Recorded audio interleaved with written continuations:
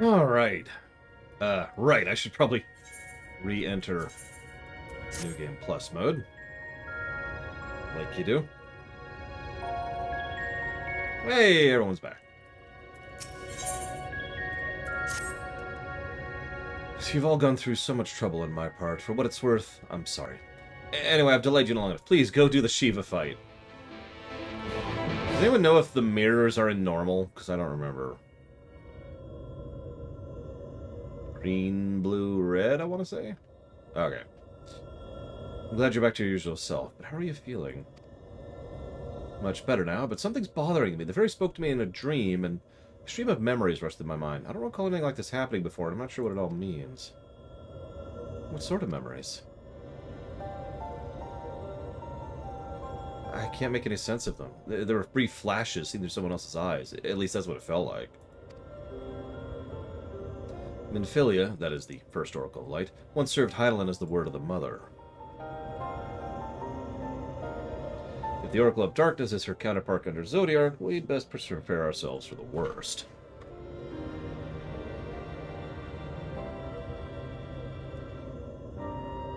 Aye, the Knight's return did dip the ethereal balance towards activity, which may have served to awaken the fragment of his power in the first. Having thus roused, he did fix his gaze upon she who had been marked by darkness, Gaia. Hard to know, Gaia's still her own person. Well, yeah. Oh my god, a smile! Is everything alright? Nothing, yes.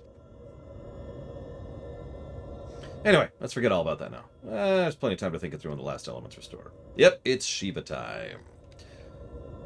Now, I only remember the mirrors. It's the only thing I remember about this fight. If thou believest well enough, I see no reason for the delay. Revitalization of ice. Shiva, then. Lore, as the only one here to have actually seen the Primal, maybe you could describe her for us. She was my one true love.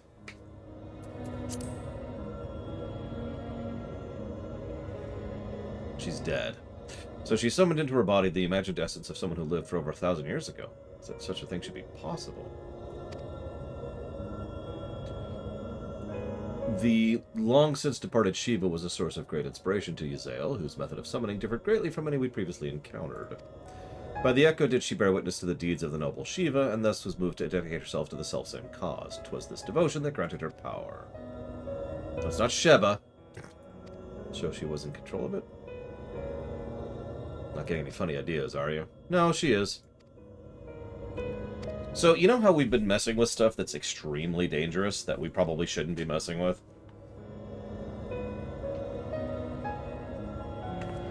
Well, maybe we shouldn't be messing with extremely dangerous stuff we barely understand. So you ask me a unique question, Gum Gum. You ask, how big is a portion of the Orion Arm? This big. This is a portion of the Orion Arm, right here. And this, and this, and this, and this, and this, and this, and all the others.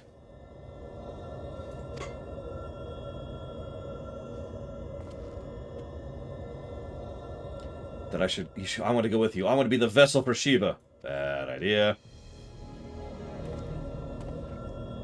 Like a really, really bad idea. Being still and passive by nature, ice is the element most strongly aligned with light. I'll need to get close to use my abilities as well as Eden's to draw it out. So the Oracle of Light becomes the Oracle of Ice. That sounds cool. I cannot claim to be in favor of this stratagem. Yeah, can I just veto this? Yeah, thank you, Thancred. Have you forgotten what Lord does to the primals we summon? I'm not about to stand and watch he and Reen beat the tar out of each other. In any case, the ether only returns to the empty once the creature's been slain, although it seems you haven't taken that into consideration yet. Presumably there's a safe way to disperse it, but it's far too risky. I thought you had more sense, Reen. But it's not as bad as it sounds. It is actually worse than you're making it sound. Were the deiform entity as volatile as the primals we previously encountered, it would be logical to assume that in her role as conduit, Reen would be hard-pressed to maintain control. Lore would have no recourse but to defend himself by any means necessary, else his life would be forfeit.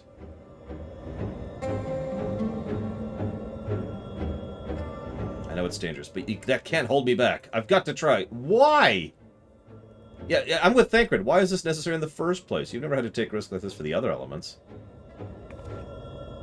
Eden possesses almost infinite power, but what would happen if it began acting without my intervention? If it started to feed on ether like other Sin Eaters, it wouldn't do all of our hard work. Okay. Alright, so what about it? I'm worried if even if we realigned the elements, things will return to how they were following the flood. But if I train Eden how to nurture the environment rather than drain life from it, we can leave it to the care of the empty in our place. I will channel the ether through myself and show Eden how it's done. This isn't some house pet we're dealing with. If it all goes wrong, then what? Then we cause a second flood of light. We managed to come this far. God, that would have been so horrific, wouldn't it? Alright, we did everything. Everything's cool. We've saved the world like thrice over. Oh, hey, there's a second flood of light. And it's all gone. I'll hold back as much as possible. Because this is a terrible idea I do not agree with.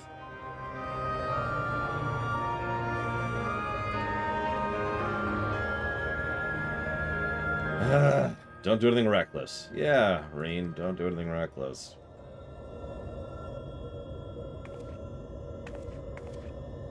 It's going to work, I promise. I'll make sure of it. Well, for our sakes, I hope so, because if the Primal takes over, then you're turbo dead.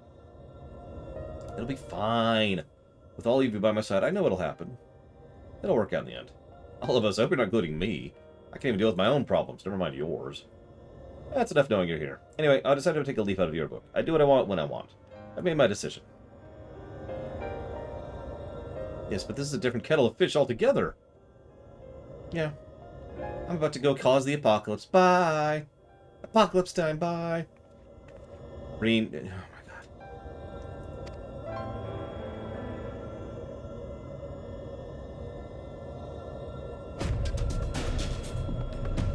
You're probably expecting my judgment on the previous fight. Admittedly, I did have a little bit of time to think on it. And then I made some... So my lunches are always quick, right? I never cook for lunch. I always just reheat something or prep something. So, I had a peanut butter and jelly sandwich. And then I dropped it on the floor. Now, as it happens, I am... Lunarith, you're in charge of the group, by the way. I am extraordinarily good at cleaning. So you couldn't even tell there's a stain right now. But I bring that up because that took a little bit of time and effort and work, as cleaning carpet always does. So that sucks. But I managed it. I mentioned this to Rax, but I feel like sharing this. Like, I actually feel like this needs to be mentioned. Right-click his name, and then hit promote. Actually, I guess you can't do that here. You have to actually hit in the party window, which I don't even know how to open up, but it's P for me. Or you can just disband. Right-click yourself and then hit disband. That's probably the best option, in all honesty. Because we have offline people.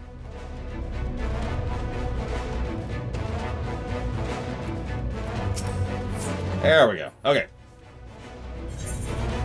So I mentioned this to Rax, but that's actually the very first time I have made a stain on the carpet since I've been here. And you're probably thinking, well then how did you have stuff to clean it? Well, if in that case you don't know me very well, to be as blunt as I possibly can be. Where's Lunarith? How do I see Lunarith? There she is.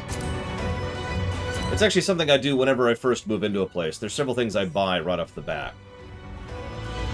And if Zero's going to be a bit, I don't feel like listening to this right now. So, you know, I buy carpet cleaner, I buy some toilet cleaner, I buy bleach, a plunger. Never forget. Never go into a place without having a plunger. And yeah, exactly, look, you buy all kinds of stuff, and you just kind of get ready to go. And yeah, I've got a lot of cleaning stuff, and that's the first time I've actually broken out the carpet cleaner since I've been here. But I had it right there. Go figure. Let's see, who haven't I invited? Who is this random person in front of me? God. Whose hairstyle has changed since last I saw them.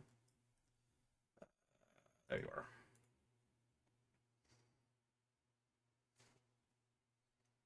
It's really straight. I don't know why people... I mean, of course, I'm a cleaner by heart. So, you know, janitor, right? Hang on. So we need 3 more people? Yes, we do. We have more than 3 people on, I think. So who wants to join? Other than Zero.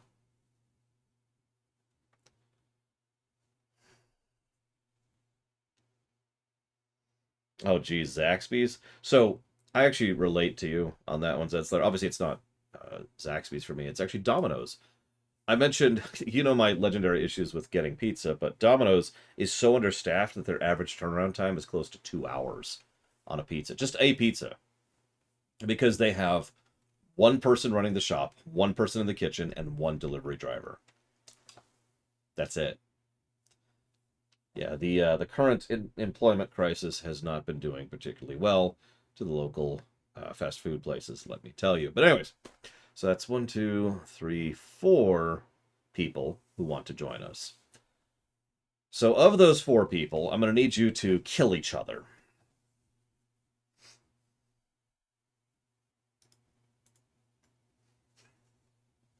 Or roll, obviously.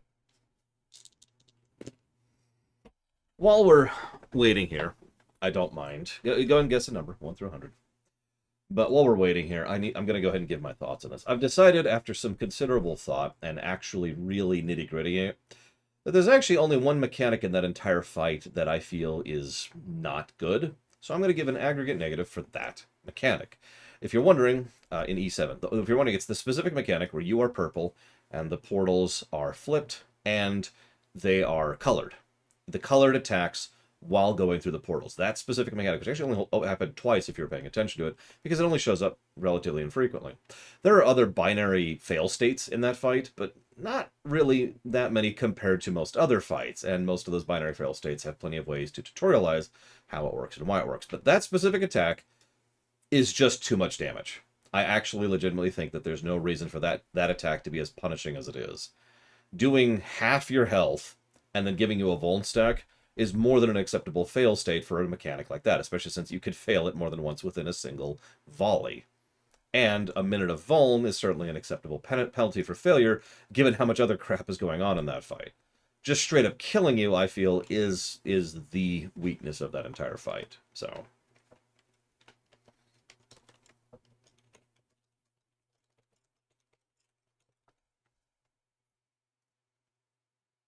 okay.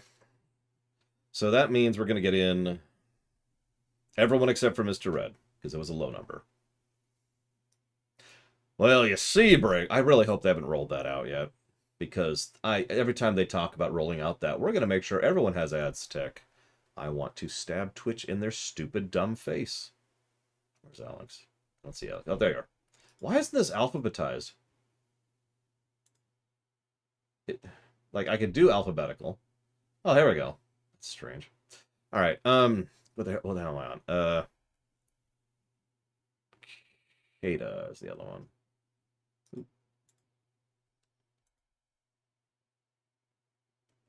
I know, right, Alex? Good afternoon, Galtor. Now, there's a face I don't see very often around here. Oh, I do too, Zed Slayer. I've run an Arby's with 2 people, counting me. It's actually a lot of fun, but you know me. I like the challenge. All right. So, now, before we move forward, I do want to sit and think for just a second. So, I thought about it for a minute, and as much as I do love E7, as usual, I go with precedence, right? How does E7 rate up against what I would mentally consider 3 plus positive, or 3 plus positive fights? And, I mean, even if we just go with this game alone, it's not comparable to the final Nier fight. So, by that measure alone, I don't think it's a 2 positive fight. It's very fun, but it's not 3. Or, it's not 3, sorry. So, it is a 2 positive fight. Next 2. Which leads me to talk about Dancer. Dancer's amazing, oh my god! So, Dancer gets 3 positives, because it's one of the best designed classes in the game. Any questions? Alright. I mean, I don't. What else is there to add about Dancer? Dancer is all about proc management. Your initial base rotation is actually really basic. 1 G, 1 G, 1 G. That's it. Now that sounds like an extraordinarily boring class, but as anybody who's actually played Dancer will tell you, there's way more to it than that. So first of all, it has lots of AoEs. A huge number of its attacks are innately AoE, but they're the good type of AoE, where they do a bunch of damage to one target and then less damage to nearby targets. Now, if you don't understand why that's the good type of AoE, well, it doesn't make it good for being AoE, it's good for splash damage. It's basically a cleave style of approach. And it means you can use a lot of those attacks on single target without really losing damage.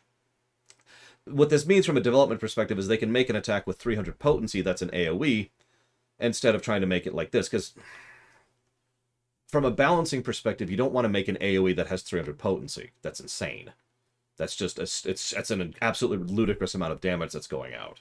But if you make it do 300 damage to one thing and then less to the others, that works. So that's what I mean by that. It allows the creators, it allows the developers to design AoE attacks that are things you can use in single target, like Fan Dance 4 over there. These procs happen off of everything. Procs lead to other procs. Each of these abilities can proc 3 or 4. And all 4 of these attacks can proc 2. 2 can proc 5. And also there's AoE version. All this stuff is AoE and all this stuff is single target. And they're all just kind of mirroring each other. So all your procs affect both melee and ranged, which is awesome. Then there's the big cooldown, which I believe is improvisation. Is that the one? No, that's not it. Where is it? Is this Devilment? I forget where it is because... there it is. It's Flourish. Because I have it macroed. But Flourish just gives you several procs. Now, this is actually extraordinarily important because it's only a minute cooldown on Flourish. And that gives you challenge. It's basically bad luck protection built into it. It allows you to have a little bit of malleability to what's happening and where. Obviously, you also have the dance itself, which buffs you and one other person. You've got the Mega Dance, which is exactly what it is. It's a 2-minute, let's just crush things in the face cooldown. You've got Shield Samba. You may or may not have seen me use this all the time. Reduces damage taken by the whole party by 10% for 15 seconds, which is something I use pretty frequently. I was using it in the last fight, for example. And it's got a few other things. It's got other little utility, but it's also extraordinarily mobile, as most of the range classes are. But honestly, Dancer is stupid in how mobile it is, and how you could just constantly be doing everything while running around and jumping. There's nothing that's preventing you from being fully efficient while being fully mobile. And of course, it's got this little thing if you need a little bit of a dodge dash kind of a thing. So, extraordinarily good class. Pluses, pluses, pluses. I will also mention it has a resource bar at 80, which allows you to do Saber Dance, and that's cool. I believe, yeah, that's the 60 thing, which I don't have yet. So, and by 60, I mean 90. So we're not discussing that yet. All right. So, are we all in here? Yep, okay. Is everyone in the right group party thing? Hang on, what we got? We've got... no tanks? We have 0 tanks. Oh my god. Nope, hang on, Rax is a tank. Why doesn't it say we have a tank? So we have 1 tank, and it looks like... nope, Kate is tanking as well. And okay, the reason I'm saying we have none is look at the party bonus, and look down at the tank thing, which has nothing on it. Why is the tank thing not lit up? I can clearly see a paladin and a gunbreaker there. Whatever. Ready check. Oh, yeah, that's dumb. Got it. Okay. No, Galtori, thank you. But don't cheer anymore. We're done. We're done. No more cheers. Thank you, Galtori. Very, very much, as always. Oh yeah, what am I bringing to this fight? What is this? This is Shiva. I still have to judge. I do still have to judge Ninja. Screw it. I'm gonna be a load. I'm gonna be the worst DPS in this group. You ready for this? This is gonna be awesome. I'm looking forward to it. A fight I barely know. No. There, that one. It's gonna be great. It's gonna be great. It's gonna be awful. And Galtori's is going towards Horizon Forbidden West. Alright, now I expect y'all to carry my terrible ass through this crap.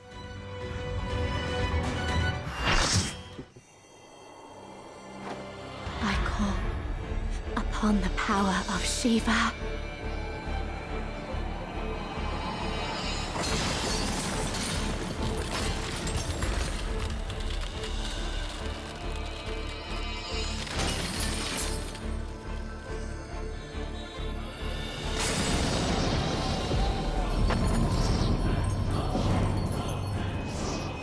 This is such a terrible idea on every level.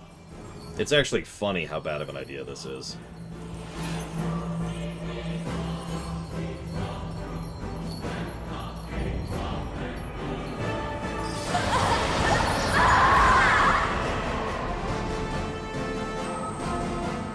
No! She's lost control! You've got to stop her! Yeah, seconds in. Seconds in. And she's lost control. Just like that. Screaming. Oh yeah, what's different? Oh yeah, I get that now. Thoughts. You would stoke the fires of conflict. Okay, let's see if I can remember how to play ninja. This buff up. This, and then I want to do this, I think. Yep.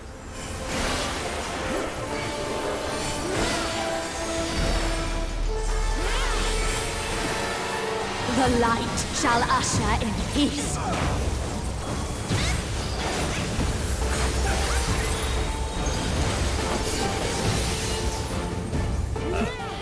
Such impudence! Damn it! No! No!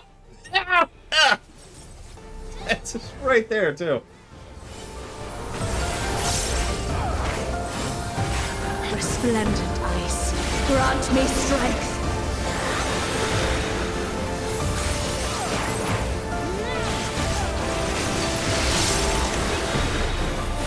Shatter! Whoops. Oh, jeez. I'm just gonna play it safe.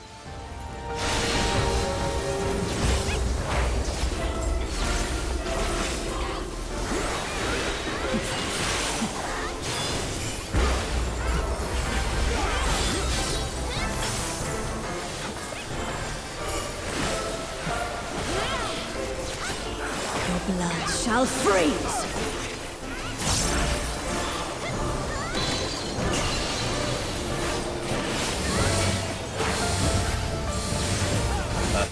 Okay.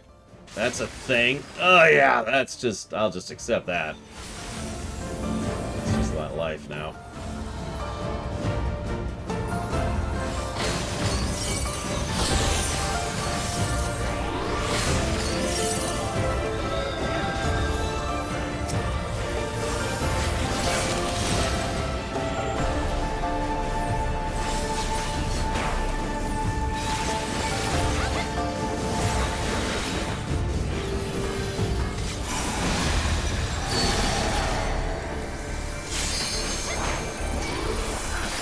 Shatter!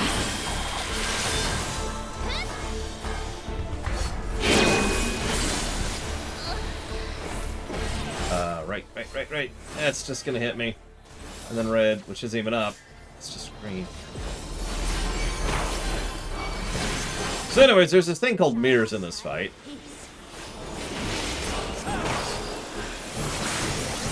What's my shadow ability? Is that my shadow? No. Shadow. Such impudence! I have something that makes a shadow happen.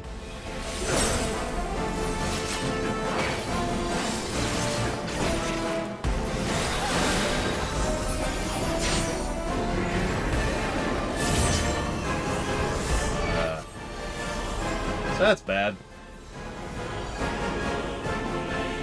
Tranquility must be restored to the land. So...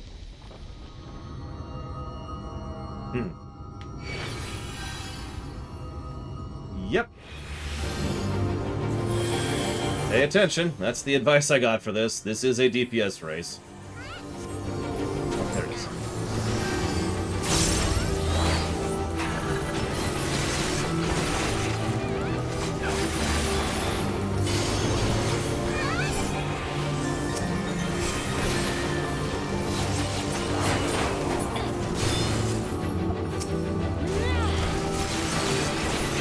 In case you're missing this, by the way, this isn't just a mechanic.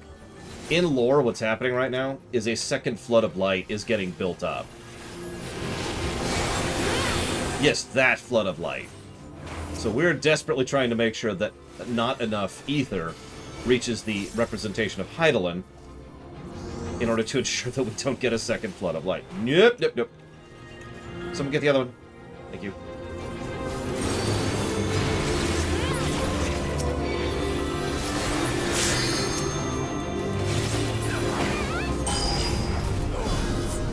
Oh, we failed.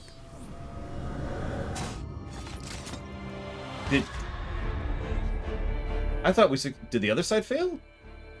The other side failed. Okay, I was gonna say, we had that. We were on that. I'm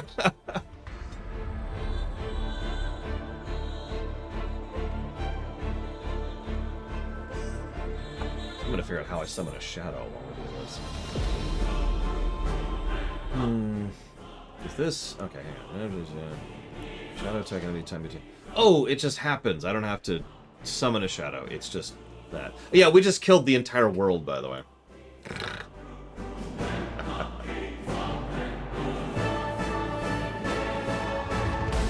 Yeah, I've healed Shiva several times. I know exactly what you mean. There's a lot of damage going around in the Heidelin phase.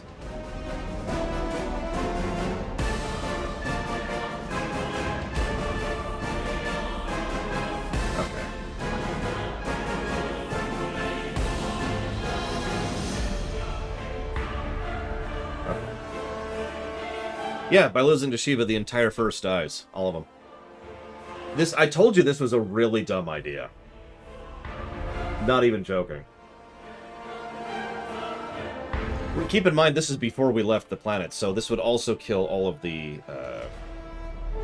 Scions, including us, probably.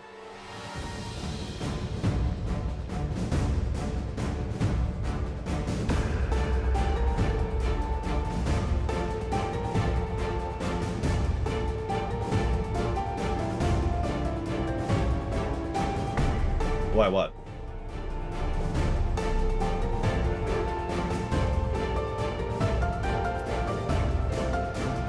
I do like this song.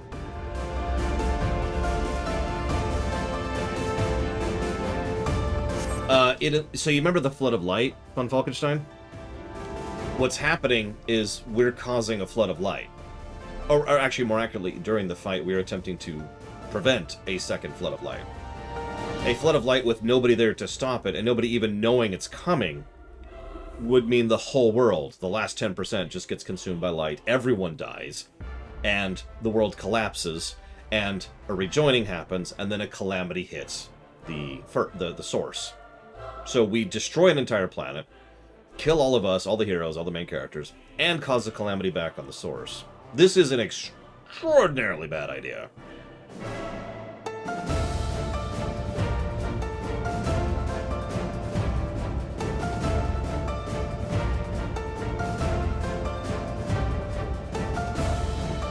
Actually, that's a good point. Valvedrix is right. With nothing to actually counterbalance and vacuum in the light, the first would just die. So you're right. I think the first would just turn into another 13th.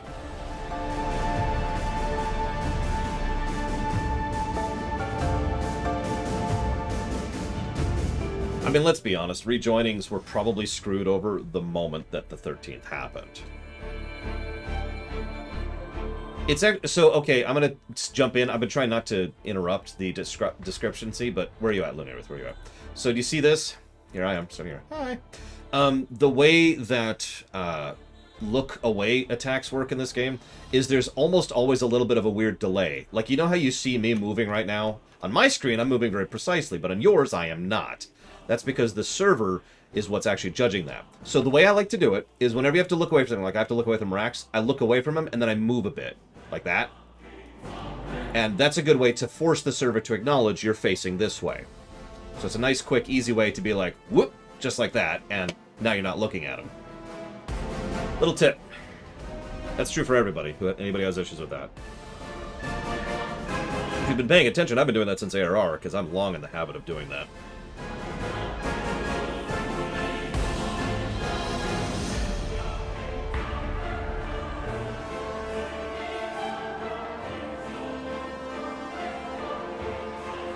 I should mention, if you're on Legacy Movement, it doesn't work that way. Sorry, that is important to note. I keep forgetting Legacy Movement exists because I hate it, but it is an option. There we go. But yeah, like, if I just spin the camera like this, there's a decent chance I'm not actually facing where I think I am, when I think I am.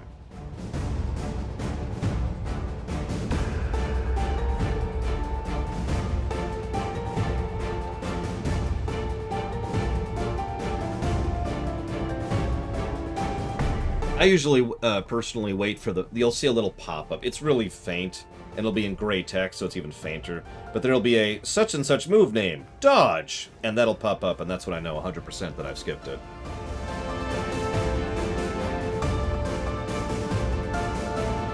Yeah, don't test out legacy controls right now. We can figure that out later. I wasn't doing bad on DPS last fight. Yay, go me! I'm trying to get used to ninja, I swear. I was even keeping up trick attack. I don't know if you noticed that.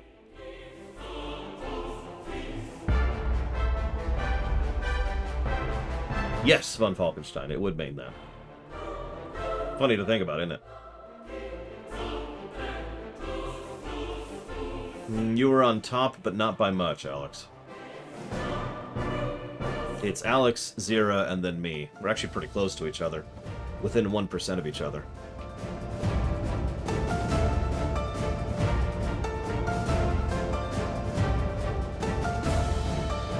Oh, also, and just to mention it, USN Corp was right behind me, so... I want to know how you do that much damage with frickin' Scholar, god.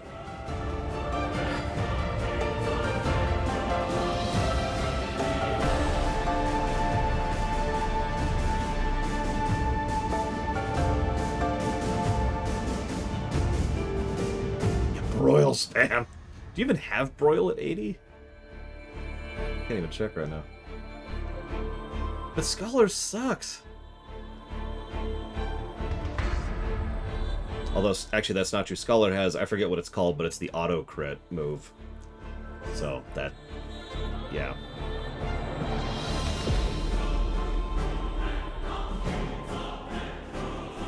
Terrible AoE, the worst AoE of the whole bunch. Of all the healers.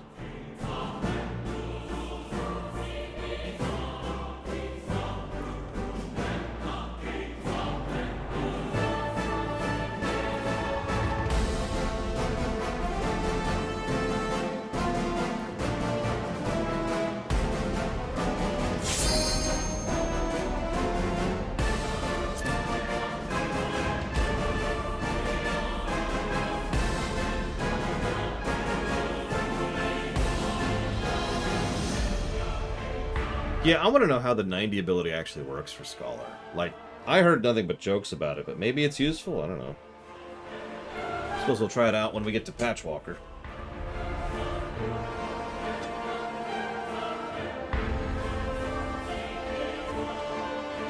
I believe you that it's useful. I don't understand how, but then again, I've never used it, so that's whatever.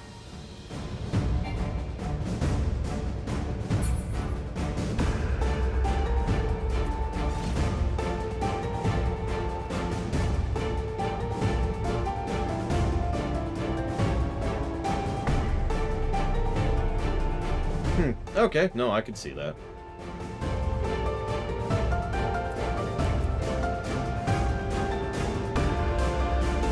Did I just lick my blade? That is electrified. Hang on, is that serious what I just did? Yep, licking the blade. That's electrified.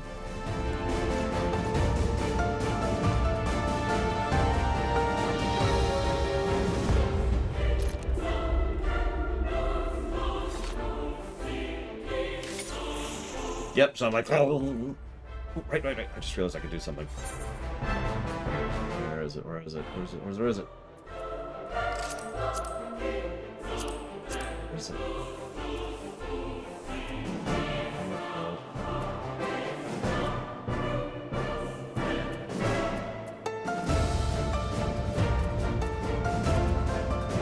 Aha!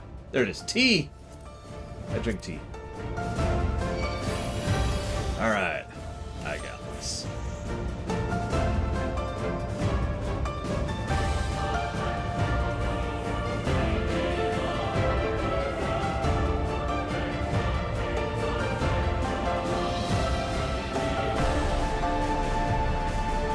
I had to drink it while you were here, Giga Pudding.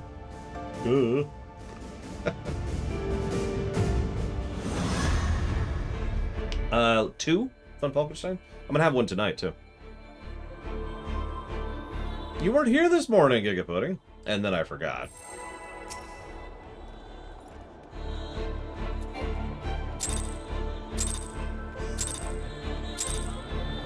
The one I don't remember the flavor of was quite good. You would stoke the fires of conflict.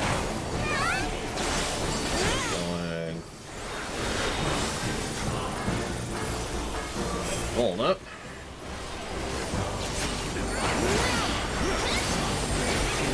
Love that unavoidable damage. The light shall usher in peace.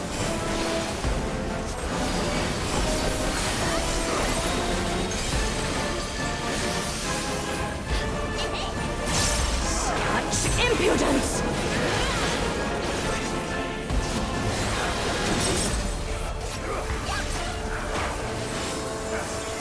Cooking is good. And I mean that. Cooking's awesome. The only reason I usually don't cook is because I don't have time. The only reason. Cooking food is almost universally better than eating out. Health-wise, cost-wise, and in flavor, to be perfectly blunt. I'm not gonna miss that. Yep. Ooh, yep, just gonna accept that in the face. That's both tanks. Interesting. Alright, keep our heads. Let the healers do what they're gonna do. Survive for a minute, like you do. Yep, just survive for a few seconds. There we go. Kata's up. Rax is up. Nice and steady. Just say, top everyone off. I was gonna say, this mechanic's coming next. There we go. Now dodge the circles. Remember, that arrow thing means that's going to chase you. So don't forget about that.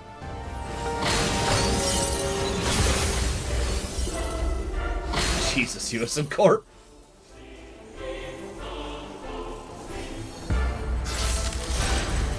I was doing good on DPS, too. Obviously, my DPS is just slowly trickling down. Sadness. Mirror. Shatter!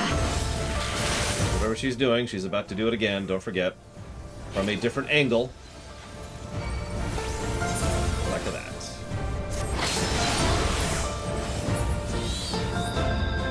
No, USN Corp. I'd res you if I could, but I'm not my red mage. I'm worthless! No raid utility. Whoop, whoop, whoop.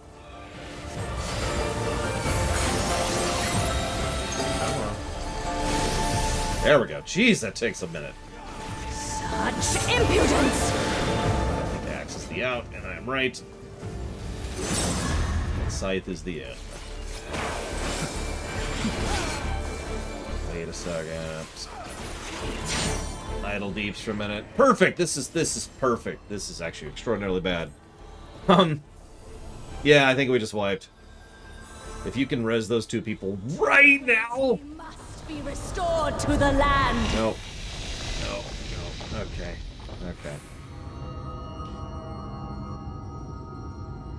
Well, it's good practice. So you know what? Keep at it. Don't give up. The goal here is to kill these things ASAP. It is a pure DPS check. Do as much damage as you can, as quickly as you can. There's also going to be a line thing that someone needs to physically intercede in order to make sure that it doesn't actually reach them. Very important. It's a little... Okay, so I have a little bit of a hard time seeing some of these enemies because it's basically white on blue. So I usually look for the names. That's my little visual adherence pro tip. There we go. Melcinitin remains awesome. Oh, and we're dead. Wow, that was fast! And we just blew up the world again! Thank you, Melcinitin, as always. Much appreciated and much obliged. Thank you. As usual, if you want to put that towards something, do please let me know.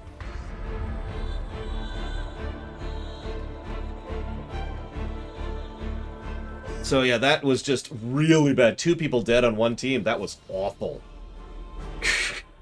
And that was essentially just, like, RNG. Bad timing on who was dead for that. Oh, this fight's pretty mean, yeah. Part of the problem is this is a little bit of a memorization fight. FF14 likes to do that, where there's mechanics where you have to know what's coming before it hits. You can't adapt and react to it. Yep, we've just wiped out 2 planets. Let's wipe out a 3rd. Let's do it. We got this. Everything's cool.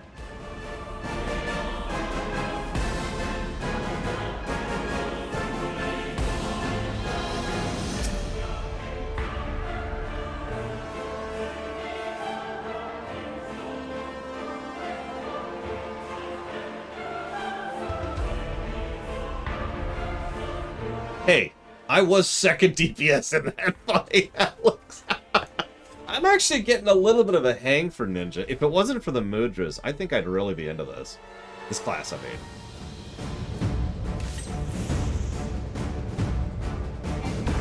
And even the Mudras I can mouse click, which is what I've been doing. I'm not optimal, is what it is, because I'm mouse clicking.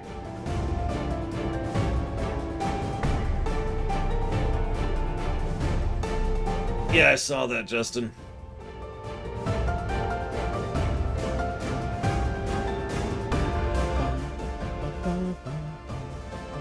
What's this?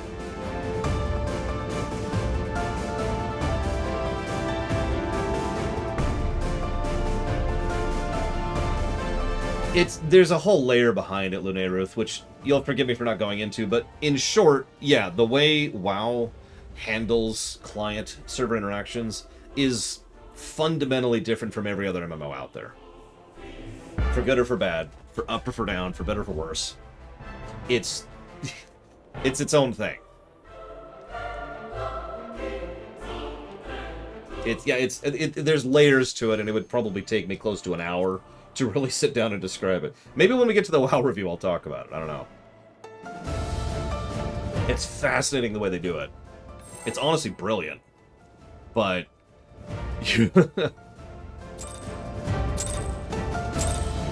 Listen, Alex. All I'm saying is...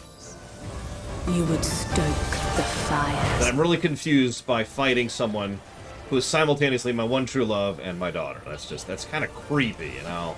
Like, did we have to go this route with it? Do this, and Voln up. And yep, I coincided with the dance correctly. Yay! Domi! The light shall usher in peace. So redress his face away. Takes a minute to go off. Keep facing away. Keep facing away. There we go. Like I said, I wait for that dodge to show up. Axe is out. Scythe is in.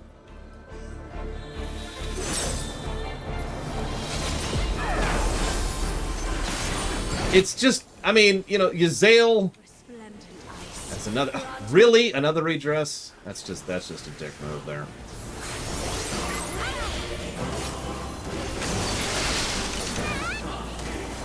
Shatter.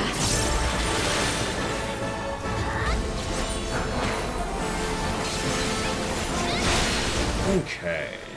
Nice and steady. Nice and steady.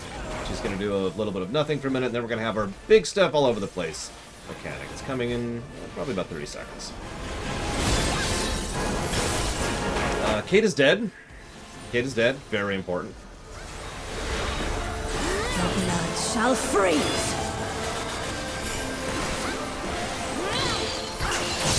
Hold up for anybody who wants to take advantage of that. Alright, so remember, the initial stuff is happening first. The marker stuff happens first, so pay more attention to that than the four corners. Then we got this. Me? Really? Okay, so I'm going to drag this over here. I think I can just keep this over here. I can. Booyaka. Madakityash. Alright, so. Now we got a nice big knockback. I hesitated because I wasn't sure. See, I don't know this fight that well. I always feel hesitant to do call-outs in a fight I'm not 100% aware of. So she's going to mirror the next attack she does. It's going to come from that direction, over there. Shatter. What are you doing? Okay, that's... okay, so get up. Follow the group, follow the group, follow the group. Yeah, she can choose whichever attack she wants to mirror she wants to there. Now, the good news is everybody's up. This is a good time to save DPS cooldowns, if you have to have them. Don't look at her. Under redress. That takes a minute. Such impudence! Scythe is in. way out, as a couple people did out there. Save resources, save cooldowns, because we're about to do this. So, again, you want to hard DPS these things. You want to kill them the second you can. And there's going to be a couple other mechanics, but again, the hard DPS is the highest and most priority thing here. By the way, good job, everyone, regardless of if we wipe or continue. That was a very clean Phase 1. So, eyes peeled. Focus fire if you can. Don't worry about it if you can't. In all cases, if you are attacking one thing and everyone else is attacking the other, don't actually worry about it. Just keep attacking the one. Nevertheless, we do want to move as a group as much as possible. The goal is to keep that number as close to 0 as we possibly can. This is when you blow your DPS cooldowns, by the way. I know it seems weird to blow them on such low-level things, but there it is.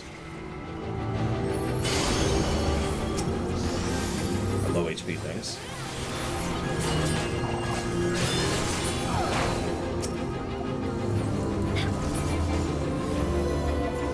Doing good. Doing good.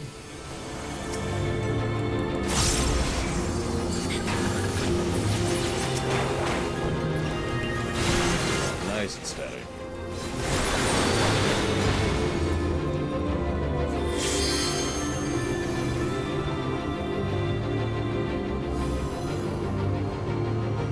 Is that it? I think we did it. I think we did it. Good job. Good job. Very good. We almost got 0. That was very good.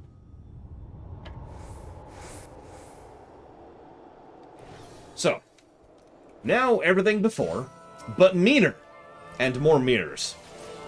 God, I think it's blue, green, red, I want to say. Speak up! Okay, so don't panic. Out and then in. Yep. I'm gonna just get killed by that for some reason. Don't mind me. Oh, that's why. Light consume you! Oh yeah, no, these fights are mean, Justin. The Eden fights, I love the Eden fights, but they do not hold back. Yep. 1 per tower.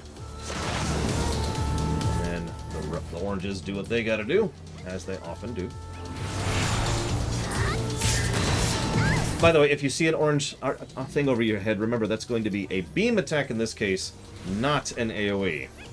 I didn't know that until it happened 3 seconds ago. Don't feel bad. If you can survive until we get a limit break 3, we can turn this around. She's about to do a mirror phase. Oh god. It's all green. Okay. Such impudence! And all the way in. Very middle. Very middle. Looking good. Keep it going for a little bit longer. Resplendent ice, grant me this. strength. You got this. Come on, US Corp. US Corp. US Corp. US Corp. US Corp. Oh my god, hit the goddamn button. Okay, we're up. We're up. All right, good job. Good job. All right. Now remember, staying alive is more important than DPSing. Everyone keep that in mind. Pay attention to mechanics. Do what you gotta do. Good frickin' job. Alright, let's get a Vuln up on this Twitch, shall we? Have a Vuln in the face. Shatter.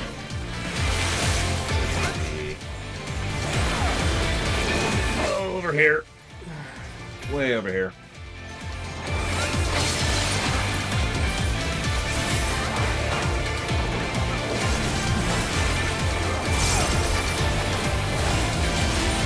Okay, we hit.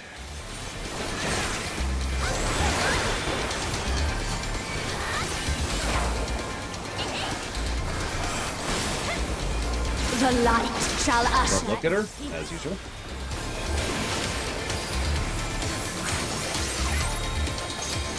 Wait for it. Wait for it. There we go. Such impudence! I don't remember that one. Apparently that was in. And out. Oh, Jesus. I'm going to hit it by that. Yep, I knew that was happening. Warning on that one. This. Ugh.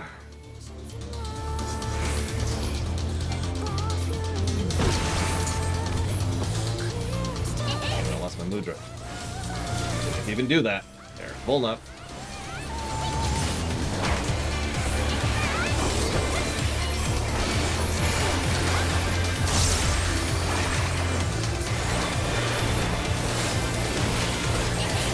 Resplendent ice, grant me strength.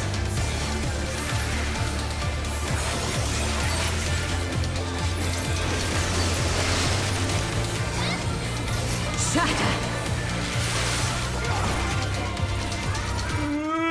Oh, God! Missed me. Oh my goodness.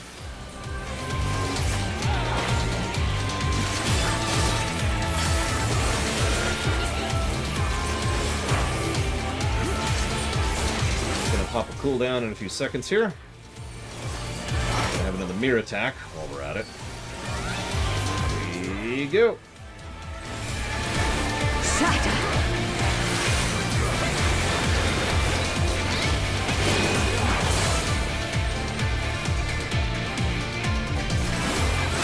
Very clean. No one even got hit by that. That's how good y'all are. Shall usher in peace. You know, I don't think I've actually seen the Ninja Limit Break 3. Not that I'm going to now, it's just random thoughts. Don't mind me.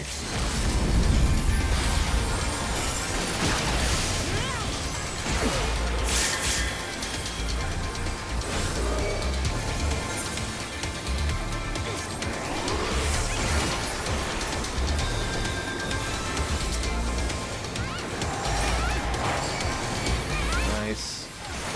And smooth.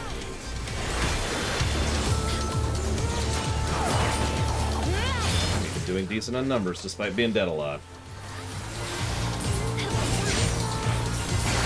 Yeah, just started hitting the soft enrage. Oh. I can't.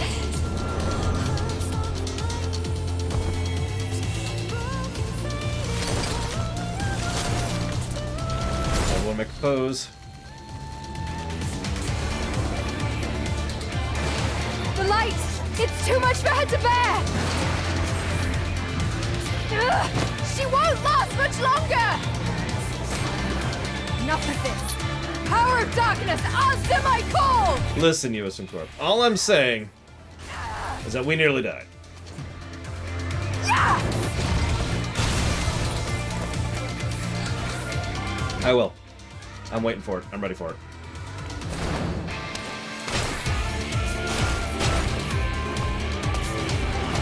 Yeah, by the way, this is in gameplay, in-engine cutscene. Like, this is Damn this light! astonishingly good, considering this game.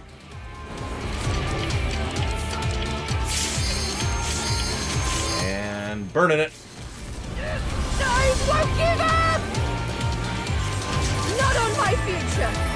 Our future! Okay, that looks cool. But yes, this is our hard enraged. Endless Ice Age, speaking of which. See what tomorrow will bring. Bam, Vuln, Nuke.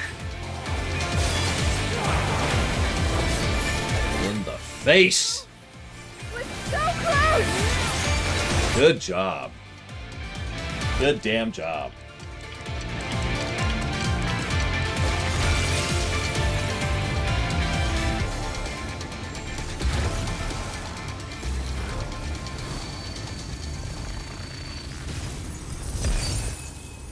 I think Dragoons looks better than Ninja, but that's still good. Yeah, I know, right? They add voice act. They've got a voice actress for Gaia for the fight.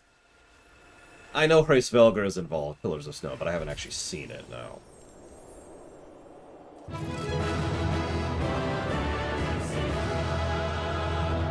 Wonk.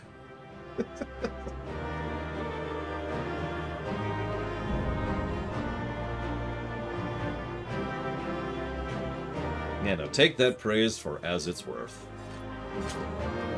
Oh, what dropped? Oh, nice. I'll wind up green. Congrats, Linear Ruth.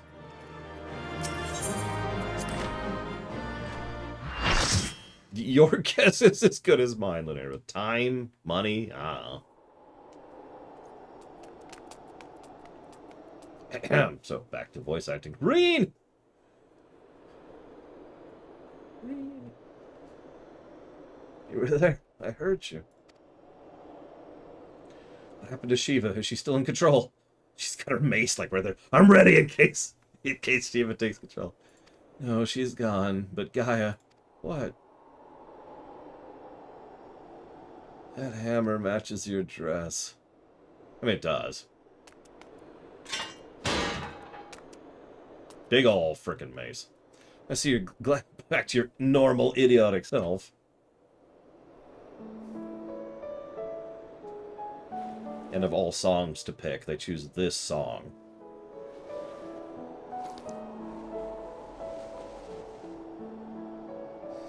Look, isn't it pretty? Maybe we could take it with us. That could be casual. They do actually do a lot of... One actor do a lot of roles things. Like the theater. And thank you for watching my show, Pillar, just now. Sonic Adventure. Ice tends to melt, you know. Eh, not this sort.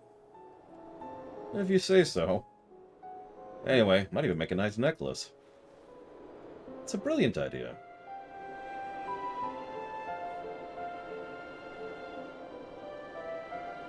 Wilt thou not rush to her aid? Perhaps I'm getting slow in my old age, because it would seem Gaia bait me to it. I think she would be the one to break the ice. They may have gotten off to a rocky start, but I think they'll make quite the pair.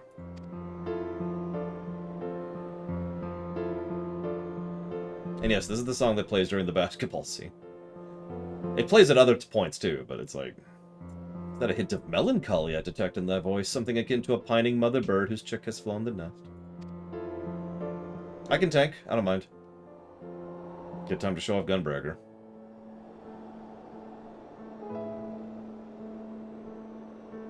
Agreed, Pyro. Absolutely.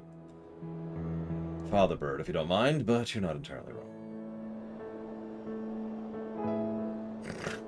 Yeah, by the way, we just nearly had the entire world get destroyed. And God knows how much other consequence of that, so... That we can go to the second serving for coffee biscuits. What is with you and coffee biscuits? They're not that good. I've made thousands of them. Fine, you win. If they're anything less than perfection itself, I don't want you to... Let me make them. I make really good coffee biscuits. Since I am canonically the best cook in the world. If they're not to your liking, there are plenty of other things to try. I can make a lot of stuff. I suppose we both deserve a little treat after all that hard work. Yeah, I was like, you got a minute, US and Core. We've got a bunch of cutscenes before we get to E9. There we were, laughing as if not a care in the world. Fleeting though it was, in that moment I was content. But my life was never meant to be so simple. We nearly destroyed the world. What is this, FF5? Ninja. It's not all that different at 80, to be completely blunt. It's got a couple of new tricks, and that's kind of it, really. But it continues to the trend of being a good class, and therefore it will get a positive.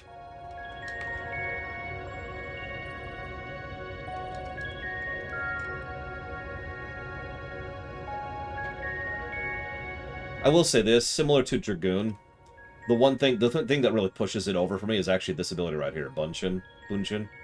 Because this pretty noticeably changes how I stack things. Having that ability and staggering that right when I've got 10 Chi Chin up, and right after I've done Trick Attack, is probably why I was the second best DPS in that particular run. Oh, sorry, third. My bad. So, fun stuff. Good class. We'll never play it. Moving on. That means, if I'm not mistaken, the only thing left to review class-wise is Gunbreaker.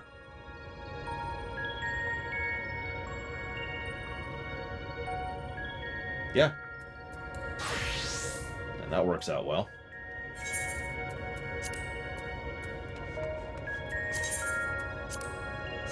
The best boss fight in just the Final Fantasy franchise? I mean, gameplay-wise, it's XIV. Like, no question. As a whole package, that's a little bit trickier. There are role quests on Falkenstein. Does dying gasp count? I wasn't considering 14.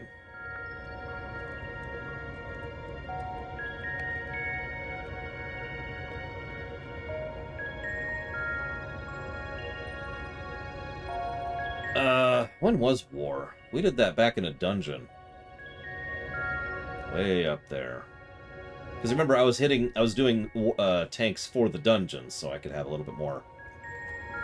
I feel dungeons are better for reviewing tanks, just because there's a lot more to do in a dungeon for a tank, you know? Dealing with trash and positioning, and then you got the boss mechanics. But I know I covered war already. I think? Maybe I didn't cover war yet. Hang on. What does Warrior get? No, I didn't! Right! Or did I? No, I didn't. I didn't. I was going to do it for Matoya's Relic, and then I ended up doing something else. What do you have down for me as Matoya's Relic? Because that was going to be the Warrior fight. I even remember sitting down and figuring out what I had, Nascent Flash being the big one. Right, we did do that as Dark Knight. Okay. So I haven't actually done Warrior yet. Which I will save for the twinning. So, I'm sorry, the upcoming Eden fights are mean. I'm going to do them as a class I know by heart. So was that E8? Was E8. Hey, Ross. Here, let me get out of this music. Sorry, I'll finish typing up stuff later. I get a little carried away, but I was definitely the one controlling my powers, not the other way around. Even so, I hope never to use them again. Narrator. She will use them again. Yeah, no, we switched to Dark Knight. I don't remember why we switched to Dark Knight, but we switched to Dark Knight. And I was going to do Warrior or someone else. Because, yeah, I was asking how Bloodwetting worked. I had my share of close shave, but that was terrifying. Yeah, we nearly destroyed the planet. Ice, being the most natural line to light, did interact with her innate gifts in ways unforeseen that we should have seen coming. I'm so sorry, everyone. Yeah, exactly. I remember that, Rax. That's part of the reason I remember that conversation so well. Anyway, sorry. I nearly killed the world. Me. You actually killed the world twice. Huh? Don't worry about it. Light is stasis. Ice is ice. So they are actually aligned close to each other, elementally speaking. That's why on the opposite end of the thing you see the more volatile stuff like wind, fire, and lightning. Whereas on the more passive side of things you see earth, ice, and I forget what else. Water. There we go. I knew.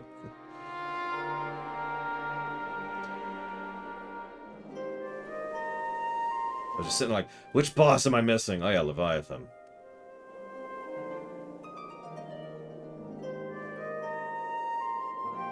Yeah, there's that terraforming. It's getting there. Do you remember when we played Surviving Mars and we were slowly adding greenery and got to the point where we didn't need domes to be able to breathe air? You remember how just kind of awesome that felt?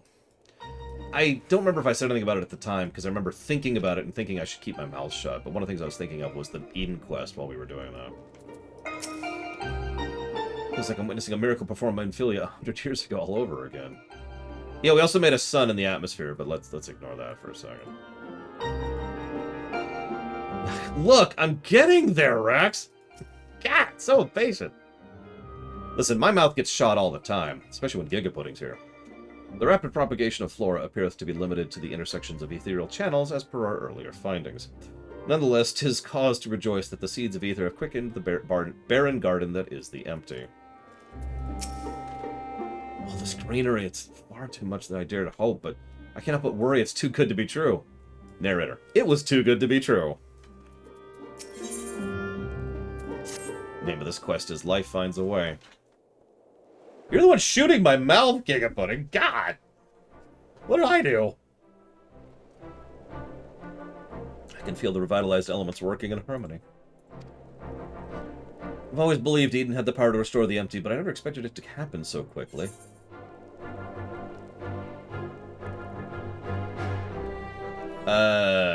We owe it all to Gaia.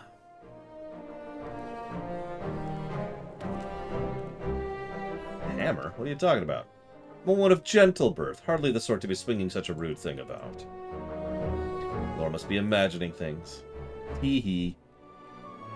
I wonder if the effects of the rebalanced ether will spread to the rest of the empty. Very, very slowly, yes. And I do mean very slowly. Assyrian, it's refreshing to you to take a more measured approach other than something that nearly caused a literal end of the world scenario.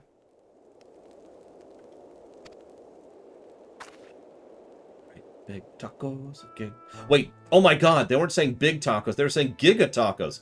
Giga tacos and giga tacos. Like, it even fits. In my experience, it is that I shouldn't rush into things unprepared. I've also learned there's some problems that can't be solved alone. Is that so? I would kill for some giga tacos, I'm telling you what. Dun dun dun dun. Since you freed me from Yulmore, I've met all sorts of people who've gone out of their way to help me. I thought I should do everything in my power to repay their kindness and make the world a better place. But now more than ever, I realize there's a limit to what I can achieve by myself.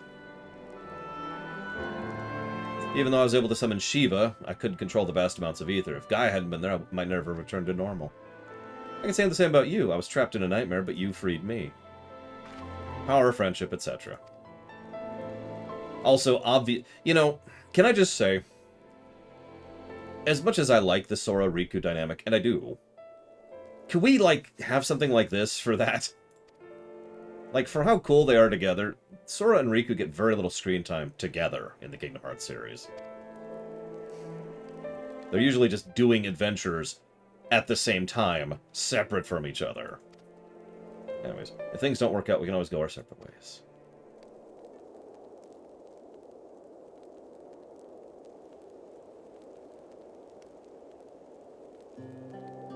But on the other hand, if I can resist the urge to punch you whenever you annoy me, which is quite often, I have no objections to staying around.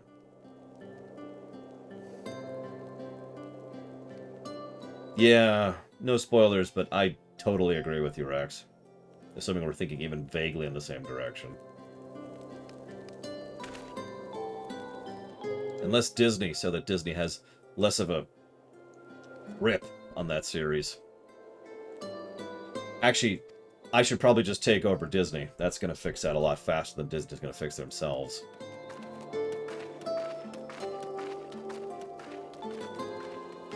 Is that the matter, Thancred? Nothing to worry about. Let's go.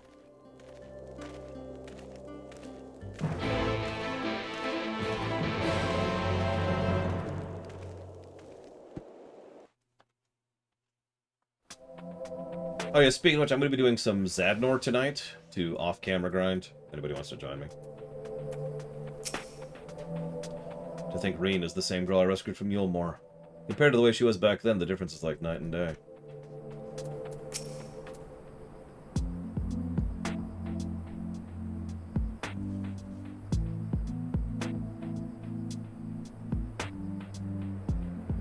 Yes, Kata, but what I would do it in a very strange way.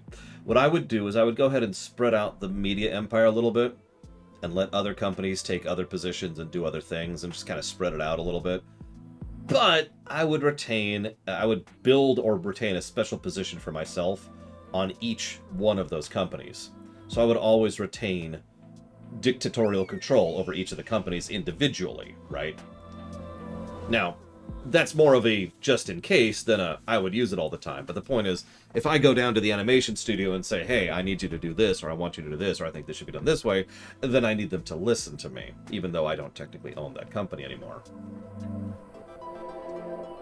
Off to Mordsuk, are we? Can't say I care for the place. The marketplace reminds me of Yulmore, but instead of fine delicacies, they peddle... Well, I don't know what they are exactly, but they're far too wriggly for my liking. You have no idea. Okay. Our encampment remaineth in present state for our anticipated return. I cannot help but wonder how the land may change in our absence. Before we do anything else, we should report to Alfred. I can't really form an opinion on Zadnor yet, because I've only done, what, 3 fates in it? We were doing alright with 3 people, though I did have to switch to healer. I just could not hang there as a deeps. First, coffee biscuits, now worms and jelly. Heaven forbid the 2 of you might actually eat proper food. Lore, may I ask a favor of thee? Whilst Thancred and I return to the Crystarium and inform our comrades of our recent exploits, I would have thee accompany Rian and Gaia to Mordsuk.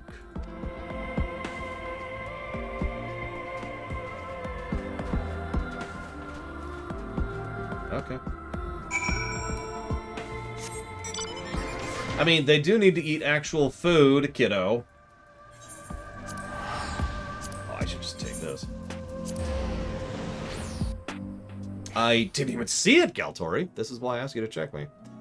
It's on the checklist. It's on the not the checklist. What's that called? It's on the thingy with the words and the stuff. Ugh. It's on the log. But I didn't see what you put it towards. But thank you, Galtori, very much. As always. Yeah, 25 clusters. I actually could barely afford the Zadnor riding map, but I got it immediately because screw that slow mounted speed. So just run at that point. I trust all is well, Miss Gaia. It'll be once I get out of this desert town. If I have to spend another night in that dingy little room, I will scream. I'm terribly sorry to hear the accommodation was less than satisfactory. I'll investigate the availability of more comfortable lodgings post-haste. Marbles... Ah! Got it. What if streaminations? Done! So I'm going to add my own voice to Rax's. The way that Kingdom Hearts 3 did Tangled is perfect. The way that they did Frozen is multiple negatives. And that's all I'm going to say about that right now. By the way, I like Frozen. Anyways, I think I'll be staying in Mordsuk for the time being. It might take me a while to write the report. Our expedition was rather eventful. Dear Grahatia, we almost blew up the world. Honestly, most of them were good. Yeah, sure, Linareth. Give me a sec. That was the one that was donated from... Oh, what was that? Reggie. There it is. So we'll switch that over to What If Streaminations. Done. Still fretting about that, are you? What's done is done. It all worked out in the end. That's one way to think about it. You're right. Now, how about that treat you promised ourselves? We might not have coffee biscuits, but the Wriggler cakes are to die for, or is that you die from eating them? Only one way to find out, I guess. Really? I'm sure the local delicacies will keep us occupied. Come back in 2 patches. Okay. Yeah, again, I like Frozen a lot, actually. But the way they did Frozen dirty. And both myself and others have analyzed the Frozen levels in Kingdom Hearts 3. And it's so obvious how badly and how much they screwed it up. Like, you can actually see, literally see the bones of what was supposed to be happening in what's there, which makes no sense. Like, hi, I'm the lightning elemental monk. I'm going to generate a giant ice maze for you to go through. What? Anyways. Good news. He requested you at the Crystarium. Okay. Do the Crystarium.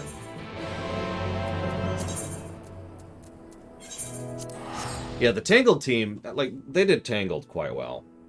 If this is such a minor nitpick, the only thing I could say against the Tangled world was they didn't do much with Mother Gothel. But that's okay, because they did everything else pretty much perfectly.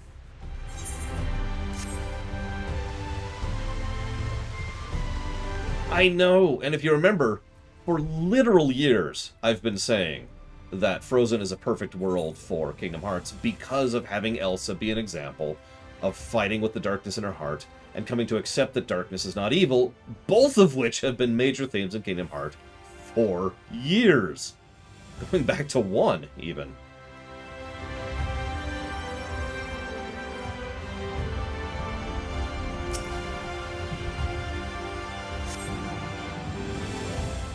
Ugh. Yeah, the Frozen team needs to figure out where that stick is and how to remove it. Assholes. Pray mine apologies for calling thine hitter at such short notice. The matter I wish to discuss is of considerable import. If it's that urgent, wouldn't it be quick to use those link pearl things Reen's been telling me about? These are words best delivered in person.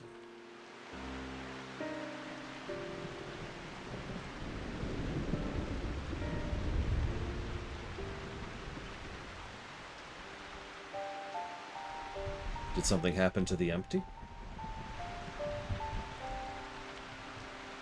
I don't know if that's true, Pyro, but my own analysis agrees with that completely. I mean, look at the final boss of the Frozen World, for God's sakes. Tell me that isn't her. That isn't Elsa's darkness. Now, it isn't. It's some random nothing that has nothing to do with anything, but... Right?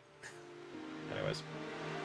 Not that doth warrant our immediate detention. The elements are in a state of equilibrium. The propagation of flora continues apace. What's this about, then? As thou art aware, we are not of this world, hailing from what is referred to as the Source. However, unlike lore, Thancred and I only exist as ether given corporeal form. Our bodies remain on the Source, though the thread that binds us grows weaker with the passage of time. And if you stay here too long, you might never be able to return. Precisely. Now, with the wheels of change and the empty set in motion, we believe this is a fitting juncture to take our leave. We shall but regret not being present to see the transformation reach its completion.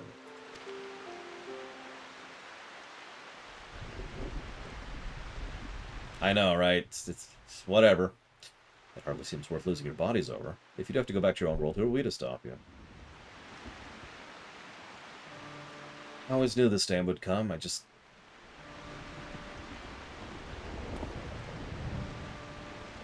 You still have Gaia and lore. Yeah, don't worry, I can dimension hop, which is... I mean, I treat it mundanely, but honestly, it's actually extraordinarily useful and powerful if you think about it. You'll see this through together. We've got much harder fights coming up. Of which I only remember 2 off the top of my head, so this should be fun. They might be brutally honest in their opinion at times. Or prefer to save their words and let their actions do the talking, but I wouldn't have it any other way.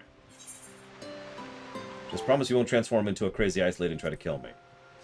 Again. And blow up the world. Twice. Though I can't say what the future might bring, no doubt Reen and Gaia will need your support in the days to come. Alas, the mysteries surrounding the fairy are yet to be solved. Whether thou shouldst find the answers or thou seekest or nay, lend not thine ears to its honeyed words, for thy will is thine own. Never forget this. I won't. The time of our departure is at hand, yet know that no matter where we be, we pray for your success. And yeah, after this is when we leave. They leave. And we get their bodies back.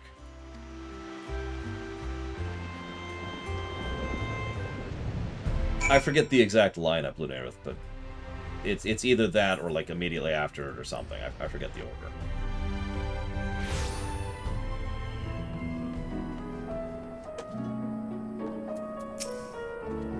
You're back! Ah, you're back. Oh dear. I dare say it's jolly important for them to leave in such a hurry. In any case, best of luck. I shall remain here. Safe travels.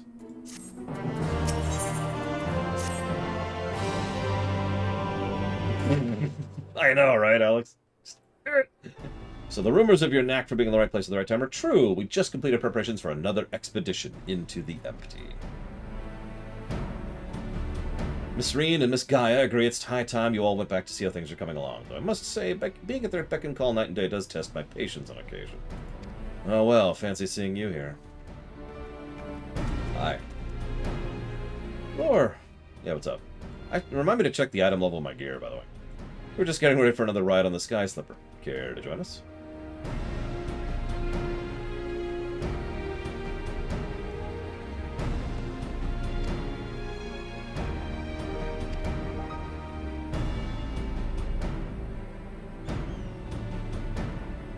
Tell you what, Valvedrix. In appreciation for all you and Rax have done, on the next fight I will try to assassinate Rax. How's that sound? I quite like the way things are now. Digging around in my past might, I don't know, spoil it somehow. Besides, uncovering the truth behind the voice in my head and my strange powers is bound to be more interesting than whatever life I had at Yulmore.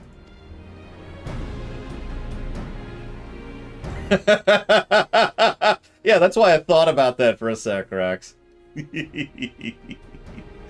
I understand. We'll find the answers together. Just like we do everything else. So, did you make that necklace? You mean the ice crystal? I was sure it would have melted by now, but Reen was right. And yes, we made it a necklace. She insists I have it, even though it doesn't suit me at all. Actually, blue and black looks really good. But, you know, it's a nice memento, so I'll keep it somewhere safe. Oh, come on, it looked lovely on you. Wait, you're not embarrassed to wear it, are you? Don't be silly, of course not. In any case, I wouldn't want to lose it when the empty. Unlike the coffee biscuits you brought along, I can't just go and buy another one.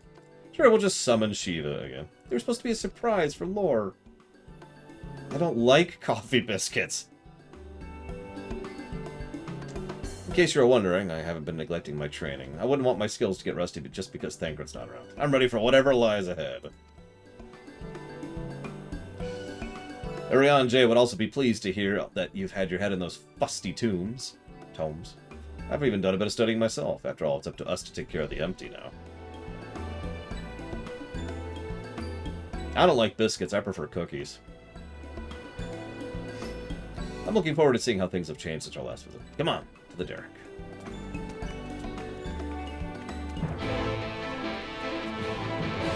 I know, dumb joke. I'm sorry.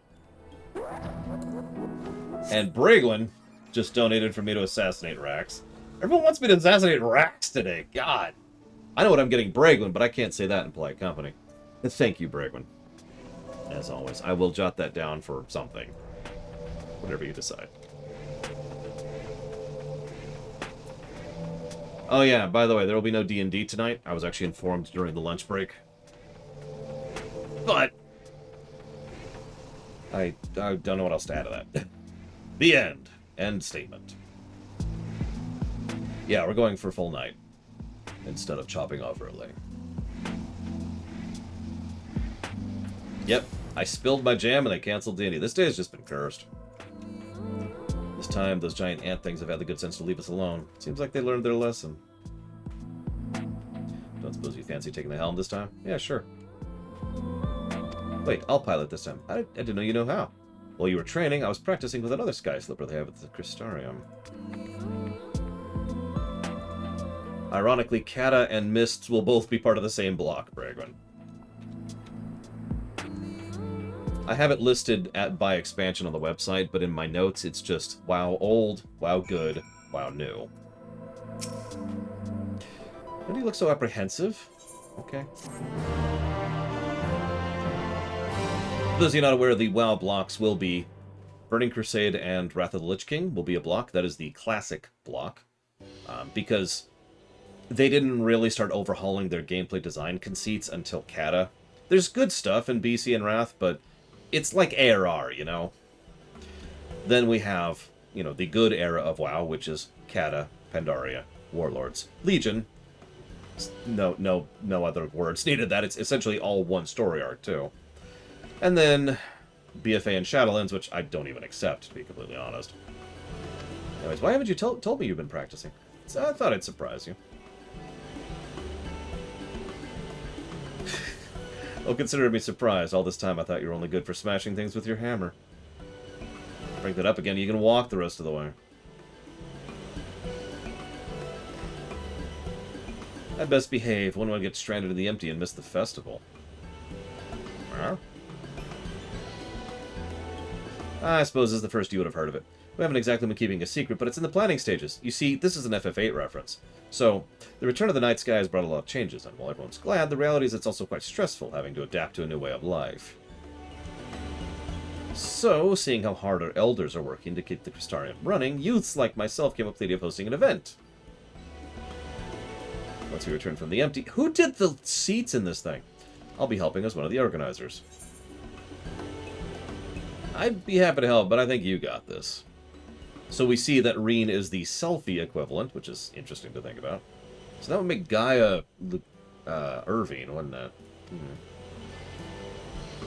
How about you, Gaia? Do you want to help with the festival? What? I haven't been listening. My leg's cramping up. Piloting is more tense than I realized. Oh my god, she is Laguna!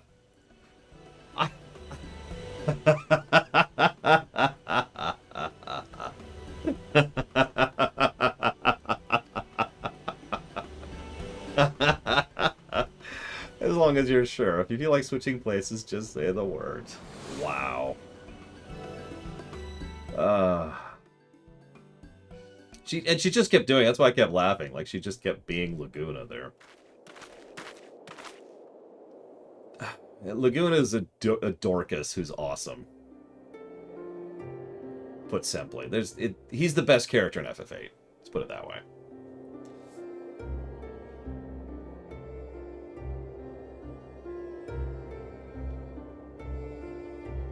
I think that explains it. Agreed, by the way. Pineapple's one of my favorite fruits. Yeah, he is a complete dweeb, but in such a good way. Laguna is adorkably awesome. Legitimately. No joke. This means there's too much light in the empty? I'm no expert, but this might be a result of losing control when you restored ice. Even though I tried to use darkness to hold back the light, it seems it wasn't enough. And we're right back to where we started. This is all my fault. No, Rain, you mustn't blame yourself, even though it actually is 100% her fault. Uh-oh. You have returned to me. Restore the darkness while you can, for I am evil.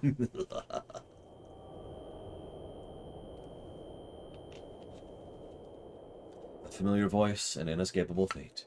The promise of salvation at the precipice of ruin. In remnants of a lost past, I would find my truth.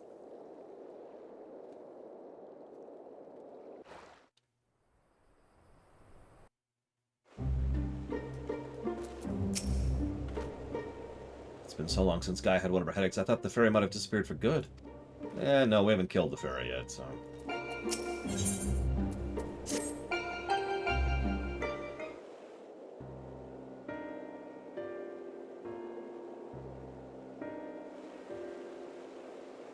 Restore darkness.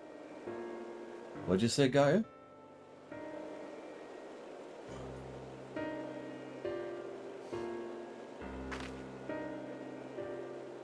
Restore the darkness to the world flooded by the light. Ah, that's it. We thought we'd restore the balance of 6 elements, but maybe we're too strongly aligned with light, so we can set things right by using darkness. Darkness? Are you serious? So what's the Mad Love Burger? Hang on, that might actually work. Gaia, that's a brilliant idea. I wouldn't go that far. I just remember what I learned during your adventures, that's all. But that means we'll need to call on your services again. That's what I'm here for. And, you know, to be your chaperone, because you two are kids in the most terrifyingly dangerous part of the entire planet. So, you know.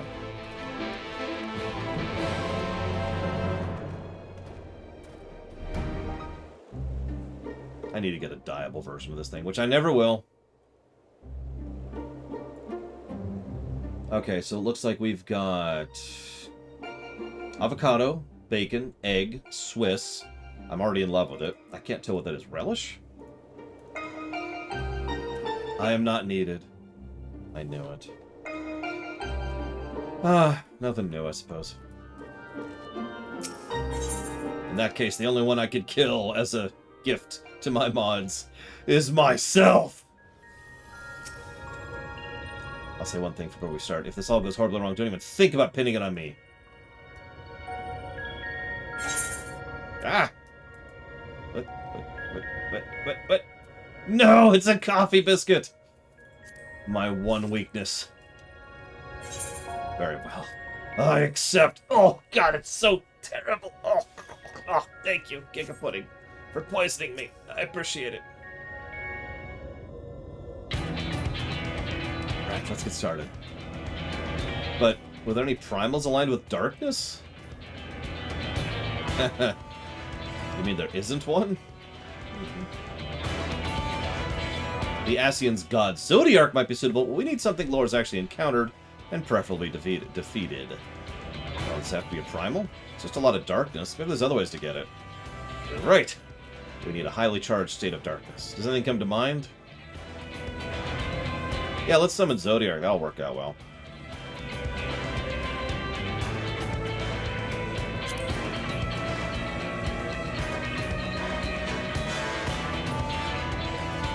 You mean the catastrophe that swallowed the 13th? We might need something to smaller scale.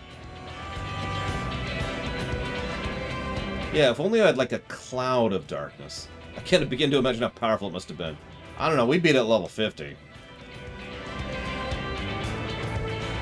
But where to find a suitable place where darkness is strong? Won't be easy in a world flooded by light.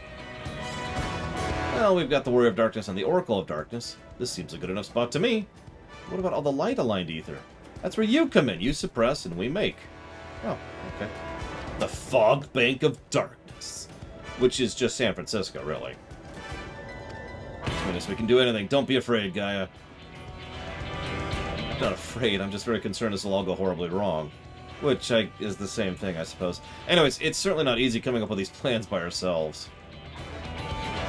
That's true. When all this is over, we can reward ourselves with all sorts of delicious treats at the festival. Festival? What do you mean? We spoke it on the way here, remember? I asked if you wanted to take part. I was busy piloting the Sky Slipper, so I probably wasn't paying attention. Oh, not to worry. We can talk about it later. It's fine, Rax. I'm ready! Ready. Ready for this. This is it. This is it!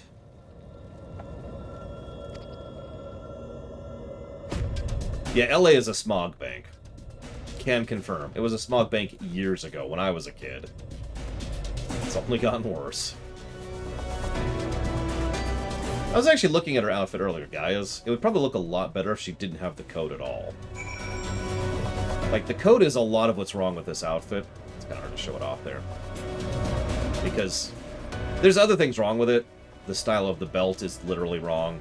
The boots are bizarre. Not just for the heel, but the entire structure of them is actually kind of wrong. And then there's everything wrong with her choker, which actually has like a thing attached to it for some reason. And then we've got that going on, which I don't even know why that's there. But other than that, am I group lead? I am group lead.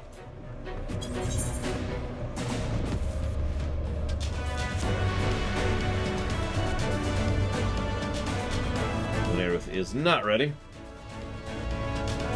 Should be fun. I only remember one of the mechanics of this fight, so there's going to be some death. So Cashel says, when you take over Disney, what do you, Cashel, as a fan, what do I, as a fan from the outside looking in, immediately start noticing about Disney from a marketive and creating standpoint?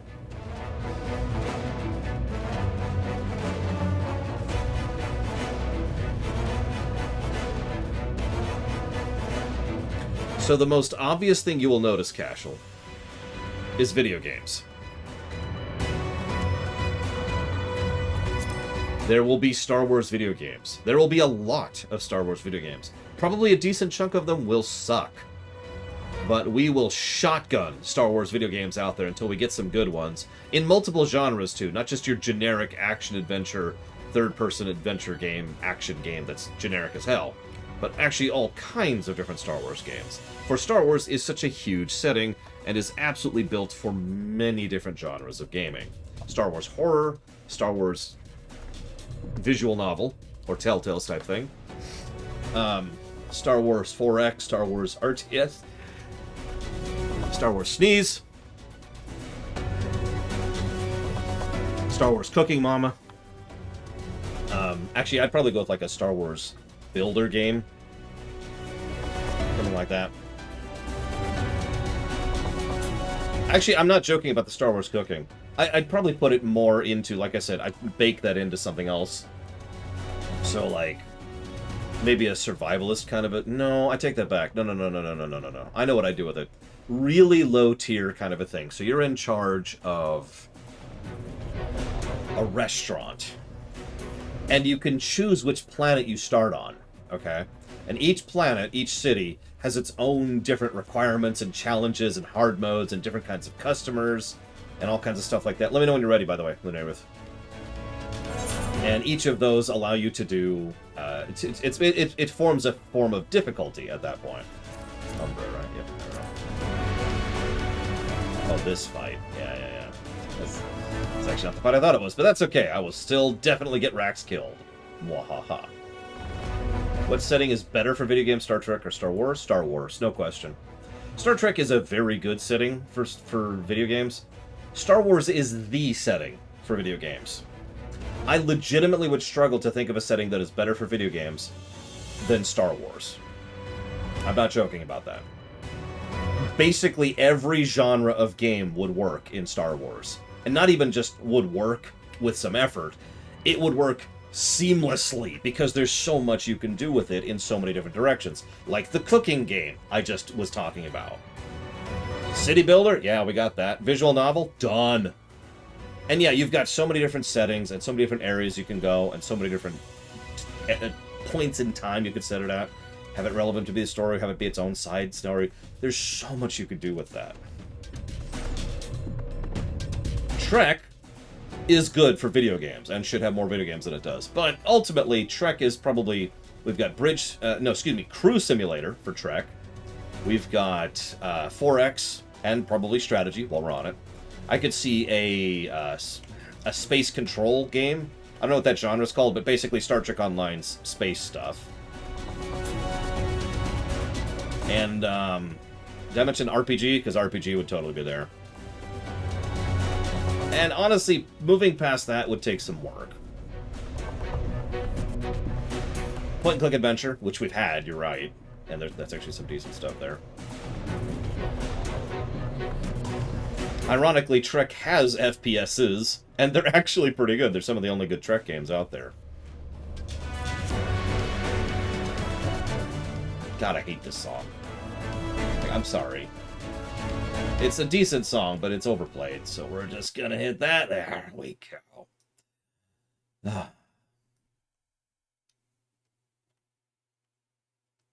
Puzzle games. Yeah, you could do a lot of puzzle games. And I don't mean puzzles like solve for X. No, I mean like, imagine Portal in Star Trek. Or more accurately, Portal 2 in Star Trek. And tell me you can't just picture that. Tell me you can't just see how that would work in Star Trek setting. Do I have my music player up? I do not. Let's see if it loads in time before we're actually ready to go. But yeah, I hope that answers your question. Is Cashel even there? Is Cashel gone? Cashel's gone. I feel sad. Well, screw Cashel anyways. Alright, oh, hi, Cashel. So if I had to pick an RPG format for Trek, now you give me only 2, but there's closer to like 15 formats of RPG. So I'm going to open this a little bit. If you had the choice to make a Star Trek RPG, which style of the dozens of different types of RPGs out there would you go with? Because we've got, so he mentioned, Deadfire, Pillars of Eternity, top-down, Baldur's Gate kind of a thing. You could do kind of a Neverwinter Nights or a Dragon Age kind of a thing. You could do a Final Fantasy kind of a thing. So Cyberpunk would be first-person RPG. You could do, what was the other one you mentioned? Mass Effect. So like third-person shooter kind of RPG, which is actually kind of the Cyberpunk thing. You could do an action RPG, full-on Kingdom Hearts style, or, Secret of Mana style, or the game we're playing right now. Are we ready? Does not look ready. They're still talking. I'm going to continue to wait. Oh. Music's up. Quick. FF. Final Fantasy. FF8. Turn down the volume so I don't kill anybody's ears. There we go. XCOM. Absolutely. Oh, that's a good idea. I like that. I'm going to go to the ready check. Yeah, don't worry. The difficulty has jumped down a little bit from Shiva. It'll jump up again at E12, but, you know, we'll have something. Okay, so unmute the game. Whoop, wrong thing. There we go. And Q.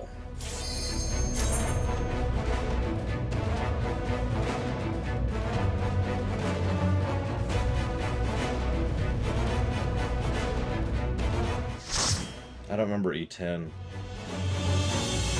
I remember a certain E fight, and of course I remember E12. So there's one fight in this bundle I don't remember, like, at all. Out the darkness.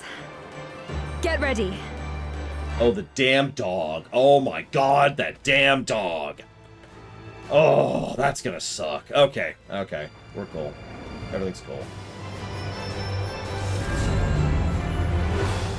Straight up Dissidia NT. Her model looks worse than Dissidia Duos Decims does. Don't at me. It worked, Gaia. We've done it. Seriously, Dissidia NT's faces are just wrong. On every character. Alright. This is for you, Valvatrix! Ugh.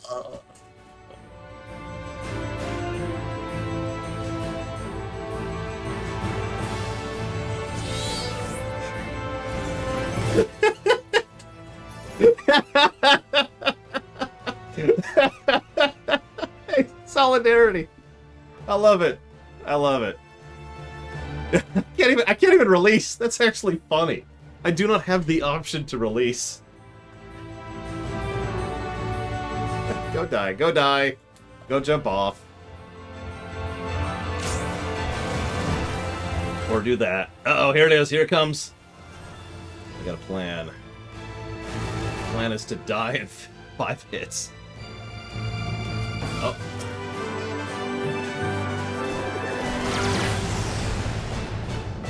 Alright, Lunaruth. Nope, Lunaruth took aggro. You can kind of see some of the mechanics here. Anyways, the dog sucks. Moving on. Sorry about that. Let me make sure I've got a few buttons here. I guess Kate is main tanking. I don't even remember what the off-tank thing is for this fight, so I'll just be here. Being useless. Like you do.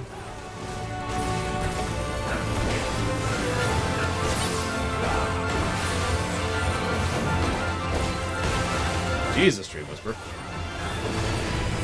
Anyways, Gunbreaker gets 3 positives. Maybe more than 3. Maybe 18! 18 positives for Gunbreaker. I'm just gonna eat that. Just gonna eat it. I was too slow.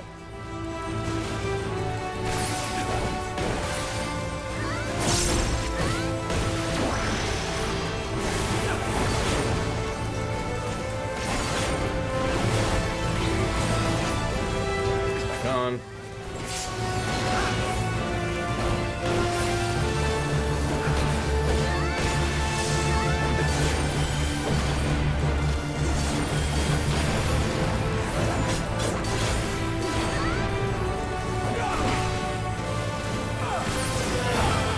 Ironically, the Star Trek pen and paper game kind of sucks in my opinion.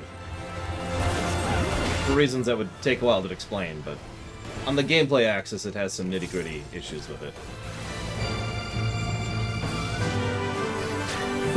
No, ah, damn it.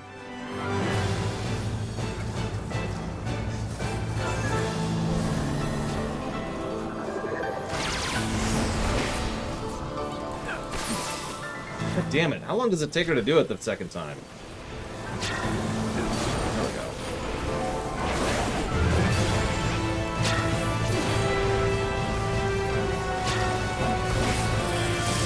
I mean, don't tempt me. I already still have to finish designing my own system, which I've been working on for a bit here. Anyways, a lot of people are dead.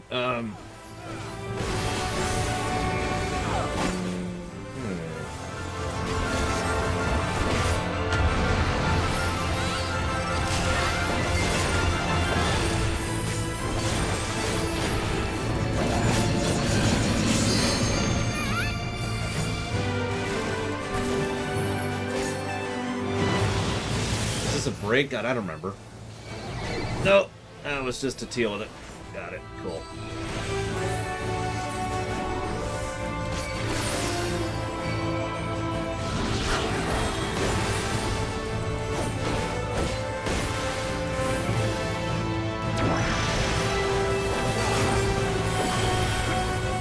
I always loved playing as the Cloud of Darkness in Dissidia. Not because she's a good character, she actually kind of sucks in pure gameplay sense. Because she had wonderful viscerality. She just felt cool to play as.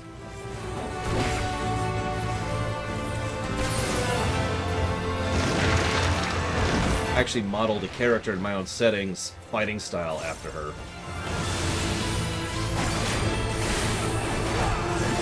I know, Pillars of Snow. Speaking of disappointing games, Dissidia NT was just such hot garbage.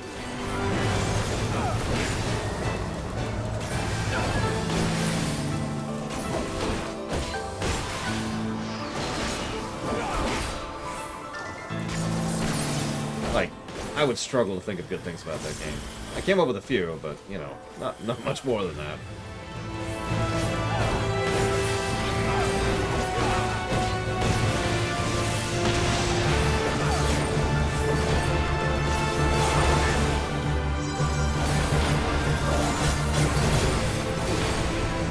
Up to 4 stacks. Alright, I'll stop screwing around.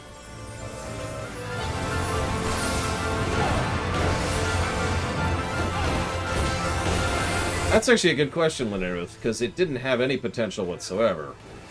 But what I mean by that is the game sucked down to its core. But to explain a little bit better, I just wish it was Dissidia 3.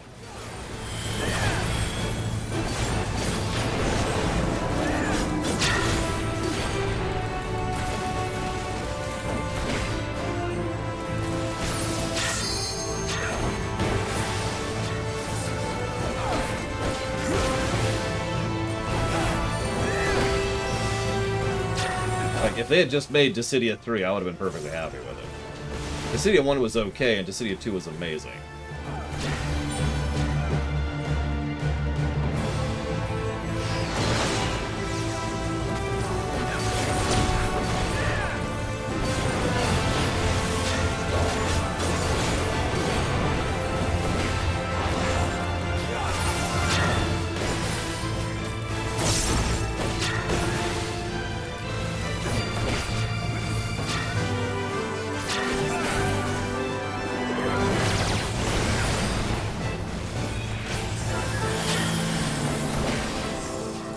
I'm just picturing playing a black mage on this fight, and crying a little bit as I picture it.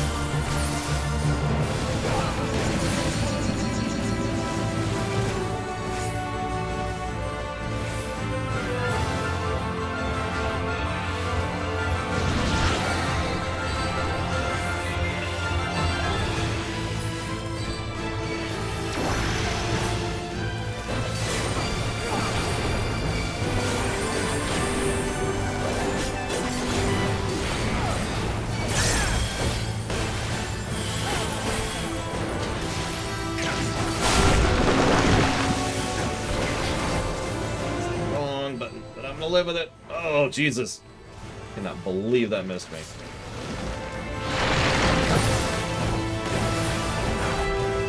God, we're nowhere. Just noticed her health. Feels like we've been fighting for a minute.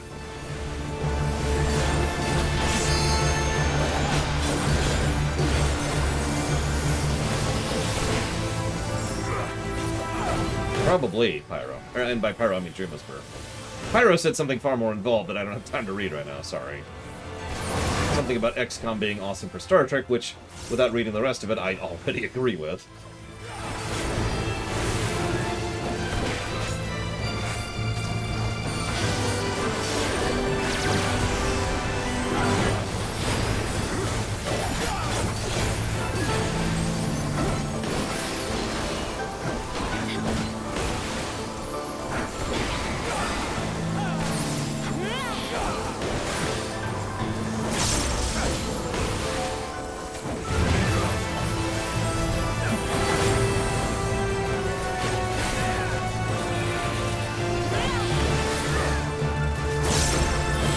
Only me, as to mean. But then again, I think a 4X game can fit everything. In fact, a game I've been slowly building, no really, in my head, is a Mario 4X game.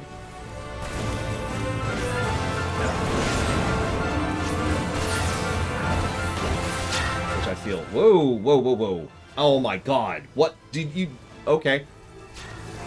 My mouse literally wigged out on me. And I can prove that because you saw it happen. Wow. Okay. That first time I died this fight. Oh, what the hell that was? I'm going to look at that later.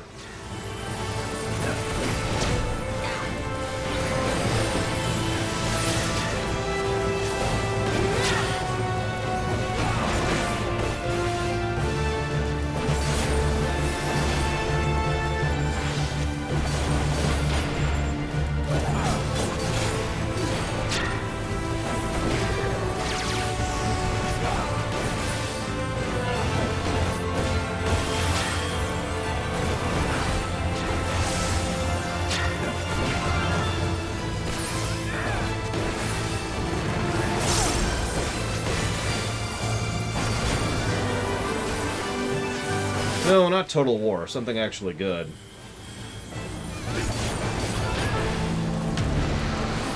You heard me.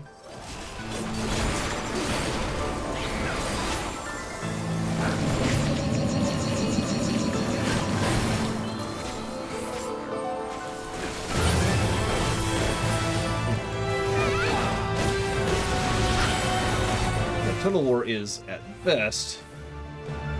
Ugh. 4X light.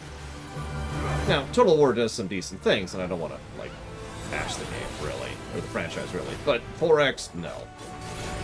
I actually picked up Total War Rome, the original, specifically because I was looking for 4X games, and I was actually pretty disappointed. I had to go back to this franchise for a while as a result of that.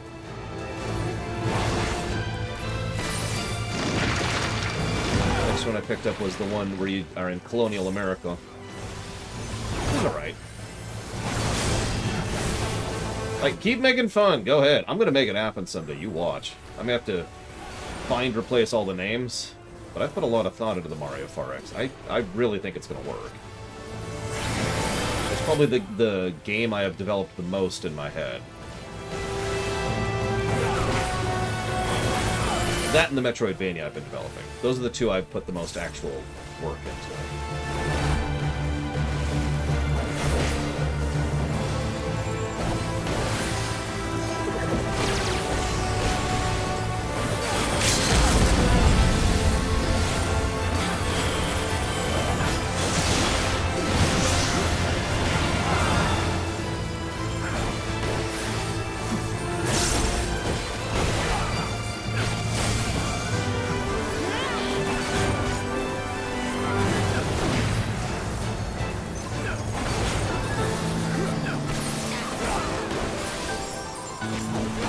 This. We got this. Don't lose your mouse like I did.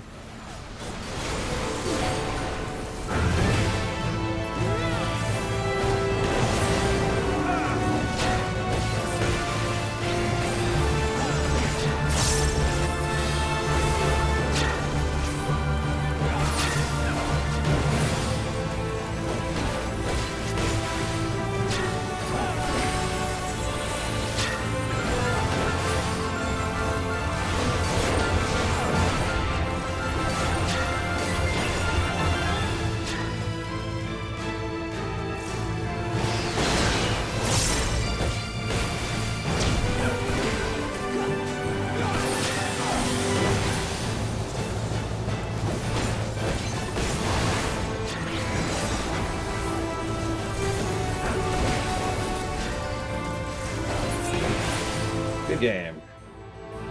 First try, technically, since I suicided.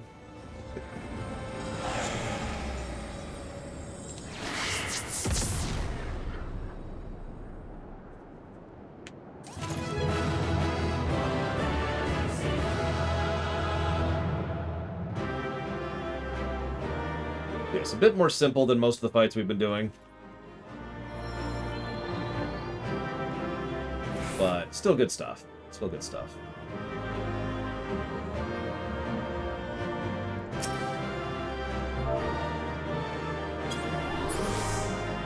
Ah, well, she's gone. Yeah, the next fight is going to beat the snot out of us, but moving on. So how else the world flooded by darkness would look like? Well, went surprisingly well. Of course, we have Lore to thank for slaying that ghastly creature. You're a fantastic guy. I would think you're old hand at this. You weren't so bad yourself. We make quite a team, don't we? We certainly do. I don't know about you two, but I'm itching to see where our hard work has paid off. Let's head back.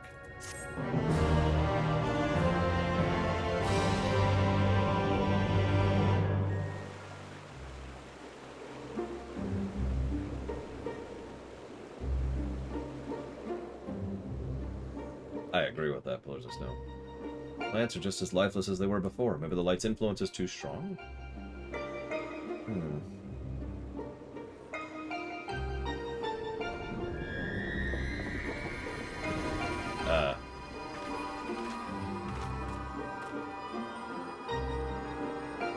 in the world? In fleeting hues and endless warmth, the gentle light washed over me. We've got some RGB going in here. So this is what Rax's case mod looks like. I think it looks cool, but whatever.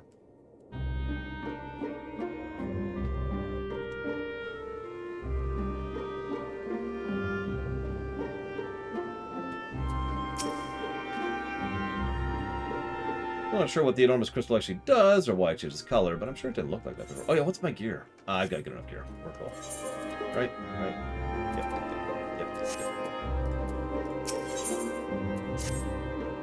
We took the scales away from light, I'm sure of it, but something's wrong. Very wrong.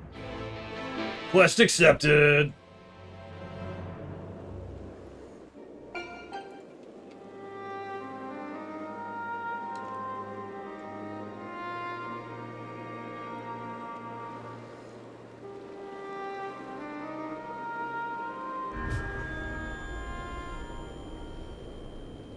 For 100 long years, I have waited for this moment. I knew it. You've been hiding inside Eden this entire time.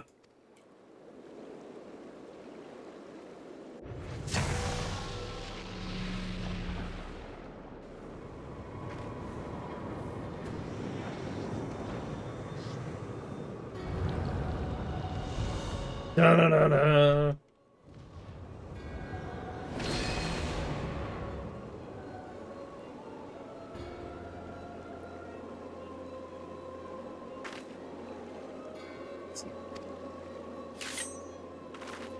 I am Mitron, servant of Zodiac. The voice that whispered to me all my life. Indeed, and thanks to you, I am all but free of my prisoner of the light. Oh my god. Ugh. Does that mean Eden was used to seal away an Ascian? I mean, between this and Fandaniel, yeah. Will we be done with these yahoos? Wait. That is Eden, an Ascian transformed into a Sin Eater.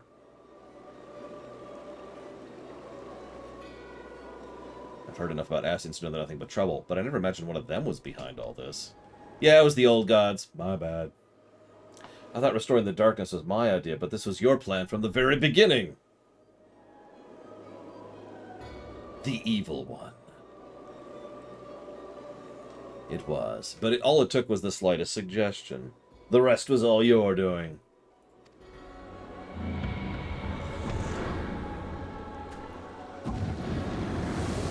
What, old gods? Yeah, I know. Who would have thought the Ascian would be behind all of the things in this game? So, for those of you not getting the reference, there was a running gag for a while that old gods were behind every plot in Warcraft. So, the Ascians are behind everything. My freedom is so close, I can almost taste it. Finally, my soul may journey beyond the flesh to which I am yet bound. I knew you would come for me, Gaia. Yeah, it's probably Ascians. Don't flatter yourself. You caused me nothing but pain. If I've helped you, it wasn't intentional. Even now your memories elude you. Hearken unto me, Gaia, and remember. Remember who you are.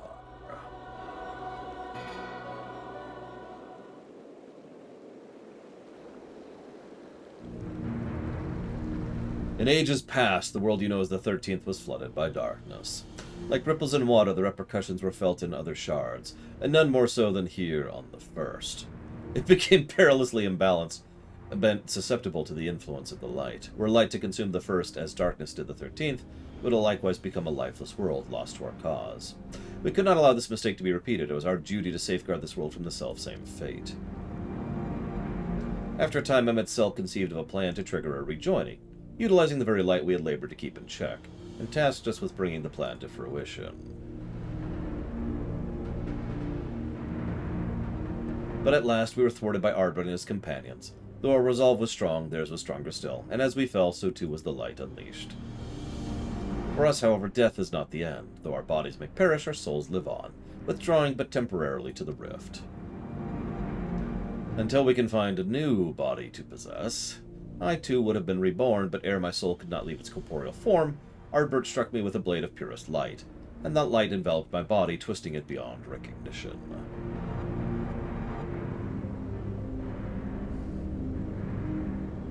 Eden, the first Sin-Eater. My soul felt agony as I have never known, and then I knew no more. In my insensate, instinctive state, influenced by Arbert's fervent desire to banish darkness, I unleashed the light burgeoned within me, and it spread in all-consuming wave to every corner of the world.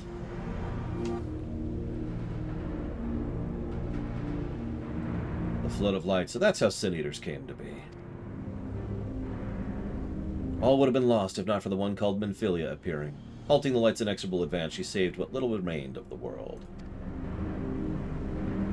Yeah, we already kind of knew all this. This is just the specifics of what happened and, how. In the process, she also allowed me to restore me a sliver of my consciousness, though I remained trapped in my altered form. Motionless, I was only capable of feeble whispering. But Celt, couldn't he have saved you? Yeah, but he didn't give a damn. Perhaps he could have if it had been his wish. Far easier to find another piece of my fractured soul to replace me. From his perspective, there was no need to intervene and potentially disturb the balance of ether, so I remained. So after you left, failed, you left... Oh my god, after you failed, he left you here to rot. Some friend he turned out to be. Thus abandoned, I called out for what seemed like an eternity to the only soul who could save me. You, God. All this time you were calling for help? Yes, but you had forgotten me, forgotten our duty. Though vestiges of your true power remained, you could not wield it at all, at will. Time went by, and eventually change came. The light began to subside, the dark of night returned. You're welcome. Gradually my voice grew stronger, until I was able to exert my will over you. Which is messed up when you think about it. You wanted me to free your soul from Eden, which is why you had me attack it. Another plan that ended in failure, thanks to lore. Yeah, I've killed your two bosses, by the way, so... Indeed, thankfully your subsequent attempts to restore the barren land allowed Eden to absorb more and more ether aligned closer to darkness, gradually eroding the cage of light that holds me. Owing to your most recent efforts, my mind is holding mine own once more, and I'm able to project my image beyond those confines. All this time we've been helping to free an Ascian? It's a fine tale, but why should I care about any of it? What are you to me? Interesting question to ask. Come with me to Eden's core. Wait! Yahithlodeus. And now I shall conquer this planet, and then the source, and then the other shards, and then the moon, and then Mars, and Jupiter, and I'll skip the asteroids, and I keep hearing really bad things about Europa. I have a bad feeling about this, but if we want to restore the land, we need to know what we're dealing with.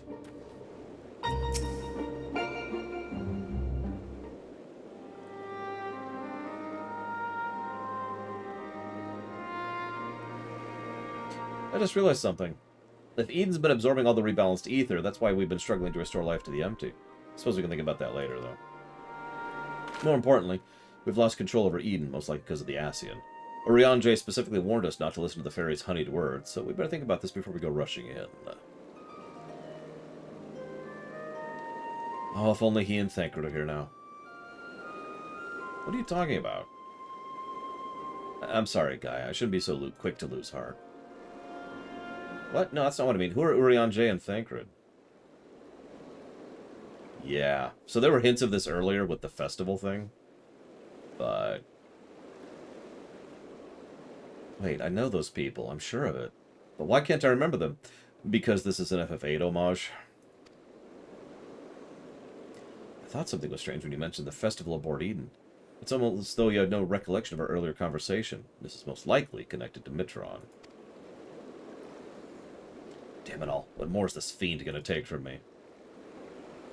To tell you the truth, the thing that frightens me most is you might forget about us. Oh, absolutely. FF8 could have taken the memory erasure thing and just ran with it. There's a lot of horrible, horrible stuff you could do with that kind of a plot thread. That won't happen. For every memory I lose, we'll make 2 memories together. And if I need to know about something, I'll just ask you. Why not start by telling me about Urianger and Thancred? To be honest, my nerves are a jitter, so I need something to help me settle down before we confront Mitron. They did, you're right. Kingdom Hearts Chain of Memories did some... Actually, of all the Kingdom Hearts games, I actually think, as weird as this is going to sound, that Recoded did the memory erasure thing the best. It's only in one sequence, but right at the end of Recoded, you go through a memory erasure sequence of events, and it's... God, it's horrifying. It's beautiful how messed up it is. Urianger is probably the most intelligent person I know. He spends a lot of time reading, but he also says you can't learn everything from books, and encouraged me to go see the world for myself. Sounds sensible to me. Better to experience things firsthand than read about someone else's. Like those coffee biscuits. No book could ever describe how good they taste. Is there anything else you can tell me about him, Lore? He can walk on water until he can't. So he walks on water instead of swimming? Let's see if I'm getting wet. I should ask him to teach me how. Well, it's something he never quite mastered himself, and he often ended up getting wet anyways. In fact, the whole thing's probably more trouble than it's worth.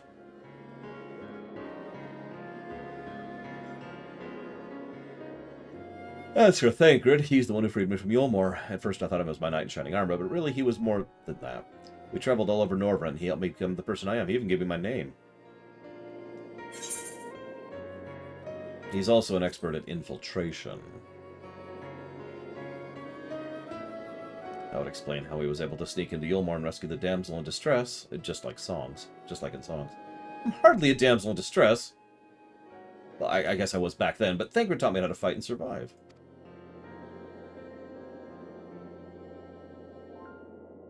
Actually, while we're on this subject, that gunblade over there belongs to Thancred. As far as mementos go, it's a bit on the cumbersome side, but it reminds me of our adventures together. Even though there's little chance I'll ever see him again, it still feels like he's here with me. Look, we're gonna figure out dimensional travel, okay? Keeping your memories close.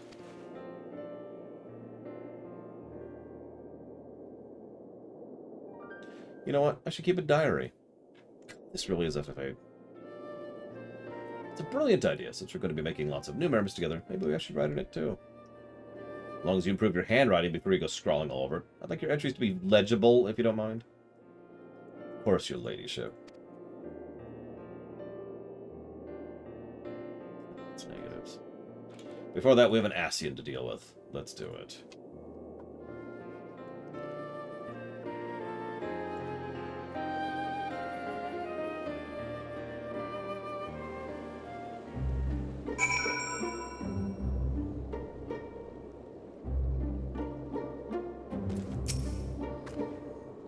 When I think back on the days I spent with everyone, it's always the tiny, frivolous details that spring to mind.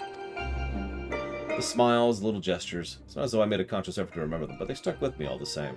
I suppose that's what memories are, a collection of those seemingly insignificant moments.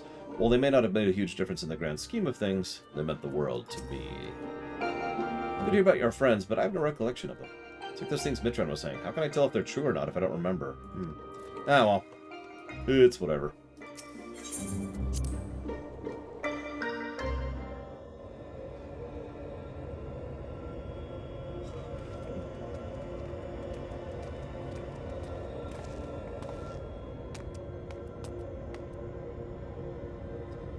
We came as you asked, so start talking. Why settle for mere words when I can offer something far greater? Eden will now afford you a glimpse of the past. More than a glimpse, in fact. It'll be as real as any of the foes you have conjured forth. Conjured forth? You don't mean to perform a summoning, do you? I do. I shall recreate the battle of 100 years past, which pitted Ardbert and his fellow warriors of light against their nemesis, the Shadow Keeper.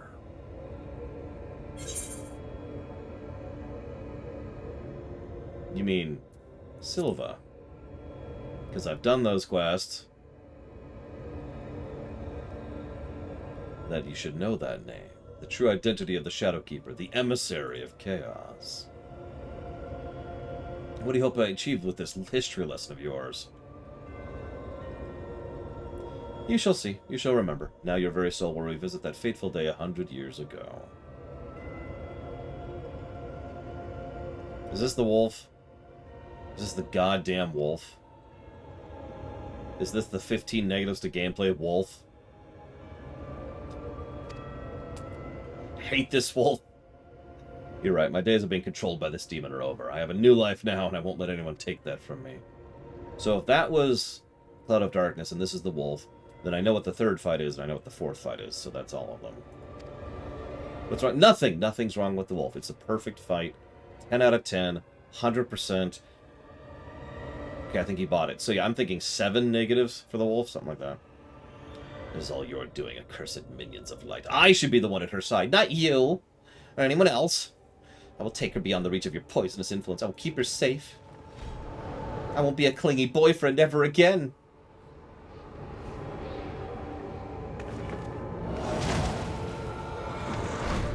Excuse me, ex-boyfriend.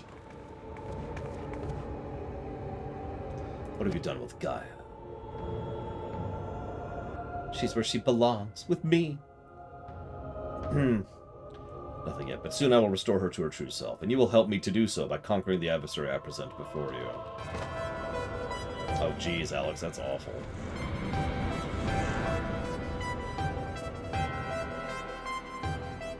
Yeah, screaming.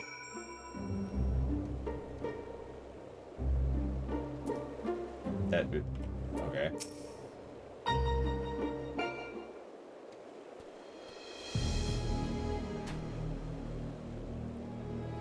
It was risky trusting an Ascian, but we played right into his hands.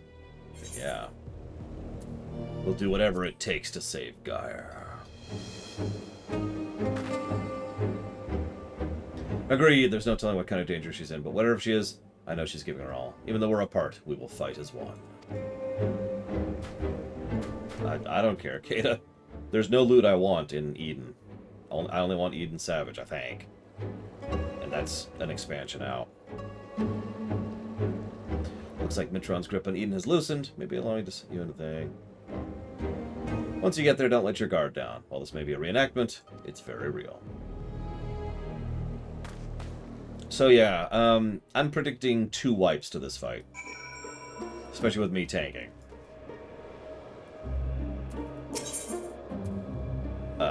What? Oh, right. Duh.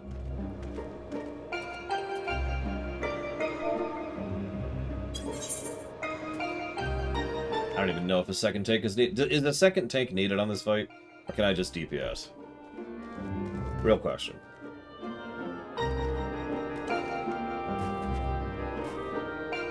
Got it. Wait, so I just got to go forwards and back. Forwards and back. And forwards and back! And then 1 step forwards. Okay, I think I've got it. I think I've got it.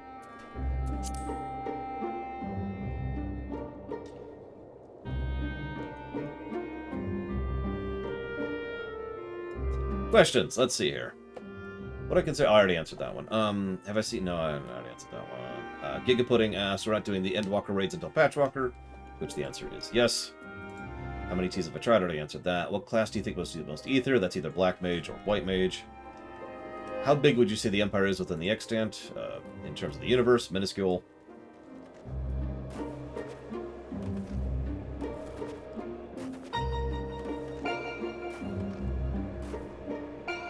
Jeez.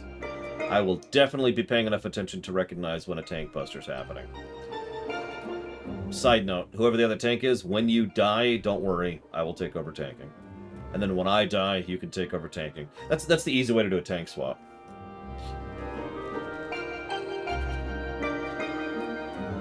So let's see. Tim asks a question. I thought about how different your reactions to weapon chain is from everyone else I've checked. Sorry, I misread that. I thought about how different your reaction to the weapon chain is from everyone else I've seen. I've checked. All of the playthroughs have enjoyed it. It brought me to think about your dislike of anime. I have a theory. You have a bias towards execution. Poor execution or lack of polish in storytelling is common in anime. That's true. My second theory is that most people are drawn in by concept and have a higher tolerance for execution. Honestly, you're probably very correct about that. Don't mistake me, core meat is important too. It's why I have the concept of coffee, after all. I can recognize something as well executed, even if I don't enjoy the core element, the meat, as it were. But yeah, no, I do tend to lean very strongly on the execution side of things. I lean towards the details, how you portray it. How many of you have seen an anime where there's 3 characters sitting around, they're all sitting around, and then one of them says, I'm saying something. And then there's a several second pause, usually a solid 3 seconds. So let me just give an emulation. So, I wonder if I should do this thing. I can't believe you'd even think about doing that. Although I admit, maybe I've thought about that too. Cut to the third person. I can't believe you'd even think about doing that. Why would you ever think about doing that? Cut to the first person.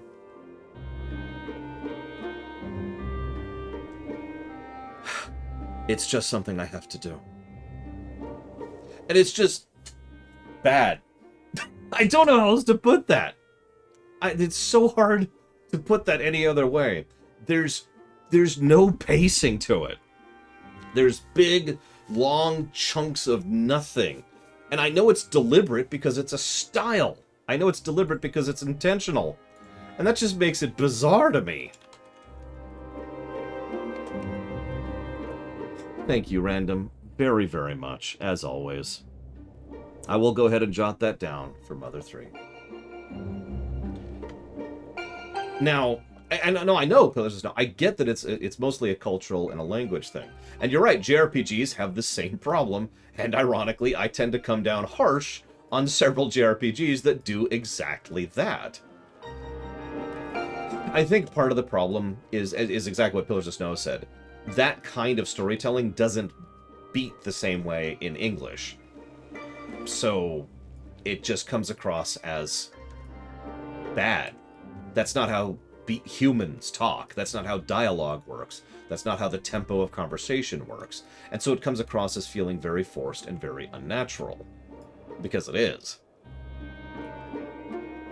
So that's just that. That's just one example. Obviously there's other examples, but the reason I point to that specific example is because that is execution.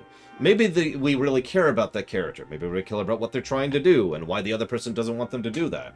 But it's hard for me to get into it because the whole time I'm just banging my head against the way the story is being presented to me. Also, I tend to not like anime art styles. Obviously, that's a very broad generalization, but it has been true more often than not. Yeah, Uncanny Valley. That's a perfect way to phrase that. It is Uncanny Valley. And that's one of the reasons why there's a whole category for positive that is localization. Not just because, and this is actually its own unique thing, because on the one hand, it feels weird to give a plus for something that's well translated, but the truth is, Japanese language functions differently than English.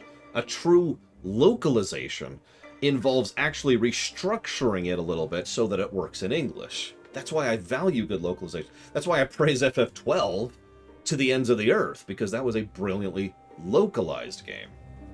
That's why I heap praise upon Earthbound for doing the same thing. And there's other examples, but you get the idea. And yeah, the game I'm playing right now is a very good, very well localized game. So we don't really have that execution issue for the most part. So... I'm gonna do the ready check, see where we're at here. I'm losing track here. Oh, excuse me. I mean, I gave a positive to the Titus laugh scene, so don't give me that. I stand by that positive, even. Are we in? Yeah, we are. Litany. The God-damned wolf.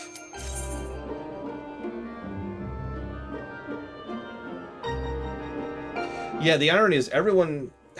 This always happens. Everyone bashes the obvious thing when it comes to a work, but it's almost never the actually bad thing from that work.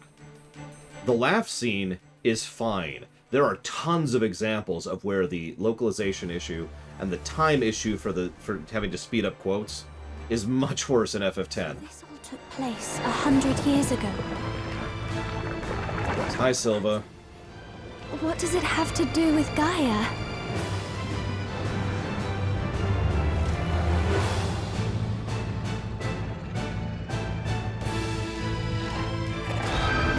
Yeah, exactly. Kingdom Hearts story isn't confusing at all. It just has bad pacing and dialogue issues. In fact, it has several of the same issues I have just brought up.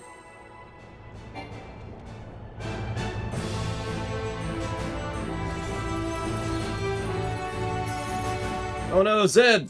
I'll save you. With fire! There we go, okay. Now.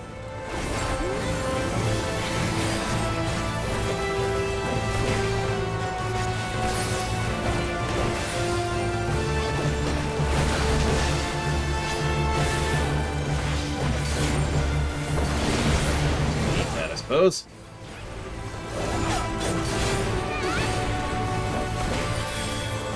This actually is the FF8 boss music, Dream Whisperer.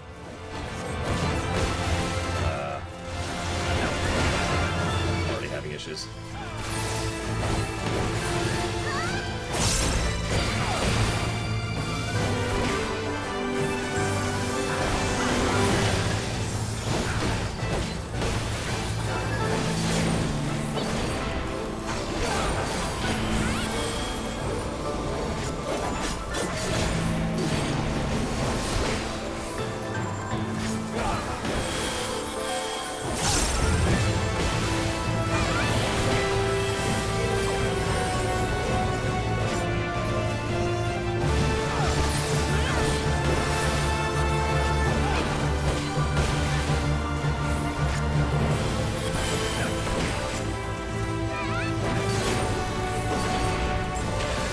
Speaking of snapshotting.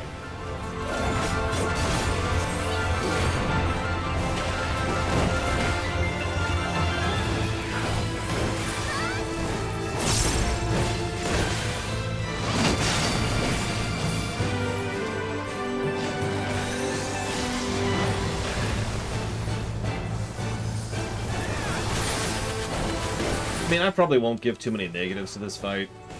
Maybe. I don't know. But this is the fight I'm most likely to give negatives for on this entire chain. Other than the one in E12, which is pretty much guaranteed.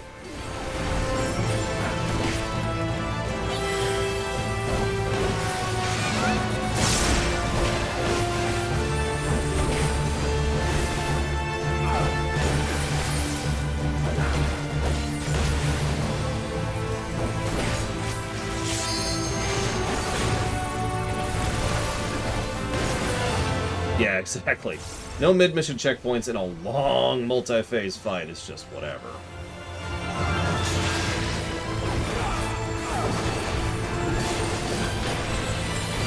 And yeah, more than anything else, it actually hurts the narrative impact, too.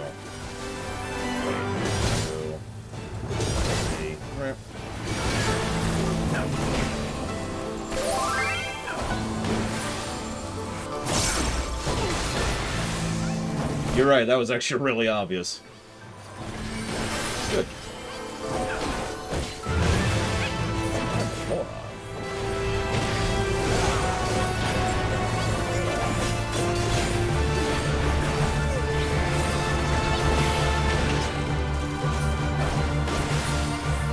Nope, okay, nope, alright. Yeah, no, that's gonna hit me. I accept. Healing this was such a colossal pain. Part of why I have so many negative memories of this fight is I healed this last time. That sucked.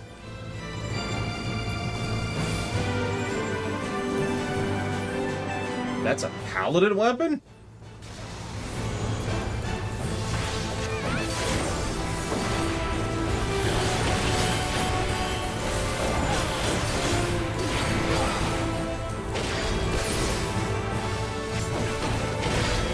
Whatever. Just about to lose my invuln stack, so...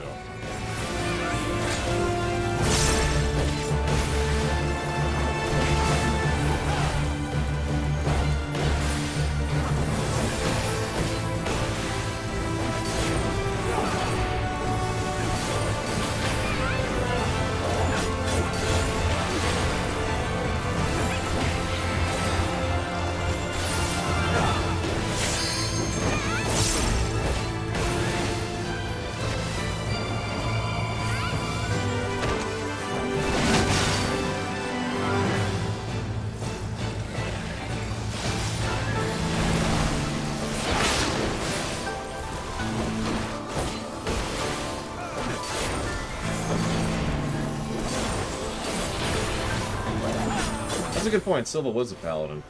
So, yeah, never mind.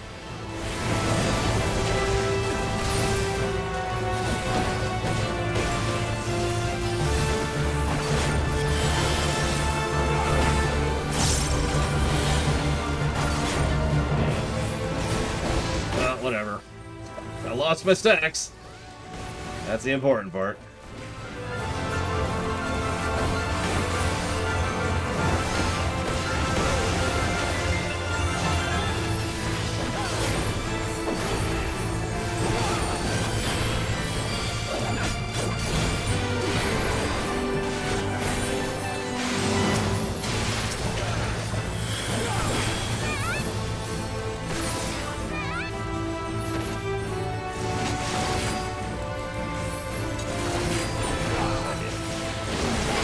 Dick move, game. Oh, wow! That actually killed me.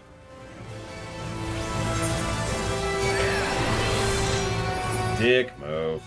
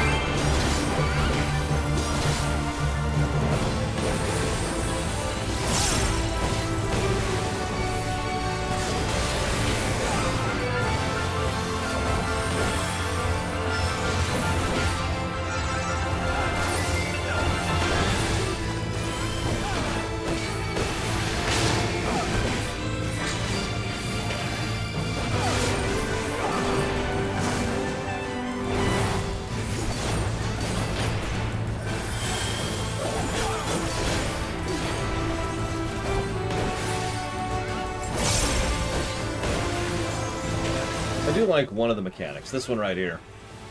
But then I usually like these kind of mechanics.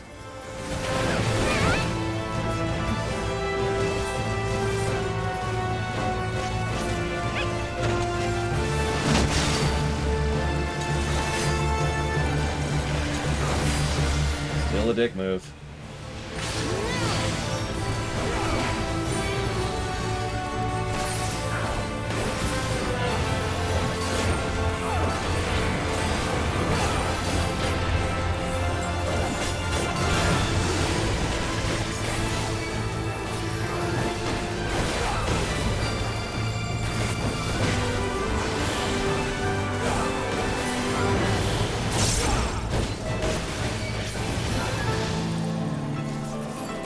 will admit okay. There's two reasons I hated this fight. One, I was healing it, and we were figuring out mechanics, so there was a lot of death going on. And I was healing it. You know? Reason number two, this song gets pretty old. I just found myself thinking I was already tired of listening to it, and then I remembered listening to it for like 40 minutes the last time we did this.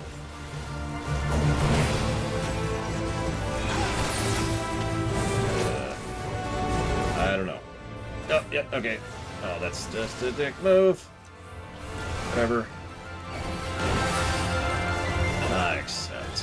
I accept your dickery, ma'am.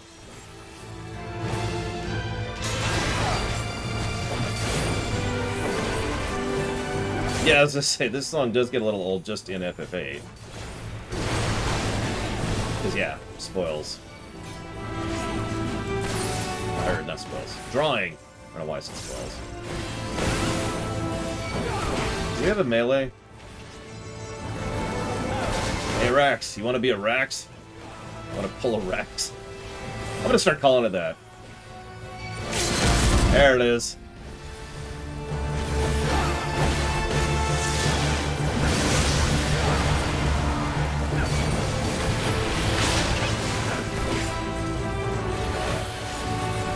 Nope. Oh, no. Yep. Oh, wow. Thank you, Nebula. Oh, almost had it, but it's okay. You got this. You got this.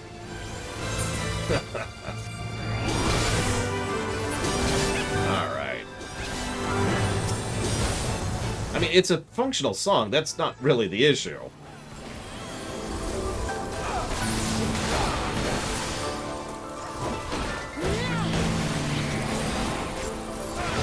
I'm surprised how little DPS I was doing in that fight. Jeez Louise. And by little, I mean I was doing more DPS than I did as a black mage. Yes, really. Oh no, the fight is...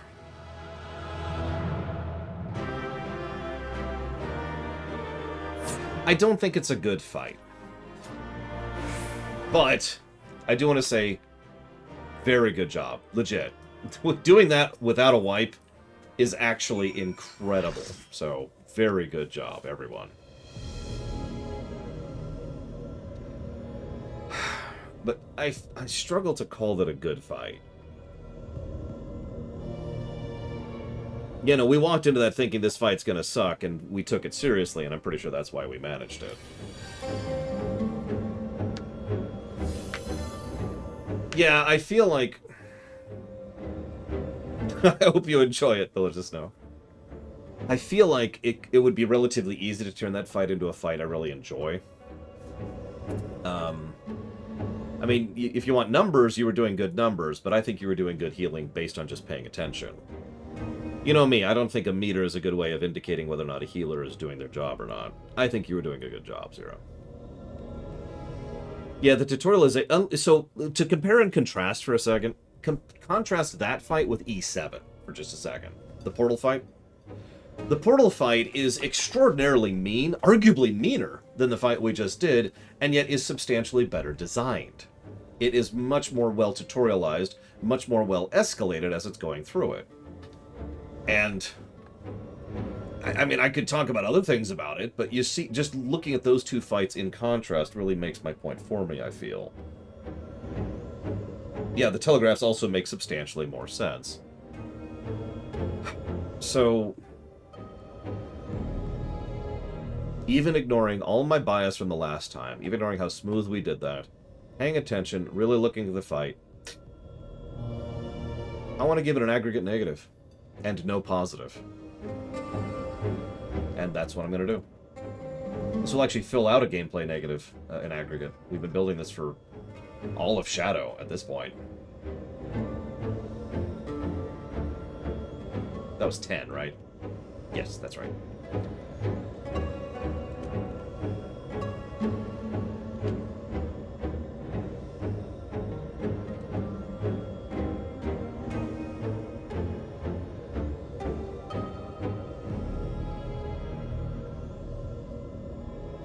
Okay. How you doing, Gaia? This all seems so familiar. I don't know. Now, I remember the next fight more fondly. We'll see how it lines up in review.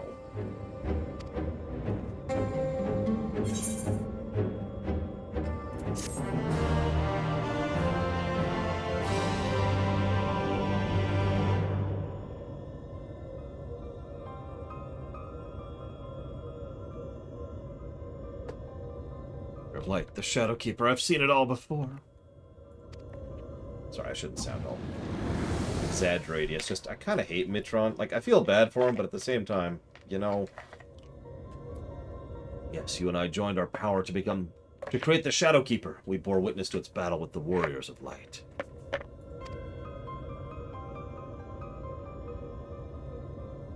Our power. So I was there, and I wasn't alone.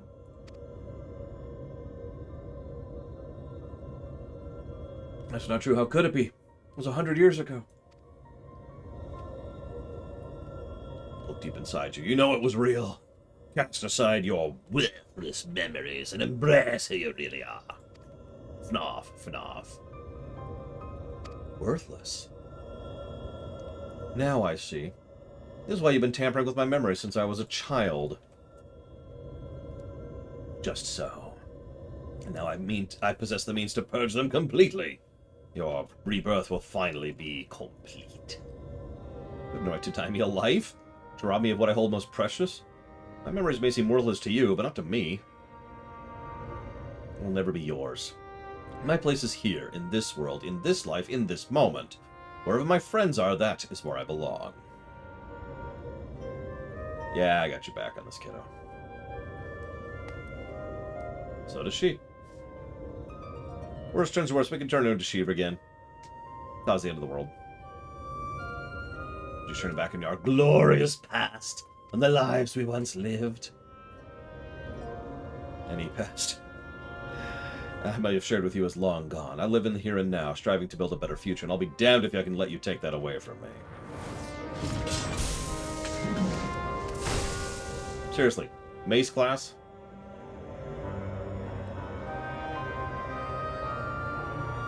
To be reunited at long last, only to be shunned. Would that I had died with you to be reborn. Even without the knowledge of your past, we may yet forge a future together. She could still love me. She could still want to be with me. You and I fought the Warriors of Light as one, joined in body and soul. When Ardbert struck his final blow, the light tore through the bonds that held us. Though you perished, I was condemned to a far worse fate.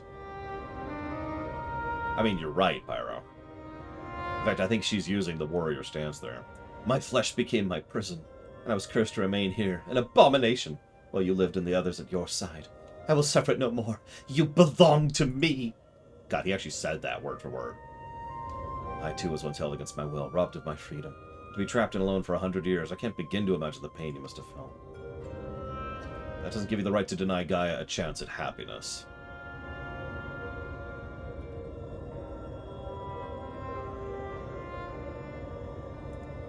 We once knew happiness. True happiness. Until fate conspired to tear us apart. I will never let that happen again. We will be joined as one. My memory is yours. Together for all eternity. What is it with creepy villains in these? We've actually had one in all 3 raid series, if you've been paying attention.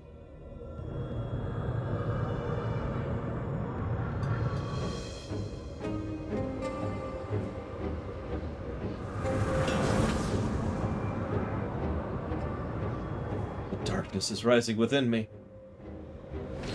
Yes, Mr. Red. Oh yeah, Lore Shock. If you didn't catch it already, she was an Ascian. But it's actually more complicated than that. Because of how Ascians work. What is this? Why am I...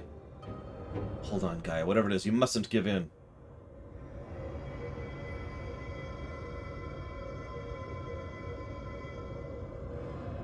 Who are you?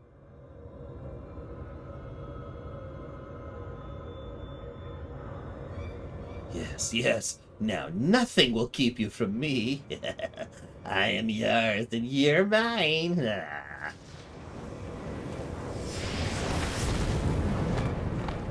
Oh, come on. Now let's merge. One with another. I am thou. Thou art I.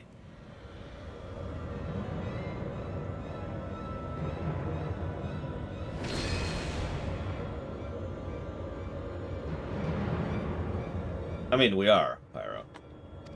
Especially the more we know about it. I mean, we could literally dimension hop partially because of that. It's true, Gaia's a reincarnated Ascian. Yeah. The girl you once knew is no more. The Ascian who held the seat of Logrith is all that remains. Gaia is her true name. Her Greek, continuing the trend.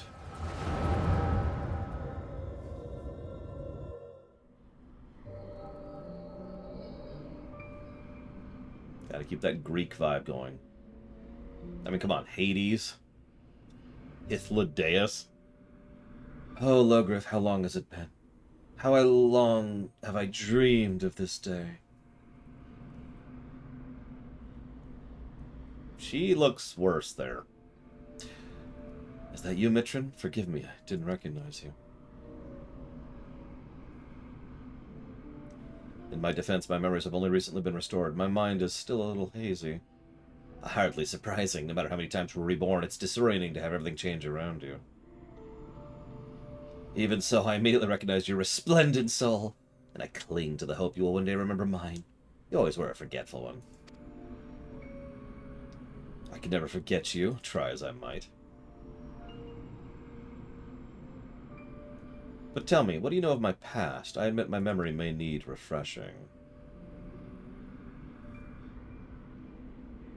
Well, this is Zodiark. He's super gross looking. We served together as members of the Convocation of 14, dedicated to the summoning of Lord Zodiark. Though the task assigned to you eventually fell to Elidibus. Yes, I remember. Amidst the chaos and despair, you never left my side. My loyal protector.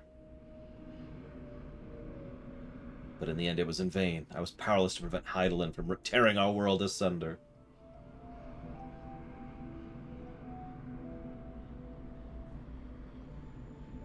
So I heard from Emmet Selk. We labored to make our world whole again. That's why he restored my memory, so I can play my part. Our part? Alone we struggle, but by joining your power with mine, we may yet succeed. My power? Yours were one for flattery. Oh, I assure you, I am quite sincere. It'll be an honor to serve the cause alongside you, and I shan't take no for an answer. Ah, the honor's mine. For as much as I chide and tease you, you're everything to me. My inspiration. When I'm with you, I fear nothing. Promise me that we'll never be parted again. I promise.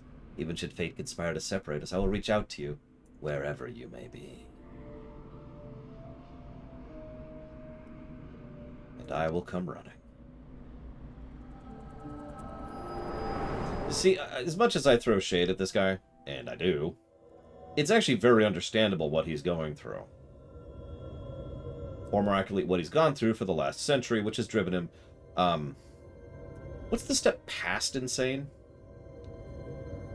We were destined to find each other, to awaken our buried past and be born anew. Through our brethren employed crystals to return sundered soul to office. Without them, such a feat is beyond my reach. But by becoming one in mind and body, my memories are yours. At last you've awoken. I think broken is honestly a better word for it. There's insane, and then there's broken. This guy is broken.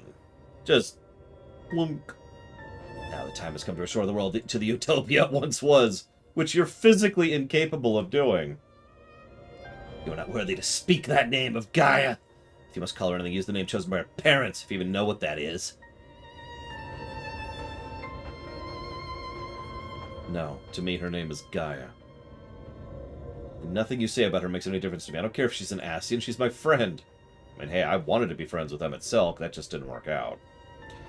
Was your friend. Never again will she answer to your cries. I mean, we're not giving up on her.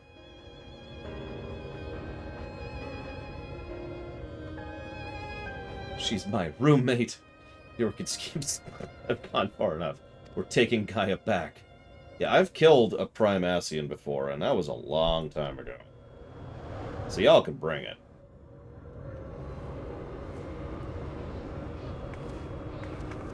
So, who's ready to fight Ranjit again?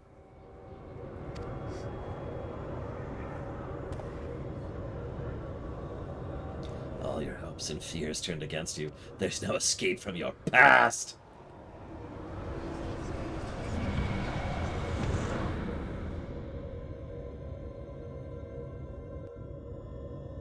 So we'll see what we think of this fight this time around. I remember being rather impressed with it. In fact, I referenced it when we were going through the burn this time around. Now my memories are being used to fuel a summoning. This is how it feels to have a fairy inside my mind. To think Gaia had to endure this for so long. Oh, geez, that would be terrifying, Pyro.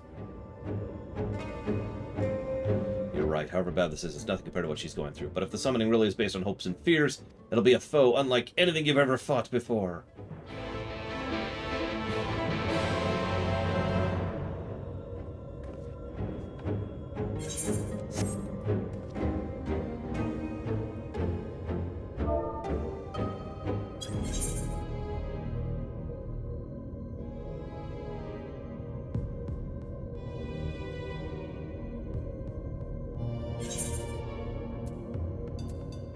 Yeah, the best advice I could give you on this fight, Linerith, is follow the group.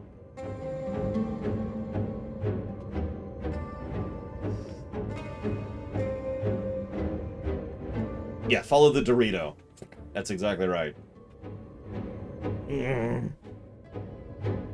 This is a fun fight, but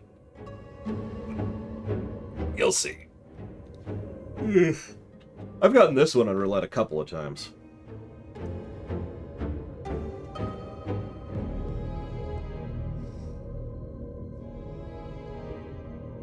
Yeah, I'm going to say that out loud, too. Is it fire? So, fire is a knockback, thunder expands, and holy drops something under you. Now, that may not sound like much without context, but the point is, if there's a fire attack, get ready to be knocked back. If there's a thunder attack, get ready to get out of the area from where it looks like it's going to hit. And if there's a holy, get ready for something to puddle underneath you. There's going to be a mechanic very similar to the Mist Dragon from the Burn, except better designed. And there we are. There's a bunch of other stuff, of course, but honestly, the fire, thunder, holy thing was the thing I had the hardest time figuring out when I was first doing this. Probably because I'm stupid. You know, I just realized that's a picture of Eden, and that's a picture of the planet. But this is all just a, you know, a Sin Eater, right? So why is a Sin Eater technological looking?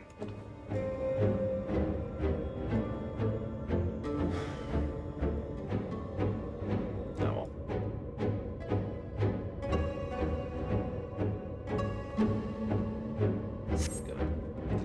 Let's kind of wait a few seconds.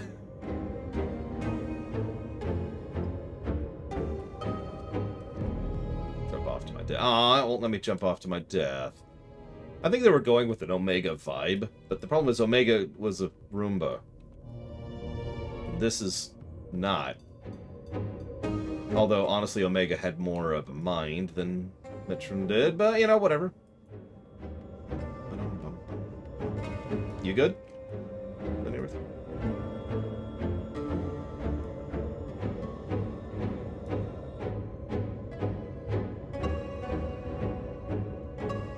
Oh, Metron's sentient, but he's just broken.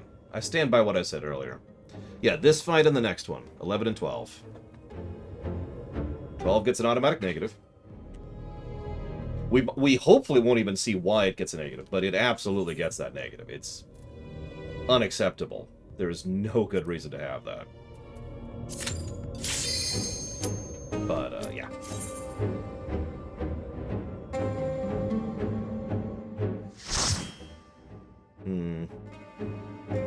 Vehicle simulator. Oh yeah, so they played this song here. The Legendary Beast. I know this place. It's the jail in Yulmore.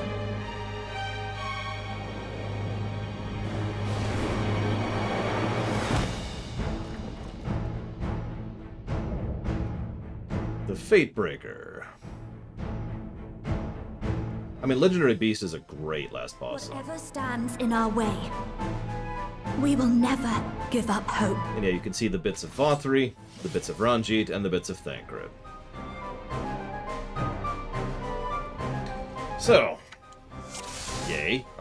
Oh yeah, do I need a tank in this one? I should have asked before I queued up. Whatever.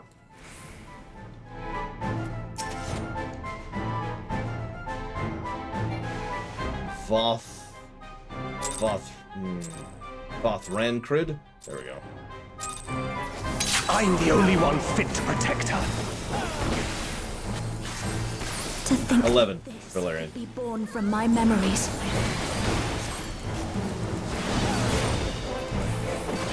That creature is passing on its ether. Burn is a pushback, remember. How about you? Oh, nope, that was lightning. What the hell? I swear that said burn. Whatever. Stupid?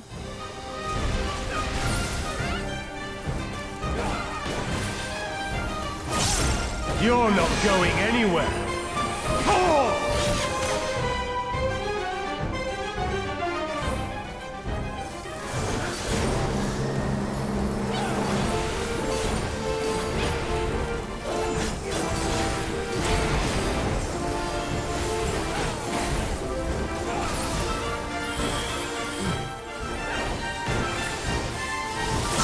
A feeble shield protects nothing. Okay.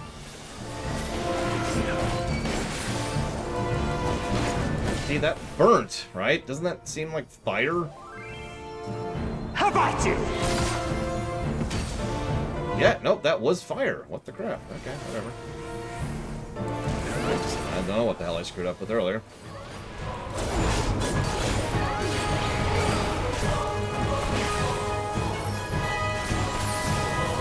Probably move him a little bit closer to the middle, or he's just gonna do that. Sure, that's fine. There? You're not going anywhere. Oh!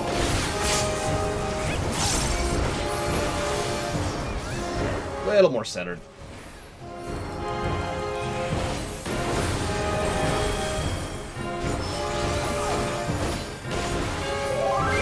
Light claim you.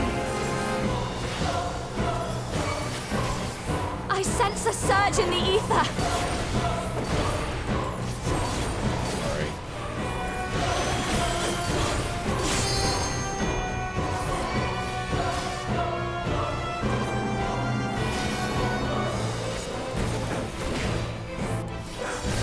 Thank you, One Winged Angel.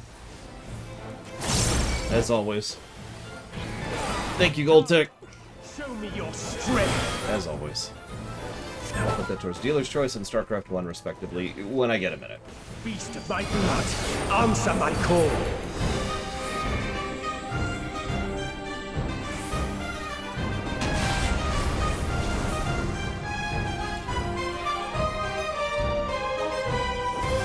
Live, Zera, live!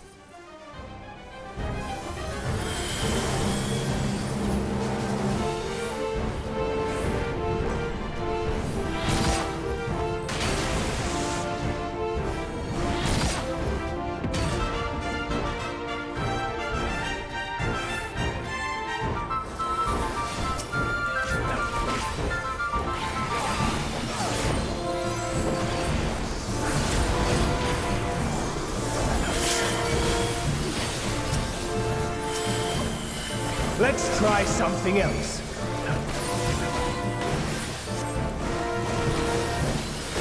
The blade is imbued with light.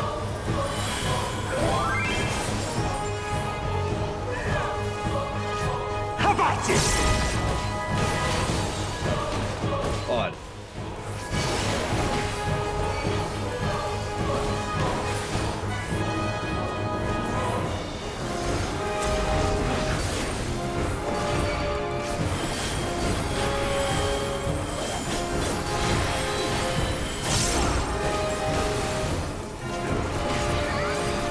You're not going anywhere. Oh!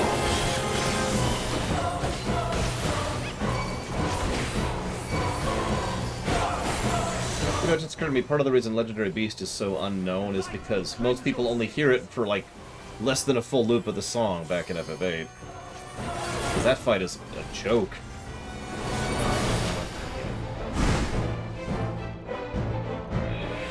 The light's so strong. I can't sense anything else. Yeah, if you see someone jumping... Oh, there's someone jumping. Jumping. I don't see it. I believe you. I don't see it.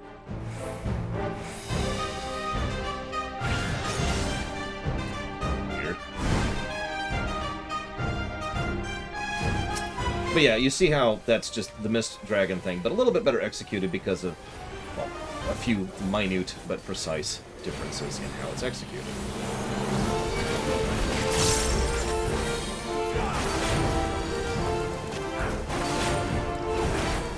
A feeble shield protects nothing. So, as you get close, you can see them within a certain range. Light I just wasn't close enough. I guess I'll be over here. Oof! Oh, yeah, that's just in the face. I'll take that.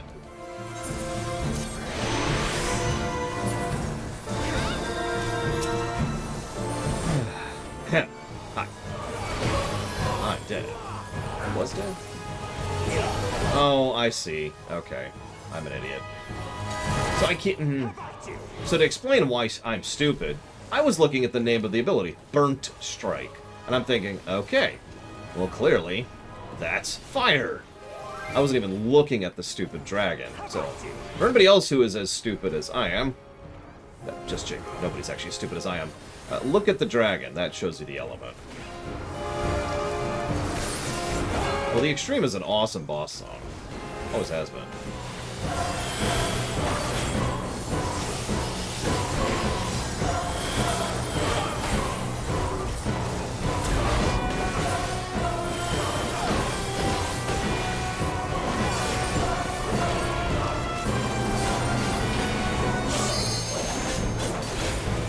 A feeble shield protects nothing.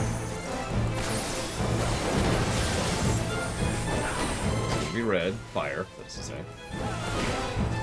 Light claim you.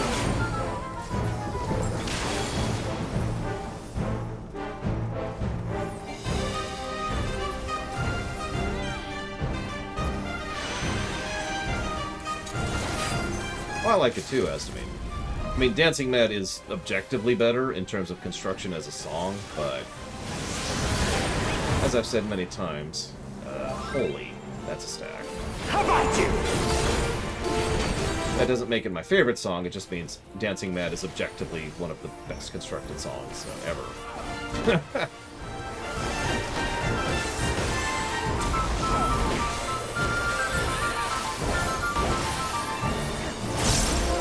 It's gonna be fire. That'll be interesting. You're not going anywhere. Oh!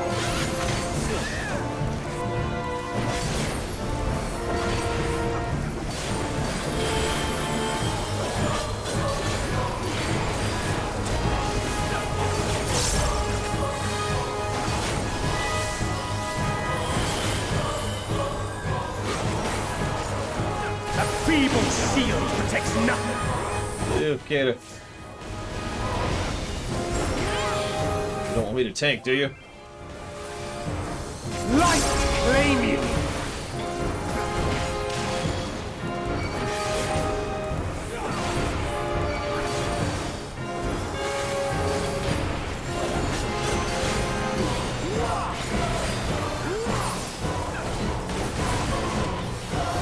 I got her. Good.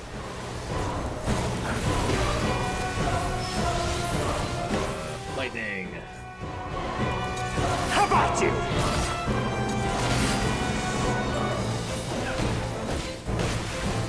And holy. How about you? Good. Good. Just drop. I don't know what to call that, but it worked out quite well. I don't know if this boss cleaves, but I'm gonna aim over here just in case.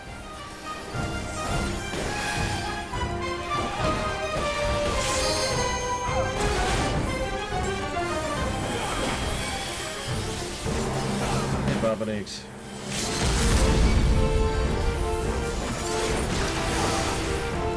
A feeble shield protects nothing.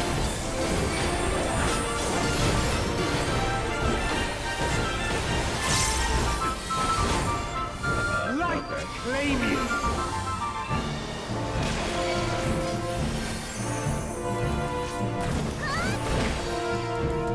Alright, this is bad positioning. Sorry. I'm terrible.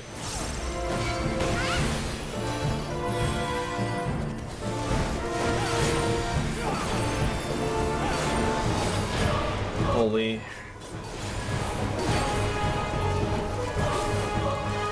How about you?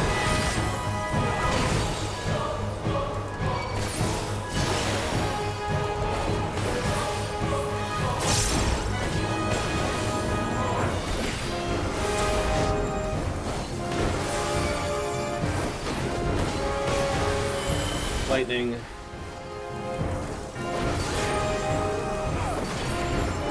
You're not going anywhere.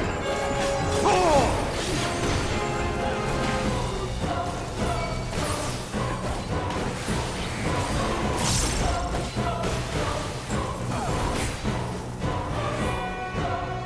Very clean overall. Good job.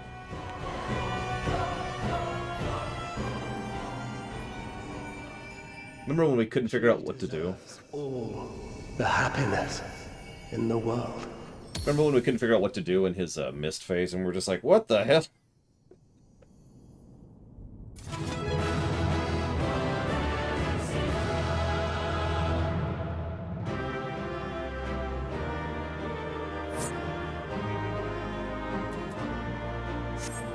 Who keeps looting? God. Yeah, no, we were day one-ing it. It's just, huh? That was an experience, I'll tell you what.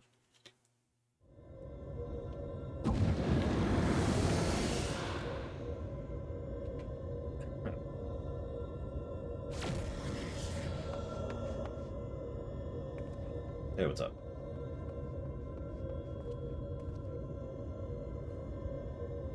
So this is the way of the Asians, to use the memories of our loved ones against us.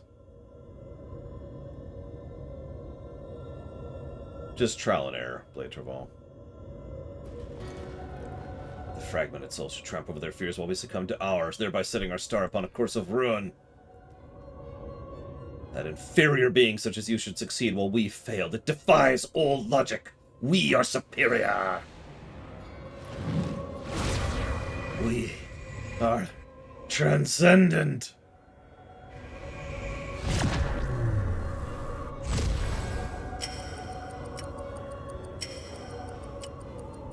Now's your chance.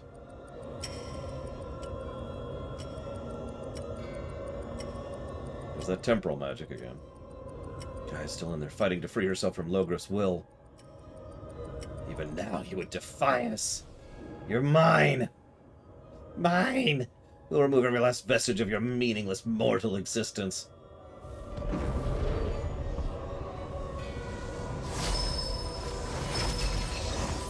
These memories shall be destroyed.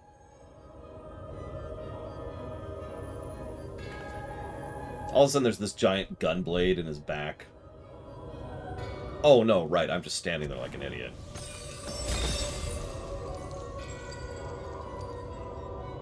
His memories are being destroyed. Impurities must be purged. We'll begin by erasing you from her past, and then by your deaths erase you from her future. There's no place for you in our utopia. No.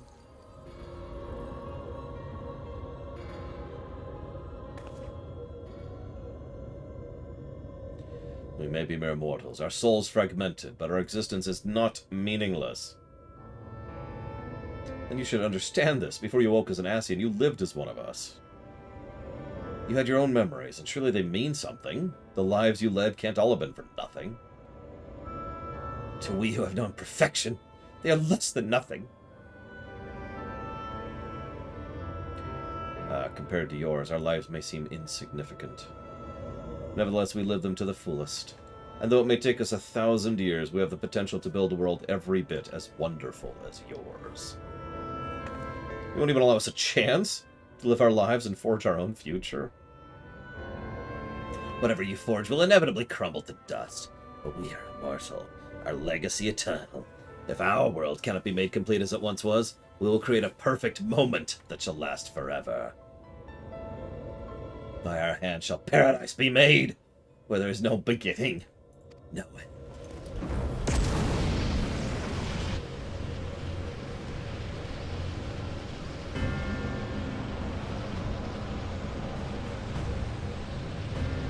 Eden's absorbing enormous amounts of ether. At this rate, the whole world will be drained.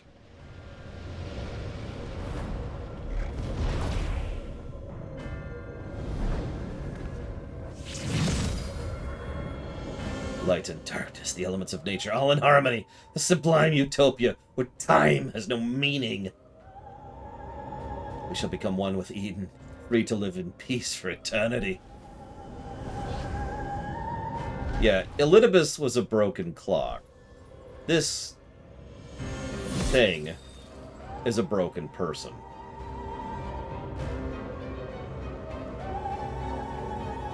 So one thing forward. I'll disrupt the balance of ether. Create an opening for you.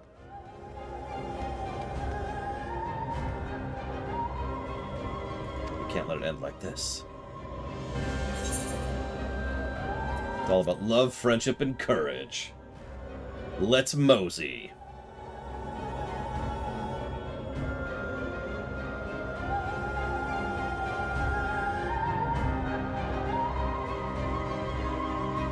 Do I have to tank 12, by the way? I mean, I will. But... do I have to tank 12? I don't know how to tank 12.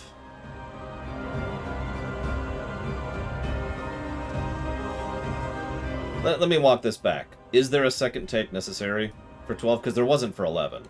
We could have one tanked 11. We did. Alright, what is the requirement of the second tank in 12? Ah, okay. Cleave Tank Buster. Alright. Now, Blade Traval says he'll join, because he doesn't mind taking it.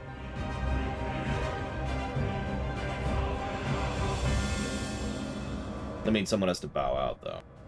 Someone named Lore Runner. Wait, it doesn't work.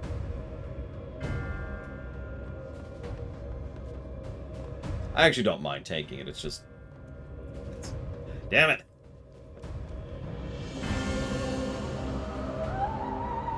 No, it's okay, it's okay, hang on.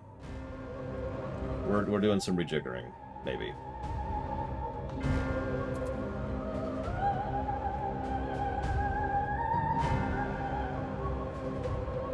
Or maybe Alex swap? What are we doing here? Does someone mind bowing out for Blade Traval who actually needs a clear for this? And you know me, I like efficiency.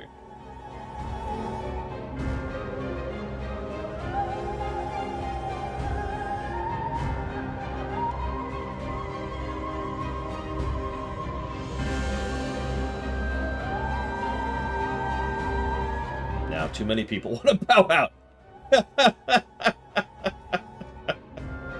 Jeez, if you hate me that much. Yeah, I got a number. And I will in a second. Go for it.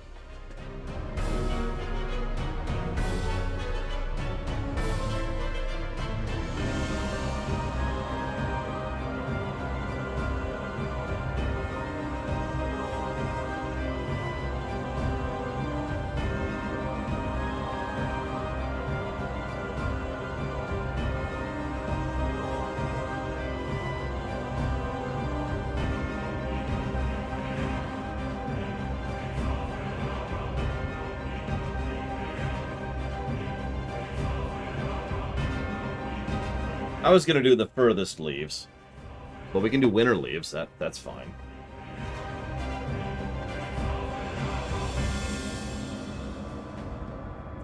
Is Mr. Red even in the group? Mr. Red is not in the group, so he does not count. Okay, so we've got Alex as a guest, Kate as a guest, Zed Slayer is not guessing. Or I missed it. Oh, there it is, 78. Okay, so the winner is the one who gets out. Give me a second. That means Kata goes out. The answer was 44. Ironically. I'm gonna bring Red Mage for this. I'll do less deeps, but I'll be more useful. And I don't want to wipe.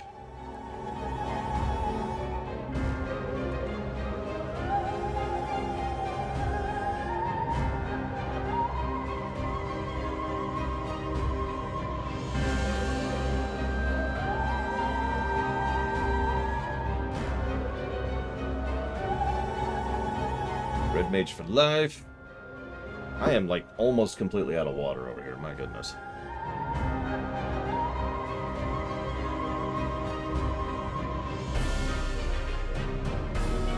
It's okay. Nobody actually likes E12. Are you on yet, by the way, Playtable?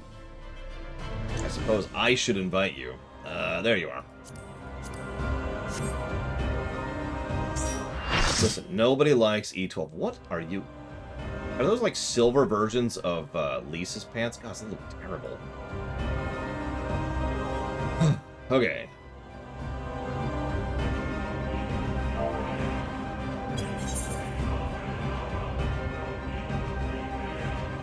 I don't even know where to begin with explaining this fight.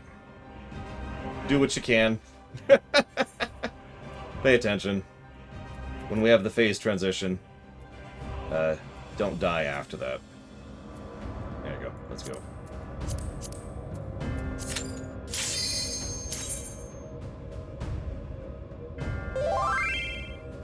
Wait, what? How are there 3 tanks in the party? Who is a tank? Because I see... What do I see? I only see...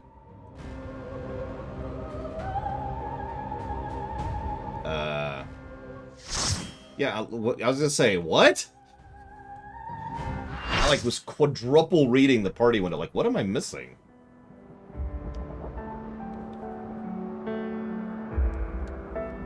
No, I assumed you were saying something I wasn't. I need to just increase the window size on that.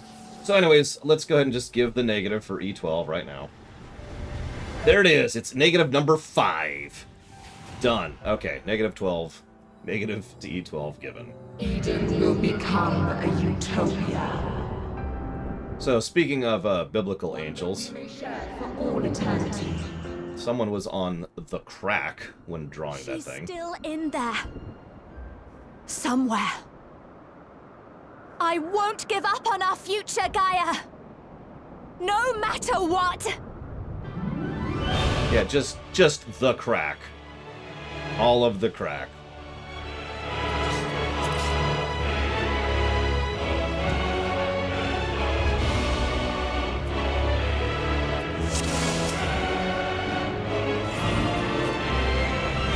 Joined as one. Never to be parted. Unbound by past or future in this single perfect moment.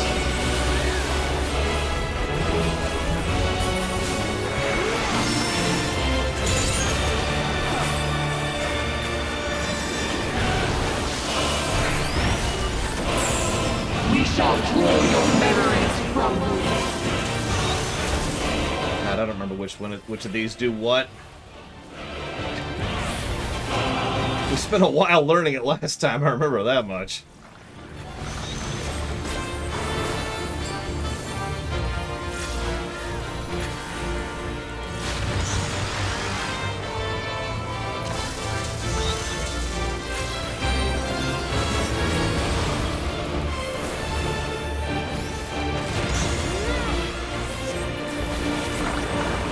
Okay, so water is middle.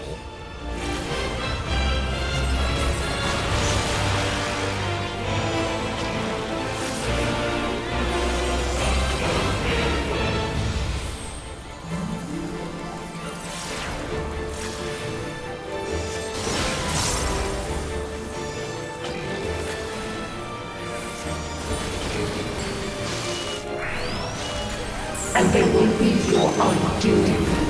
Fire is sideways.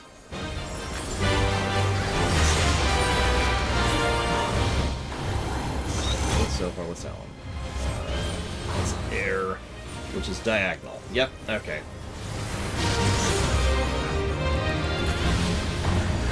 Everything except for ice. Yeah, pay attention.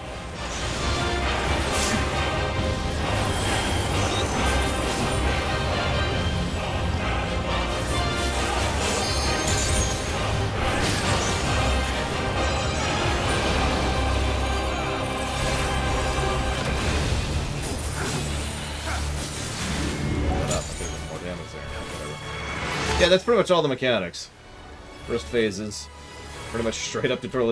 It's one of the reasons the mid-mission checkpoint thing bothered me so much. It's a good fight. Must you interfere? Except for the lack of mid-mission checkpointing. Our utopia will only be complete.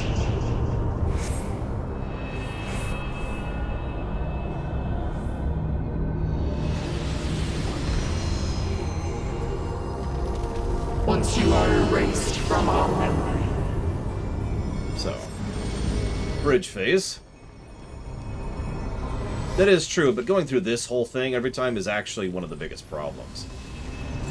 Like, having it kills so much of the narrative impact of this, having to do this bridge every time you fail in, like, phase 2. Hurry! We're going. You would defy us!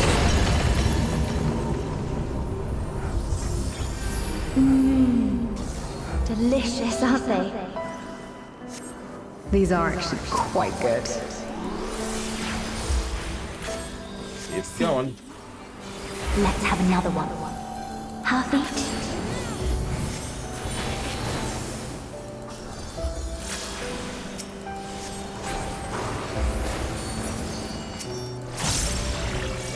What's this listen mean?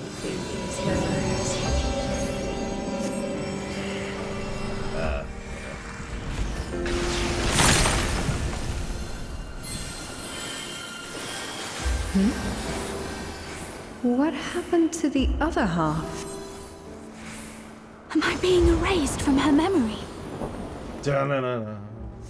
Hey, look, there's Ardbert down there. Hi, Ardbert. What's up? I told you it would make a great necklace. Beautiful. I think it'll really suit you. Me? But I thought you should have it.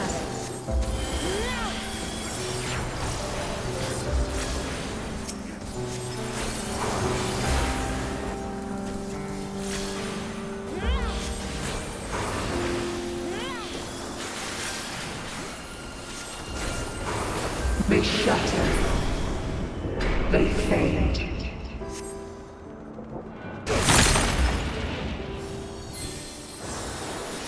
Is this ice? Where did this come from? If this goes on much longer, she'll forget everything. We tire of your influence. How about... this one.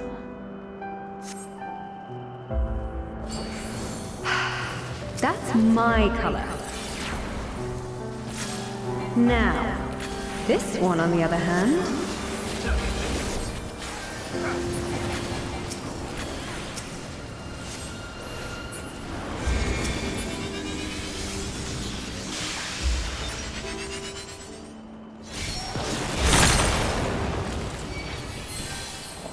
What am I doing with this?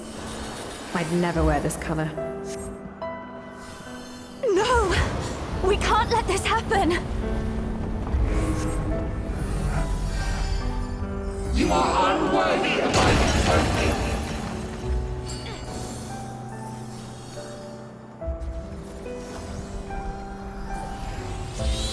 We shall bring eternal harmony, tranquility and vitality in perfect balance.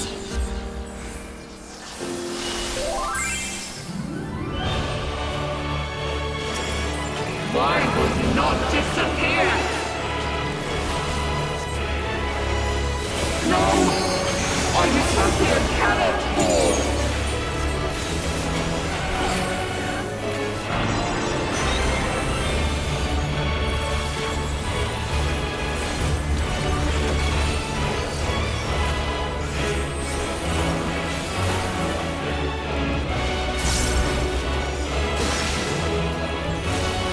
all the elements, by the way.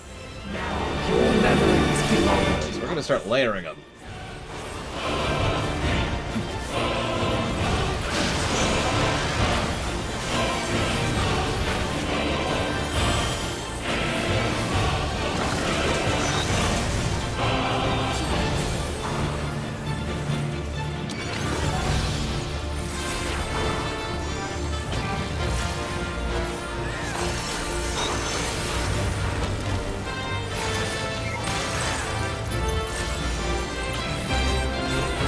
memories of ice.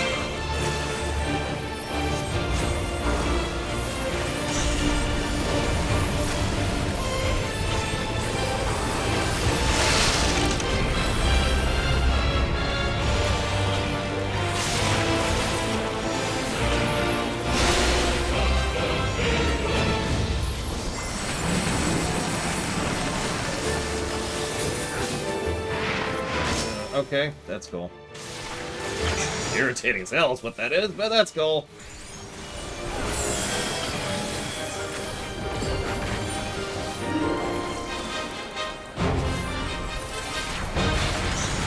Hey, you remember when she did lightning and fire like a billion years ago? Jesus.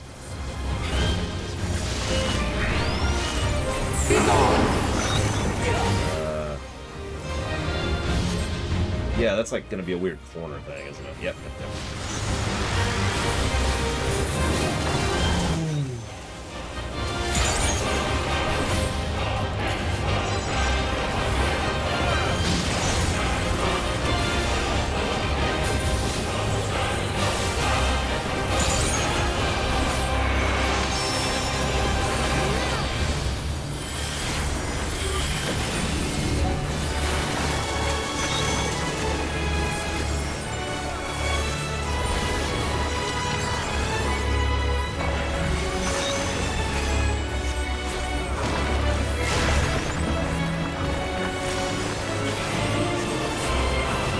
Memories of Earth.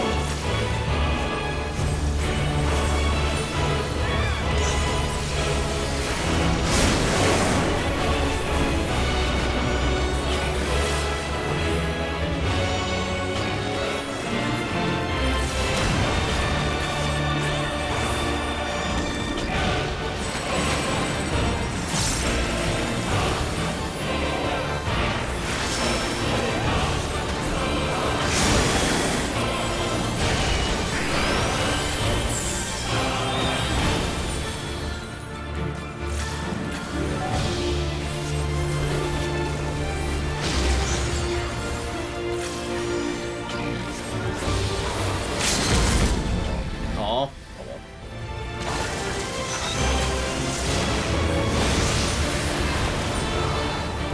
Yeah, in case you missed it, she's literally casting draw and stop, by the way.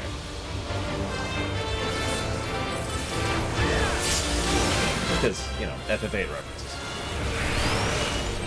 Now your memories belong to us.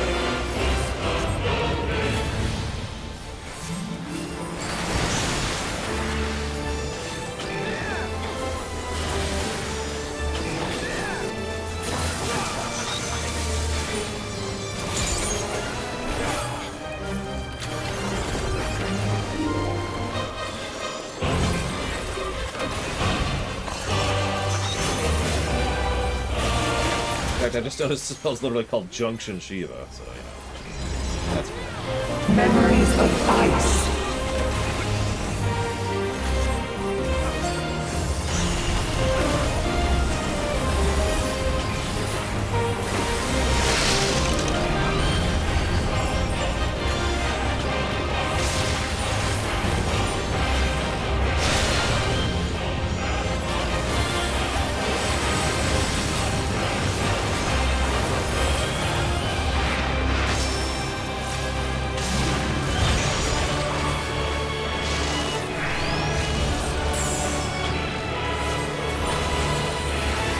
This isn't right, is it?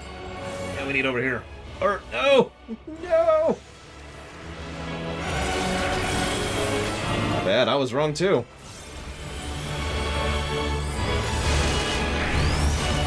Begone.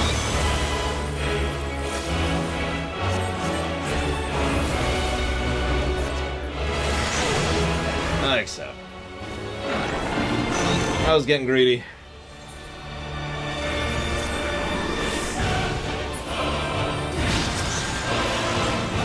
Literally, that's what just happened. I was like, you know what? Screw it.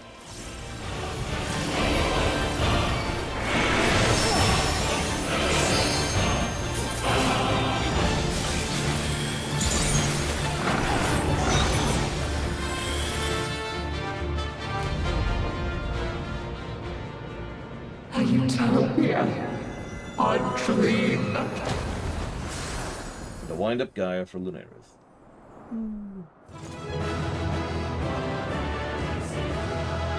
Oh, yeah, one shot, by the way. Very good job, everyone. I want to give special praise to Rax for helping do position calls. I'd call you out for the one thing you got wrong, but I literally also got that exact same one wrong, so I can't say anything.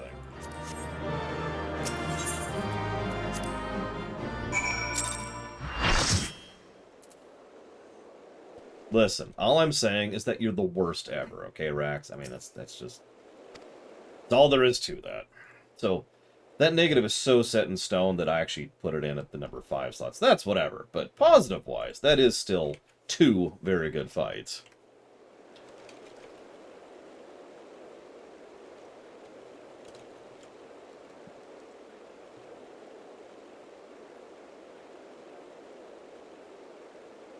And I don't think I need to explain this, but a story positive for the obvious.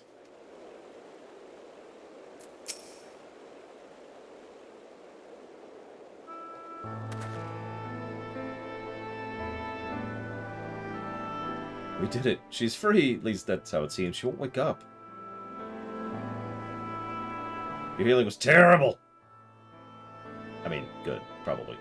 No, your healing was good. Speaking as someone who has healed that fight, your healing was good. I don't know if you can hear me or even if you can remember who I am, but just give me a sign you're alright. Please, say something. Anything. Why would you do that as a Black Mage Breakwood? Ah. You brought her back once before. You can do it again.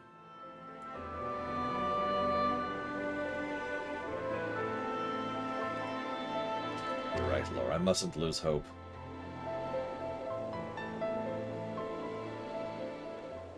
Wait, what's this? It's a necklace, but she said she left it in the Crystarium. Yeah, my uptime wasn't ideal in that fight, because it couldn't be. Maybe she likes it more than she lets on.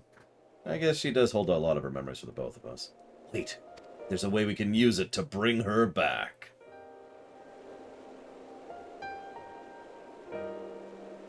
Alright, we must call Gaia's name.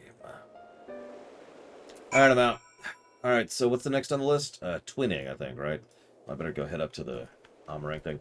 We also have that other dungeon, the Academia whatever, which we still need to do. Which I wouldn't mind getting done tonight. And, I don't know, how long is Academia? I don't really remember off the top of my head. Okay, fine. Fine, I'll go call Gaia's name. Get up!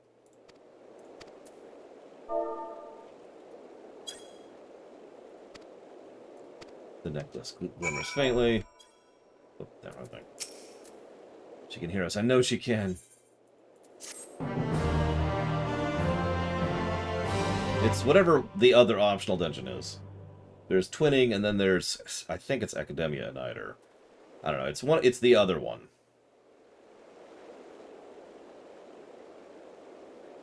Guy, I know you're in there somewhere.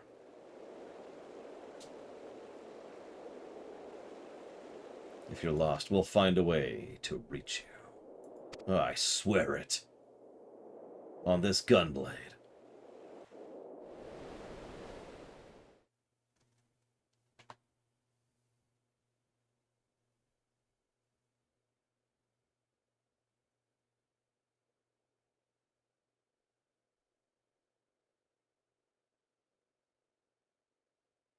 Where am I? You're in Kingdom Hearts. Congrats.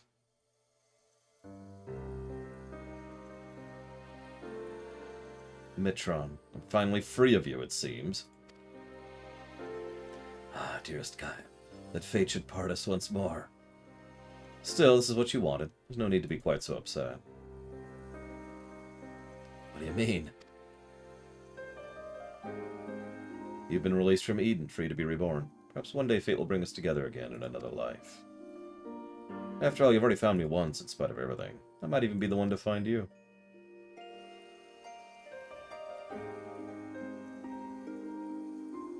I fear you will come to forget me. To forget the times we shared. Yeah. There's no one to bring your memories back of when you were ancients, so... That's why I'm planning on keeping a diary. Even after I'm gone, my memories will live on.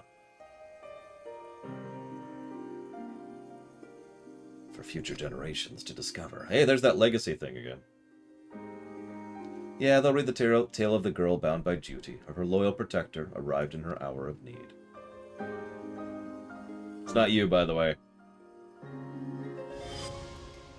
Just so you know.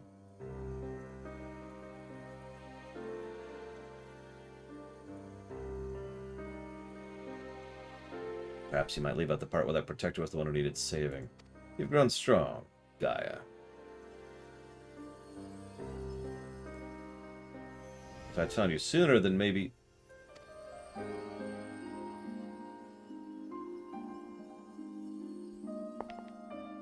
No, wait, don't leave me. Yeah, no, he's gone. He might actually be turbo dead, based on specifics.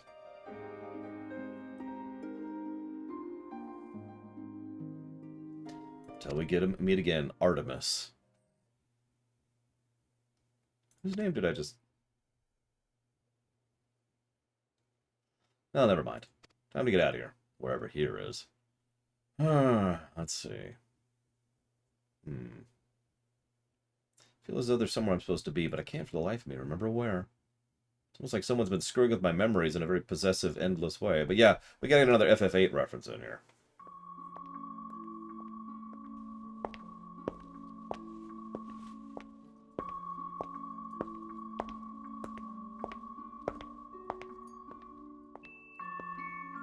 Oh my god, that's why she had a leg cramp. Because of her boots! It all makes sense.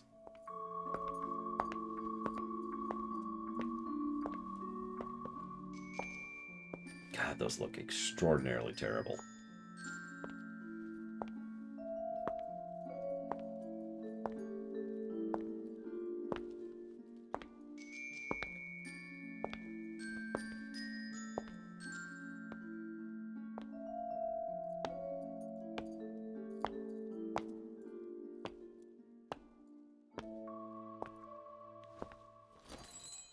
And she's dead. Alright, so, on to the twinning.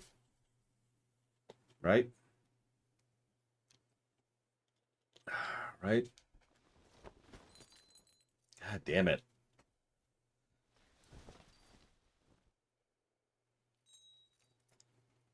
Yeah, FF8's ending makes sense, but it is a little too David Lynchy. What's this?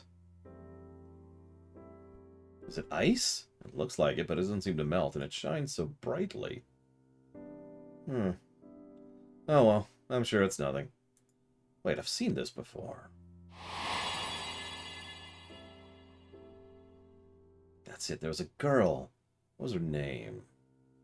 Renoa?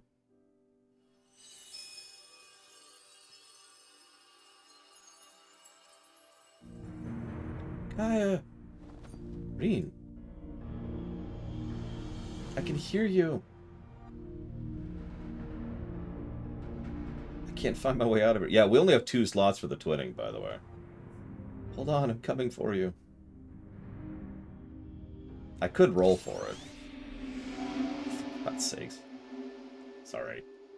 She cuts a barrier into the abyss, the void,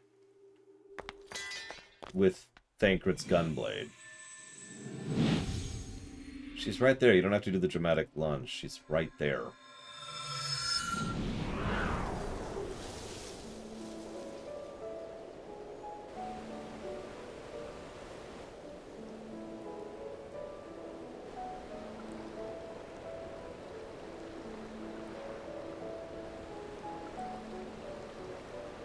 I mean, I like this too, but raise eyebrow. I can never forget you, try as I might.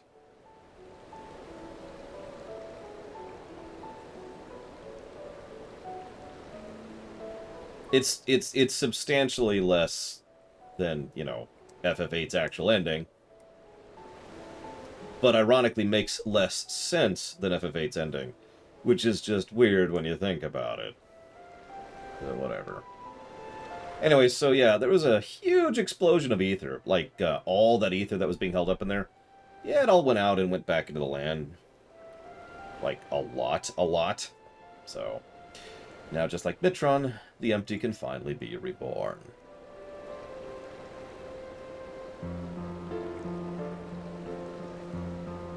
Well, it can hardly be called the empty now. It's a utopia!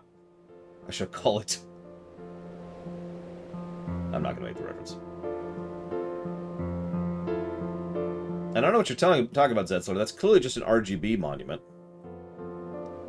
FF14 says, mod your cases.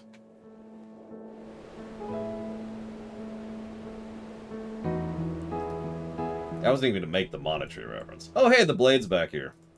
I'm thrilled we've been able to restore the empty, but I can't stop thinking about Mitron and Lawgriff. It seems to me they were only bound to their duty because of their memories. It seems there's something that within that doesn't want to be forgotten. Their souls live on, no matter how many times they go through the cycle of death and rebirth. I wonder what their lives would have been like if they never remembered and carried on amongst us mortals. Then again, I guess I am Lawgriff in a way, but I'm still me. Oh, yeah, speaking of which, for no reason.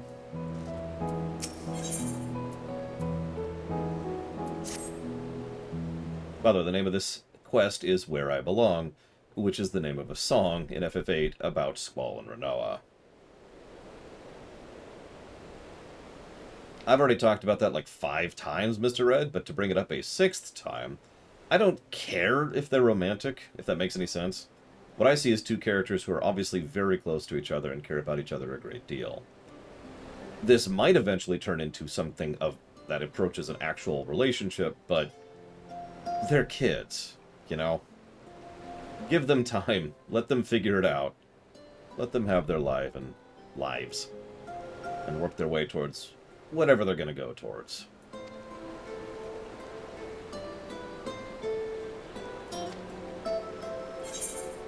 I guess the simplest way I could explain my thoughts on this, and you can hate me for this if you want to, is if they were just very good friends, or if they were both legitimately romantically connected to each other, both would equally appeal to me so long as they remained together, as long as they were still connected.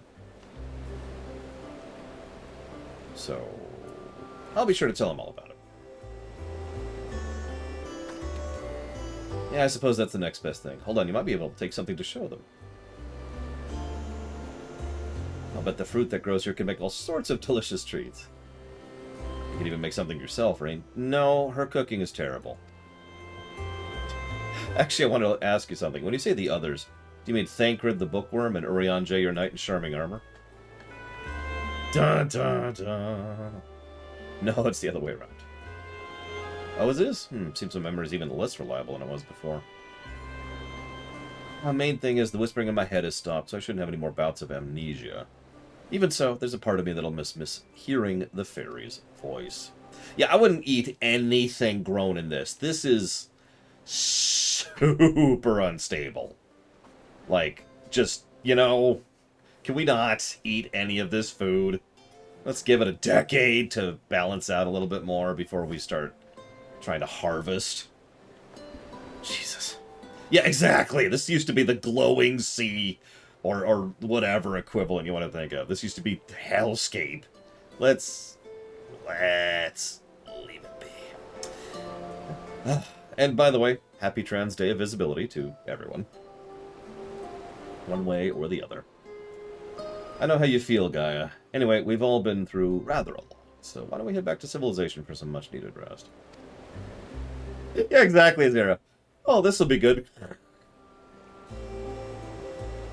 Bleeding from the eyes. And of course she'll be piloting. Yeah, but what about the festival? How to go to the frickin' festival? Come on. Selfie, I mean, Reen's gotta have that.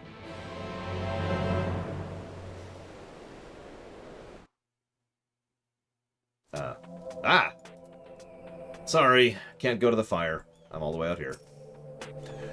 I know she insisted on piloting the Sky Slipper, but given her recent exertions, maybe it wasn't such a good idea. Oh, that's right. I need to write that down, too.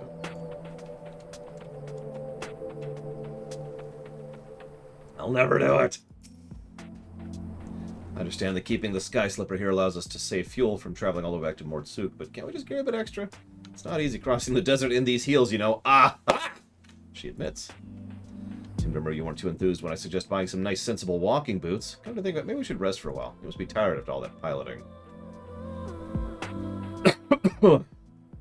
I'm fine. Besides, I have the two of you to keep me company. It was over before I knew it. Taking in the scenery and with the wind in my hair really helped out the cobwebs, too. Maybe I should get my own Sky Slipper. You can't just buy one. Even if they would, they'd cost a fortune. Yeah, I'll ask Lore for one. He could probably afford one. No, we'll ask Valerian for one. Sorry, that must be my Yulmorian upbringing speaking.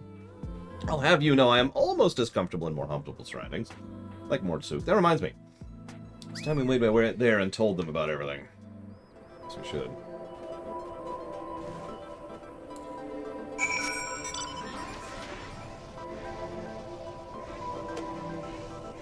Aw.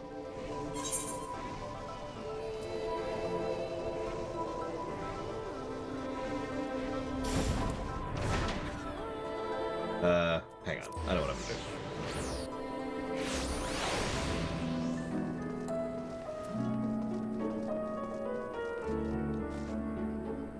do. Interesting place to be, but whatever.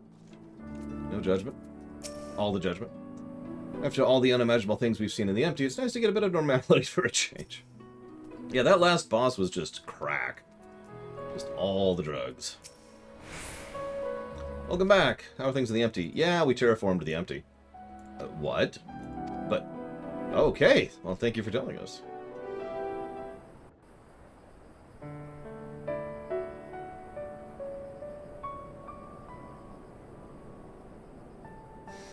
I'm pleased to say that I can get some good news to share. Our investigators in Yulmore have finally found information pertaining to Gaia's true identity. Really? Oh, God. Exactly, as to mean. You remember what Orphan looked like? As it pertains to information of a private nature, the information is being treated as highly confidential, so I haven't looked at it myself, but I imagine it includes her real name. So she takes the information and burns it. I don't even want to talk about Buna Velzeblah. To be honest, I prefer not to know. But why?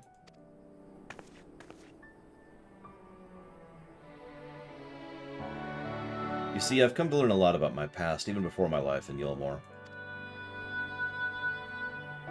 And I know I'm the reincarnation of Logriff and Ascian, and Mitron, the one who was transformed into Eden, was someone very special to me. For 100 years, he called out to me in hopes we'd be reunited, but there was no answer. So Mitron held on to those precious memories and stopped at nothing to make them a reality once more. Why are we sympathizing with Mitron? I shouldn't be as harsh as I am, but...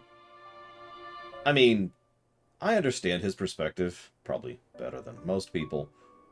But if you just presume the object of your affection automatically has that affection back, you have made the first mistake. Mitron should... I know this doesn't apply, but Mitron should be like, hey, do you want your memories back? Do you want to remember me? You know, let them have a choice, because they're a person. Anyways, I would have likewise succumbed to the darkness within, if not for Reen and Lore. If someone had been there for Mitron, who knows what might have happened. He'd have been turbo dead.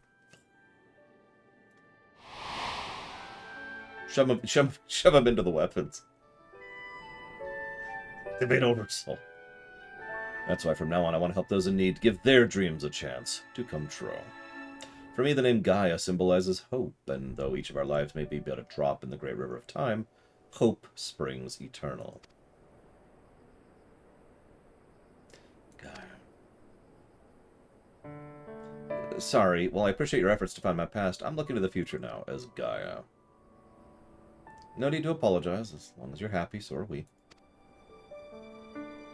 Right, I expect my colleagues will be keen to turn their investigation to the empty. If you'll excuse me, we just kind of saved the planet, if you're paying attention to that. It's funny, this is a very character-personal story, but ironically, the terraforming is probably the greater sea change in events here. Come on, Reed. Don't tell me you've forgotten.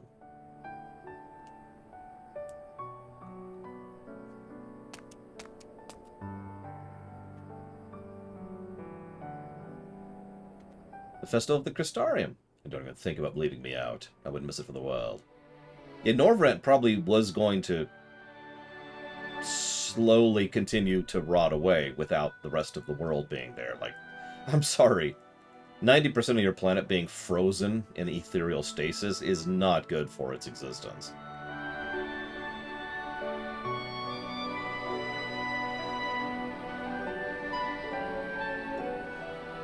But that's been fixed. Lots of ether gushed right back into it. No second flood of light. It'll restabilize. It'll take years, probably decades, honestly. But eventually, it will manage to work itself out, and they will have a planet again. And that is awesome. Negative to gameplay. Alright, so.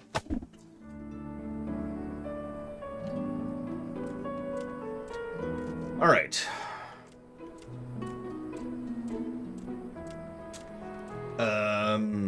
Right, campfire. I knew there was something I was forgetting. There's something else I wanted to do before I move on. So, since Lunarith is probably tired, let's go ahead and do...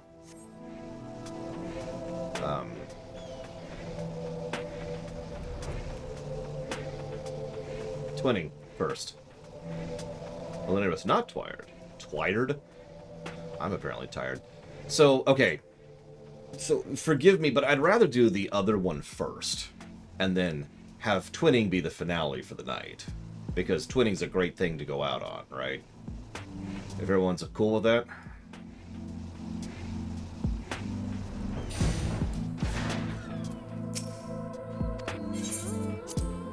So, I'm gonna need some people for whichever dungeon it is that we're doing. Hey! Hey, let me get in my cannon gear here. There's no room for me! Oh, I see how it is! I see what's going on here! Fine, I'll go over here and stand pout and be all alone. Now I'll sit like up here. There we go. There we go. Okay. So, what's the name of this stupid dungeon? No, we can smash both dungeons. We could smash them in the face. All right. So I know twinning. Duh. Is Animesis the one, or is it Academia? I feel it's Academia. Hang on.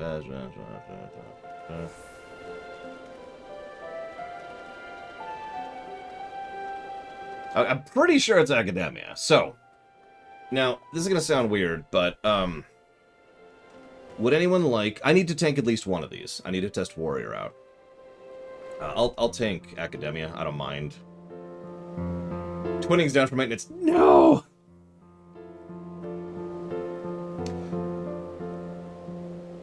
I feel weird, but who wants to do Academia and not twinning is kind of the question here.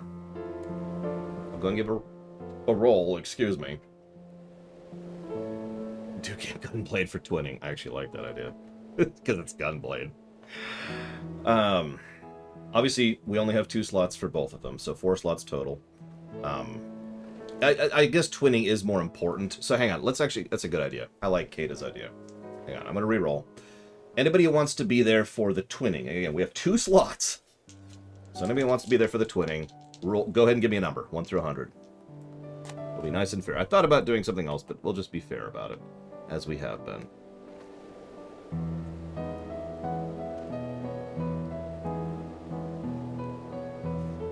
Get this off the screen. Get that off my screen. Wrong button. There we go.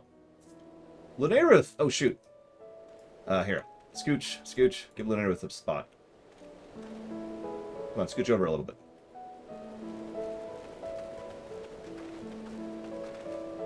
There we go. Perfect. There we go. Sorry, I would have noticed earlier, but I had my screen up. Alright, so, for twinning... Yeah, do it, Zera. This is a good thing to take a screenshot of. Wait until Lunarith's sitting, though. Wait until Kata is standing, because they don't need to sit. Alright, so for twinning... Jesus Christ, Rex. I think I gotta do some math. So the number is 64. So that's an 8 away for Kata. And that's, I am not joking, 12 away for Blade Traval. And it looks like Kata's the next closest, if I'm reading that correctly. Because that's 12 away, and that's 8 away. Yeah, no, it's Kata. So it's Rax and Kata. Okay, so Rax and Kata will be our twinning group. And I'm going to pull this in a little bit here. There we go.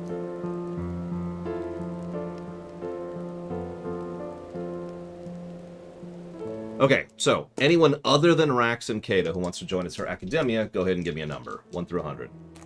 If you're doing it in game, say something. I have the chat closed right now.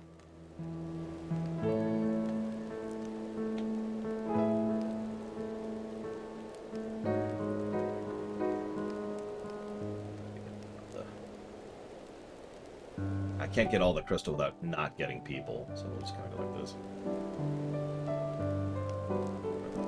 I'm trying to get Kate on the shot. There we go. There we go.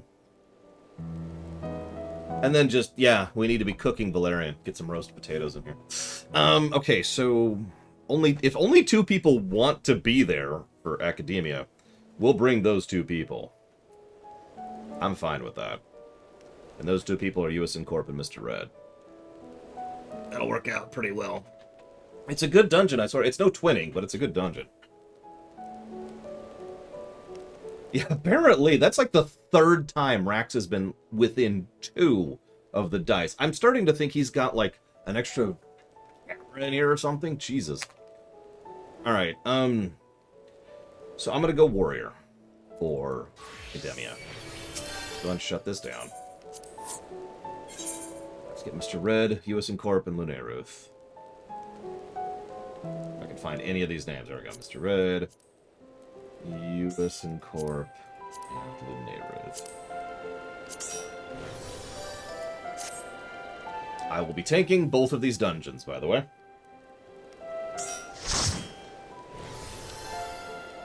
Yeah, ready, check. Let's do it to it.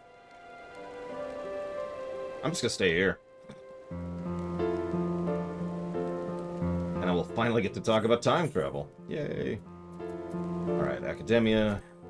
Everything's on. Yep. Go. Oh god! Lunae Ruth doesn't have twinning. Does anyone remember where to unlock Academia? Because I don't.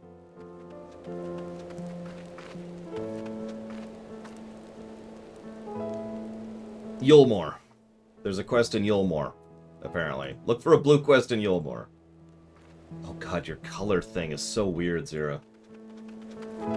It's a good shot, though. I see how much you had to struggle to get everyone in the shot. In fact, you actually cut out Kata, almost. Like, you can only see Kata's face there. In Shantytown. Okay, head to the Shantytown. We'll wait, we'll wait. In fact, I'm out of water, so I actually have a lot of talking to do in the twinning, so I'll be right back.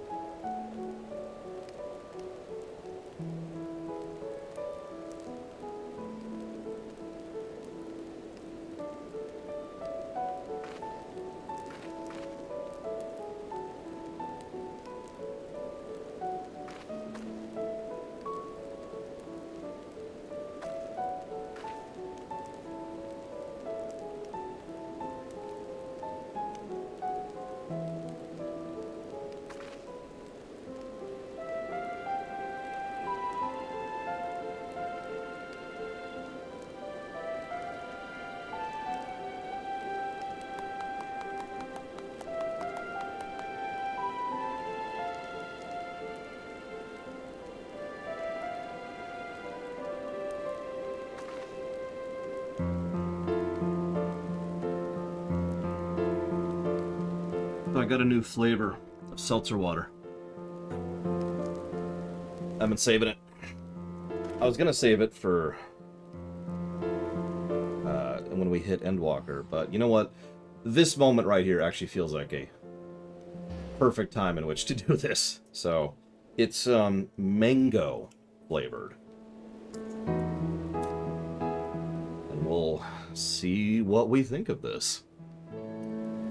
And yeah, Lunaruth does have the twinning unlocked. I've kind of hyped it up for her. I hope she's not disappointed. Oh, it smells good. Oh, I like that smell. I love mango. Mango's like right up there with pineapple for me. I love tropical fruit. Oh, that's good. Oh, that's good. I like that. Just enough of a flavor while still being seltzer water. That's great. All right, I'm going to finish typing up my notes here. I haven't had a papaya in forever. I'm not sure if I like that or not. Where's my notes? My notes. And yes, by the way, everyone who goes to the twinning is going to get a free bow. So, I've been thinking about how to parcel out the story positives for Eden. I think what we're going to do is going to get rid of this, do this, and I'll type up more notes about this, but the terraforming thing in general is a great plot thread, so it's a good central plot. I love Thancred and Urianger being the dads. I love Reen's connection with Gaia. I love the fact that they use Gaia's memory thing better than, frankly, a lot of games do. E12 gets its own story positive, if nothing else for the bridge. E12's outro gets a story positive. Gaia gets her own story positive. And the connection between Reen and Gaia gets its own story positive. I'll type up more notes on all those later. But to give us an update on the HUD, let's scroll down to gameplay first here. So our gameplay negatives are up to 33. Just gone up a little bit. Our gameplay positives, my god, are up to 79. Jesus Christ. Story negatives I don't think have changed. Yep, no new story negatives. And story positives are up to 154.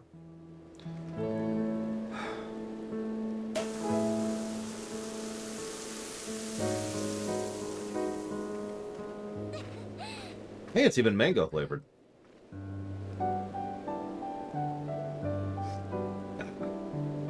Yeah, no, Shadowbringers is legit. You know what's funny? I bet you money right now. Check me in like a year or two when we do the stream. I bet you WoW Legion will be the inverse of this. Like 150 to gameplay and like 70 to story. What do you want to bet? Because I keep comparing Shadowbringers to Legion. And for a lot of reasons. But quality is one of them. Just sheer quality. Just nailing it on so many gear. So many pistons. Nailing it, timing-wise, so well and so right.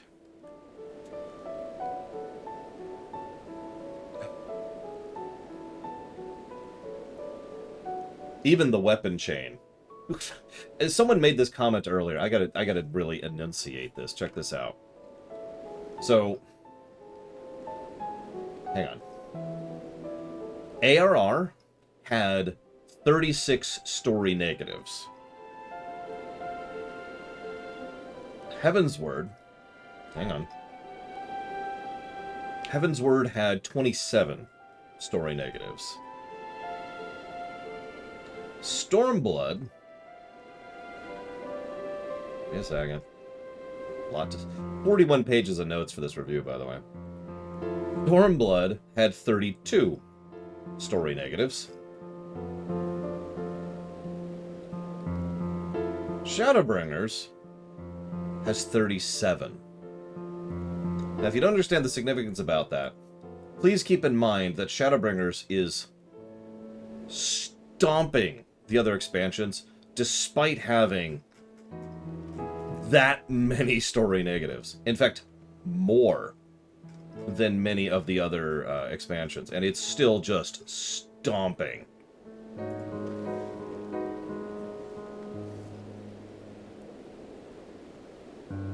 And that's exactly how that should work. More opportunities to try more things means more possibilities for positives and negatives. But yeah, End is going to be substantially shorter because literally we're only reviewing like a portion of End. Probably like half, maybe.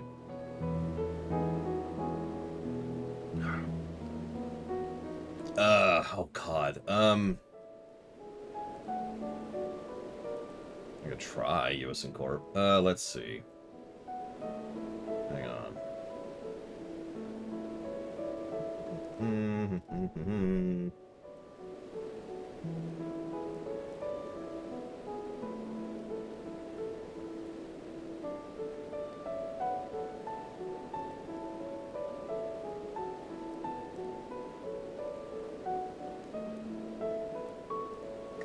98 gross story positives for just 5.0.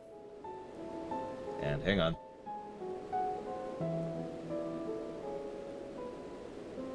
$17 gross negatives to story. Oh, we're good? We're good. All right. Boom.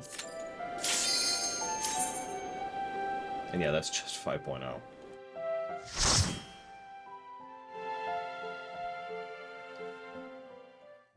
So I don't remember anything of this dungeon. I've only done it once. That does not estimate. That's just 5.0 MSQ, nothing else. No side quests, no optional dungeons, which I guess we just started. No roll, nothing. No side, nothing. No nothing, nothing. Could someone fix the frickin' reception? Jesus, there we go.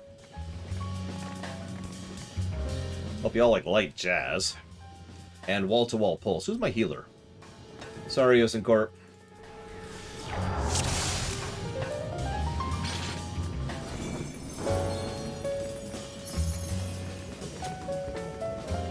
Shouldn't be here. The beast has broken free. It's released other specimens. The Words of Mitron is the name of this area. Oh, wrong way, wrong way. Damn it. I'm smart. God, look at how huge these academy rows are. And they just had the... Oh my god, that's just following me, isn't it? Yep! So you can tell this button, speaking of which. Okay, this is more trash than I thought, so I'm about to die, but that's okay, but it's all good. Yeah! Time to die. We don't even have all the mobs yet, because they haven't even caught up to us yet. They're still not caught up to us because they keep stopping to cast at us. That's how bad it is. Let's pop this button, and then this button, and again, and again, and again, and again. Oh yeah, let's pop that button. That button, and that button, oh yeah, let's go ahead and hit that button while we're here. Oh wait, no, it didn't go off, no, it didn't go off! It didn't happen! Holmgang didn't pop! I don't know if you saw it, I clicked Holmgang like 3 times, it just click, click, click, and it didn't actually cast! And you're probably thinking, but it was on cooldown when you died. Yeah, the problem is, I realized it didn't pop too late. I was like, oh, okay. Oh god! It's okay, I'm a warrior. I've got this. It's fine, we've got this, we've got this. Mr. Red, if you want to do it again, I'm afraid you're gonna have to tank. We all know Dark Knights can't do what I just did, and failed at, I feel like adding. Sorry, Lunaris, sorry. Listen, I was peer pressured into it, okay? I had to. I had to. They said they wouldn't be my friend if I didn't do it.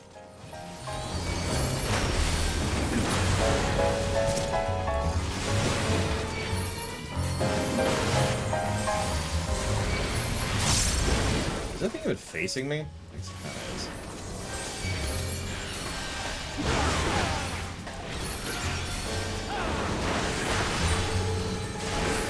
This thing just, this is just an irritating mob to tank. He's just like, I'm gonna sit here and cast like a dick. I'm a dick. Screw this jackass. I'm out. Peace! Alright. 2-pack instead of 3-pack. Let's do it. Let's do it. Hang on, let's make sure they're all looking at me. Let's make sure... Oh my god, I hate warriors so much. Okay, there we go. Now let's go. Can he just... It looks like that actually interrupted the cast. Holy crap. This button. This button. And this button again and again and again and again. And again. And again. Oh, it does not want to go off. Oh, that's why, because it needs a target. That's why it didn't go off last time. God, Home Gang is the worst. God, this class sucks. Who would even play this class? Ugh, I spit upon Warrior. Okay, for real, I'm actually out of cooldowns. Yep, nope, I'm dead. Completely out of cooldowns.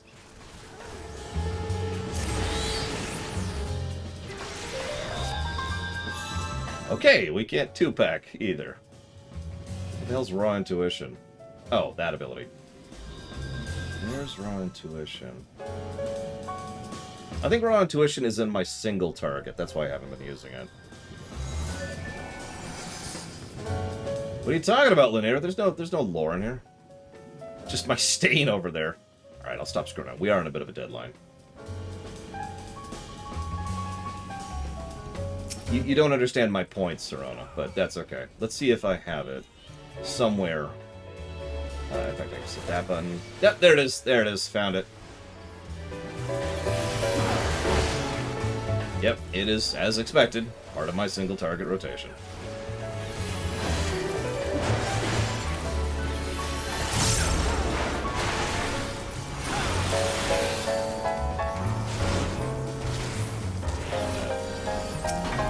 Come to me. Okay, in all sincerity, I do like Warrior. Obviously, I've given it several positives, but one thing I absolutely despise about Warrior is Overpower. Overpower sucks. Overpower is a cone AoE that requires a target. Just everything about that is wrong.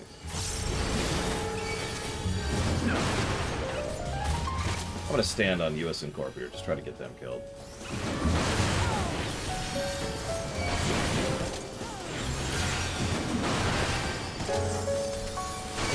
That's what I was complaining about earlier.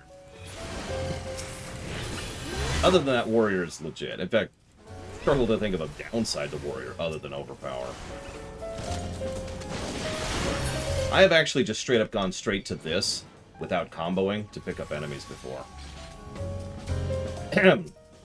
The Hall of Learning was established in honor of our first Mitron, a scholar renowned for her exceptional contributions to our marine biosphere. It is here that many ichthyologists seek to follow in Mitron's footsteps and engender sea creatures characterized by traits both unique and beneficial. Diversity is the key to a robust star. The ocean is the soup of life. We must endeavor to enhance its richness. Such were the words of Mitron, and they guide our research to this very day. Good night, Giga. Do enjoy. Sane polls. Thanks for joining us, Giga. Oh, wait. I've got 2 cookies left. Giga cookie. All right, I'm good to go. Yeah. Bring all the pain.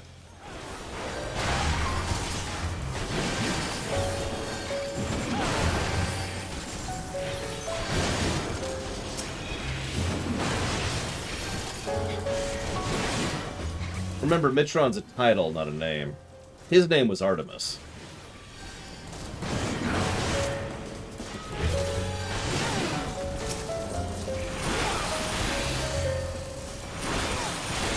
So what do they have? What is different with Warrior? So we've got Nascent Flash, and that's it? There's got to be something else different. Let's see what's out here.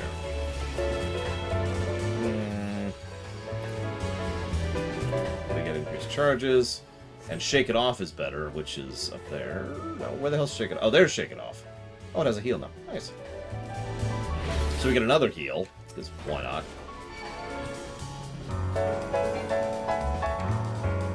Yeah, that just straight up cancels it. didn't know you could do that in FF14. You can do it in other MMOs, but, you know... Other MMOs are good! No, I'm sorry, I don't mean...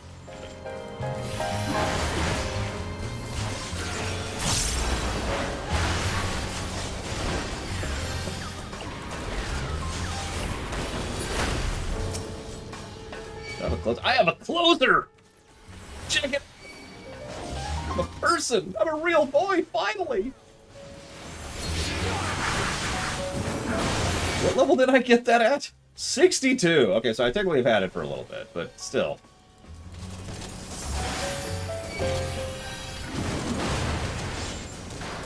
Yep, that review score clearly indicates my opinion of this game. That's right, Paladin's the one who didn't get the closer until Shadow, which is so stupid! God.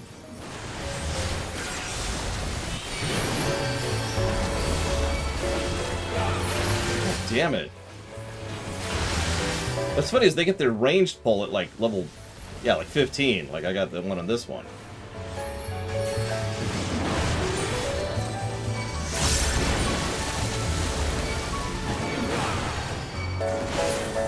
I echo that, Alex. In fact, to be completely blunt, I didn't give a plus to Paladin gameplay-wise until Shadowbringer. I wasn't sure of that walking into it, but reviewing the class at each level range, absolutely, no. Paladin isn't a class until 80. Oh yeah, I have a closer. Yay!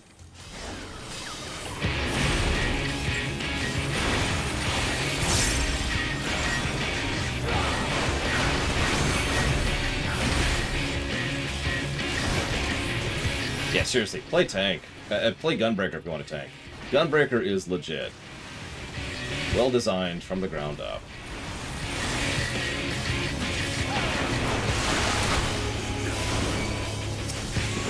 Oh, no, you don't. Actually, this is a Teenage Mutant Ninja Turtle thing. I don't remember that guy. I don't even remember his name.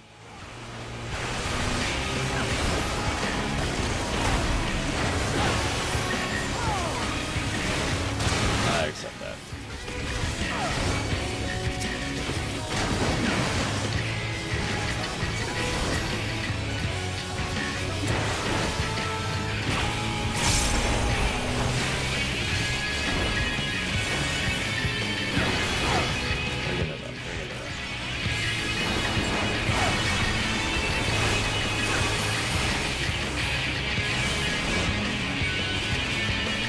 Okay, it's a cone.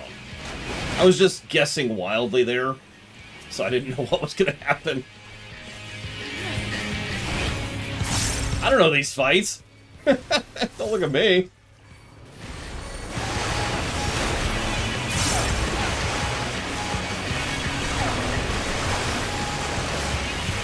Oh, that's going to hurt. Yep, no, I'm dead. Wow. You got this.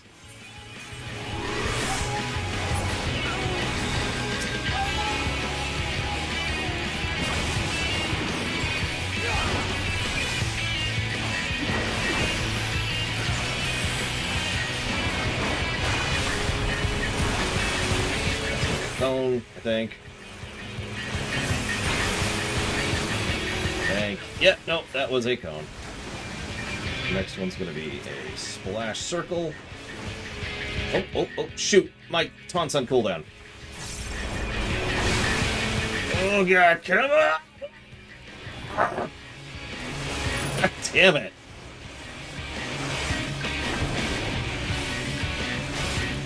Got him! I have not had that problem in this game before.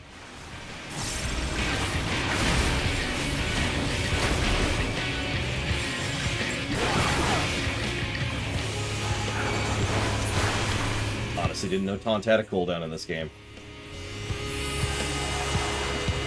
So, I died, right? There's two bosses. As soon as I rezzed, immediately I taunted one of them. And then when they swapped, the other one was still aggro to Lineruth, and taunt was on cooldown. So...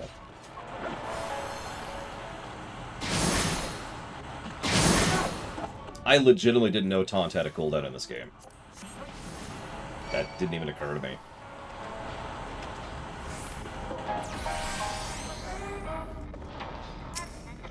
Do you know the original Halmarot, a man lauded for countless advancements in the field of phytobiology, was an avid landscape gardener? He was famed for botanical labyrinths of intricate design, the foliage of which he sought to protect from voracious pests with the inventive application of creation magics, a recreational project said to have the evolution of the world's first carnivorous plants. Students of his research later expanded on those early techniques and successfully developed an extended family of ambulatory flora. If you too wish to set down roots in this fertile field of study, hearken to your words of Halmarot and submit your application to the Academia.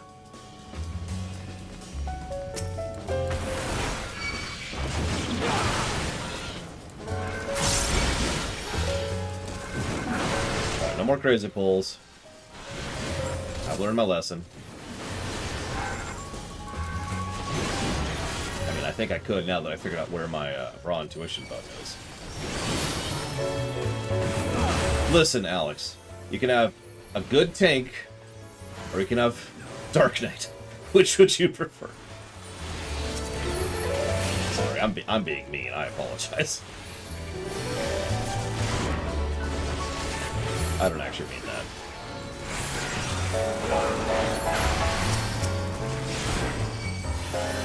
When was that? I forget which exact time it was historically, but there was a point in time where I was sitting down and I did some hard research on what at the time was the endgame meta. And Dark Knight was just so far behind Warrior and Paladin. This was before Gunbreaker. In every way. In every way. I was just looking at it like, wow. I hope... And my first thought was, I hope they fix that soon. I don't even care. I wasn't invested. I just... That was such a spread, you know? Okay. This. And this. There we go. And yeah, I think you're right. I think that was Stormblood. I know it was before Shadow was even out. Obviously, I suppose. Anyways, Warrior's awesome. It's certainly no Gunbreaker, but it is Warrior. Hello.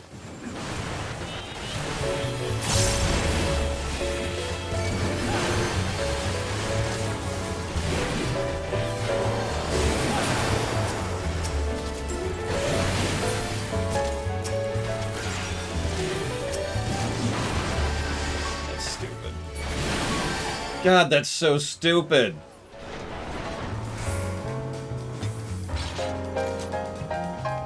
I don't know how many people were watching my health when I decided to, just out of curiosity, to pop Raw Intuition while all of them were still up. Low on health, but all of them were still up. And it was just boop, boop, boop, boop, boop, boop. Like on a tank's health. Just jumped up. What the hell are these things? God, that's stupid. Like, I like Gunbreaker, but Warrior is silly. And what, honestly, Dark Knight should be. Like, I'm sorry. This should be Dark Knight. In gameplay. This is what Dark Knight should play as. I've said it before, and I'll say it again. Especially here, at 80. This is exactly what I picture when I picture a Dark Knight. What did we do Paladin on? It was today, wasn't it? No, that was 2 days ago. What dungeon did we do Paladin on? Because it wasn't the Matoya, that was Dark Knight. Whatever, just look at me. Oh no, I'm slightly injured. Here, let me fix that. Oh, stupid. No, it was a dungeon. I know we did. Because it was a big deal that I finally gave a positive to the class.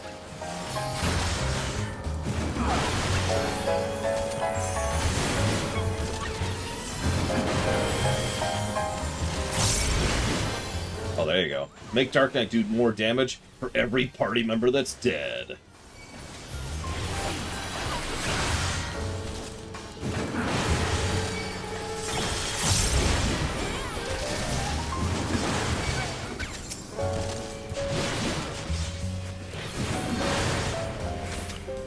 When did we do Paladin? That's a good picture, by the way, Zero. No, I swear we did Relic as Dark. Was it Cosmos? Yeah, you're right, it was Cosmos. You're right, you're right. Hey, look, it's the guy from that one raid that nobody likes. We actually did rate that raid pretty badly.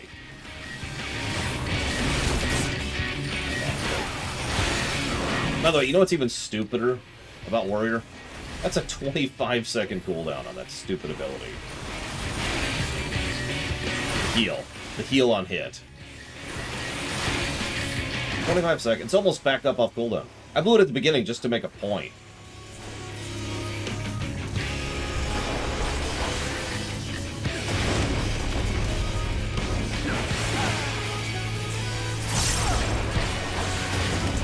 Yeah, I've still got this. I can just pop that. There we go. I'm topped off. I'm cool. Everything's cool. Damn, Warrior. Like, I'm fine with classes being cool and awesome. I really am. But, like, I want every class to be awesome. You know me. I want everyone to have fun. That's kind of my thing, really.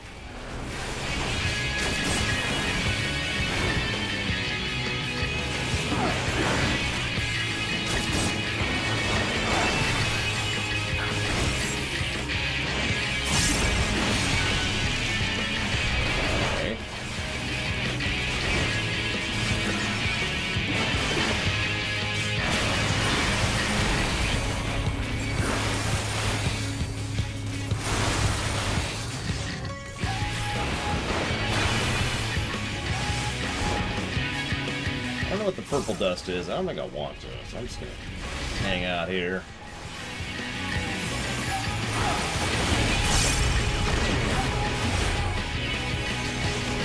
Me. I'm gonna punch something in the face. So I can do that as a warrior.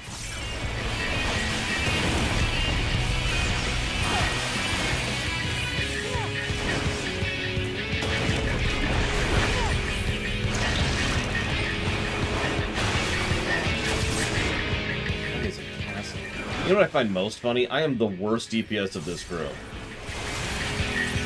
I'm okay with that. It's just funny to me.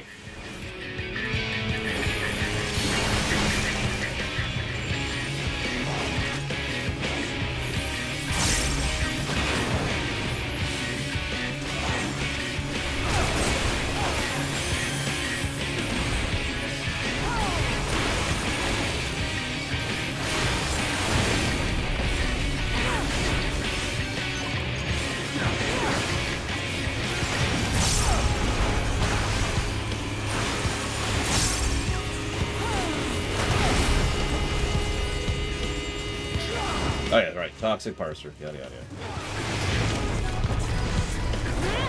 Ironically, I feel like I'd be doing more TPN if I was a Dark Knight.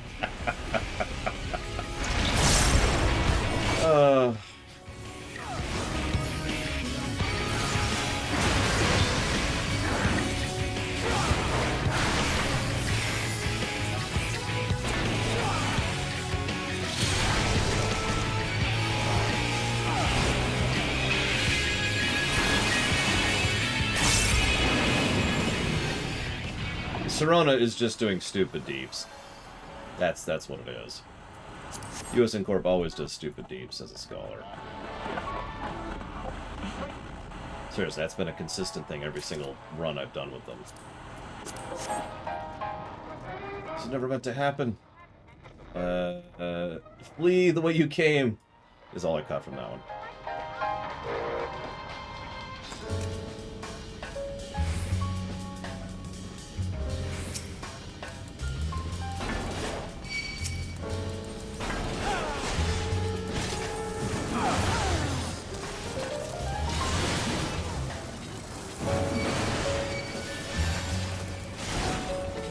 Listen, Dark Knight just needs a total overhaul. Completely. From ground up. There you go. Boom. Fixed it.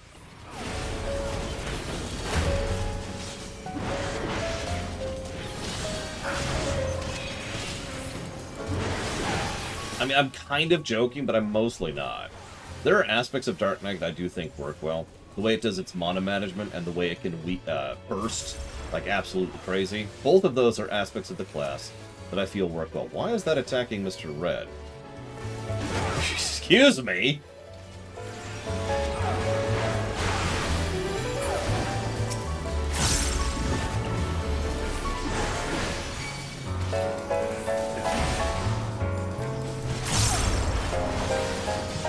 I've got it. Okay, so let's make Dark Knight a DPS. I'm gonna shut up about that. I wanted to do the joke one last time.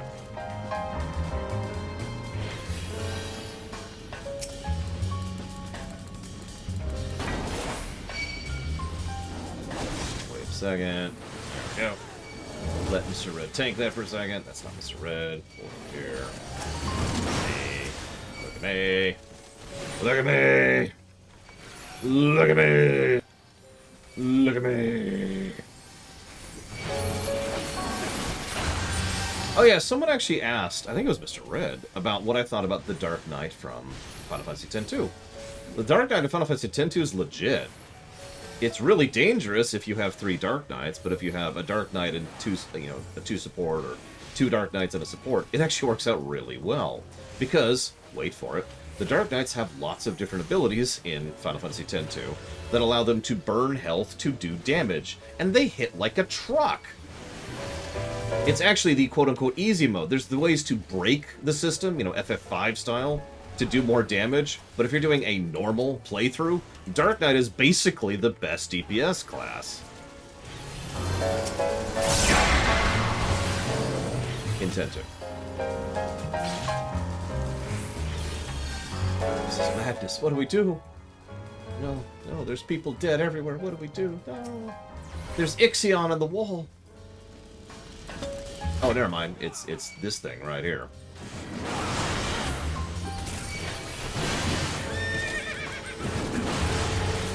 It'd be more accurate to say that in X-2, the Dark Knight has several abilities, all of which burn health to do damage. It's just, there's specific nuances of it, right? Like, there's the big AoE, and then there's the ignores armor attack, and then there's the buff your next attack thing, and blah, blah, blah. When I was designing the Fell Knight in my setting, for my D&D rule set, I was actually basing it in many parts off of the X-2 Dark Knight. You turn your health into killing the enemy. Directly and gradiently. Quite frankly, if you want to ask me how I designed Dark Knight, I would take my Fell Knight and turn it into a Dark Knight. Because the way my Fell Knight works, again, this is hard to do in a game sense, but the way my Fell Knight works is you decide how much health you burn into damage. So it's not just health into damage, it's however much health you want to burn, in whatever order you want to burn it, right? Like, it's a gradient thing. Anyways. The instances of spontaneous creation occurring in the lands across the ocean are now a confirmed phenomenon. Hey, it's the Lavos stuff. Seemingly unguided by conscious will, these aberrations are said to manifest as malformed beasts of nightmarish aspect and unrestrained ferocity. High-ranking phantomologists have been dispatched to afflicted areas where they conduct the capture and transport of a single entity. The specimen, characterized by a disproportionately large maw, was dubbed Archaeotania, and investigation into its etheric composition is ongoing. A theory posited by the esteemed La Habrea suggests the shape of these fiends assumes is not random, but rather an amalgamation of the fears which lurk beneath our rational minds.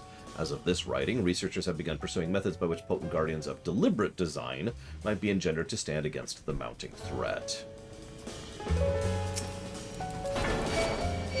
Here's some thought creatures, like you do.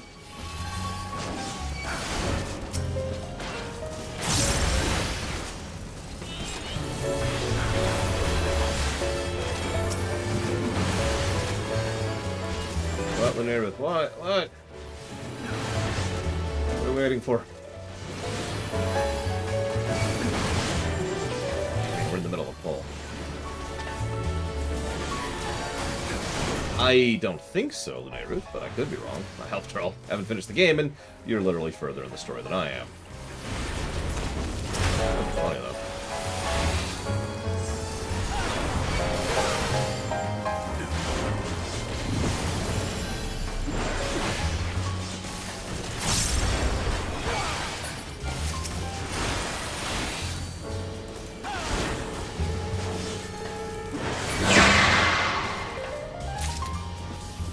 truth be told, if I could just be completely honest, I don't think Dark Knight has any place in FF14.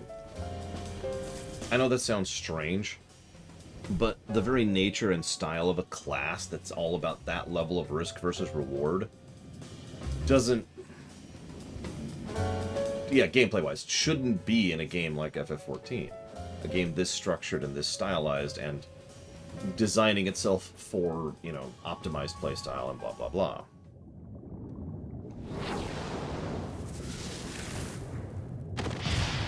So that person just consumed all of their ether to summon something to fight off the nightmare creature. What's a cuddle? Because we gotta have our FF8 references today. But yeah, exactly. It isn't conductive to normal gameplay to play something like a Dark Knight. Now, there are other MMOs I think something like a Dark Knight could work in. MMOs where playing suboptimal builds or, you know, weird, bizarro setups is something you can do. But I don't think that fits with an FF14. Of course, that leaves us with the problem. What the hell do we do with Dark Knight? So, let's assume for a moment that I have promoted you to Senior Creative Director of FF14. Congratulations, you're in charge now. It's all on you. What do you do with Dark Knight, having been given the mandate by me, who is in charge, to fix it, without, just, you know... Okay, I'm saying this wrong. Hang on, let me walk this back a second. You were given a choice. You can... I forget what these are going to do. We have to get these? Okay, I can get these. Just a second. You can... Dark Knight entirely, or you can completely overhaul it into another class. Which do you choose? And yeah, in all honesty, I probably shouldn't take those orbs. Someone else should take those orbs. I'm worthless. Let's get over here. I'm worthless.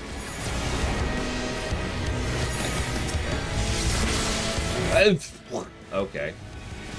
That's cool. I'm cool. Everything's cool. Everything is super cool.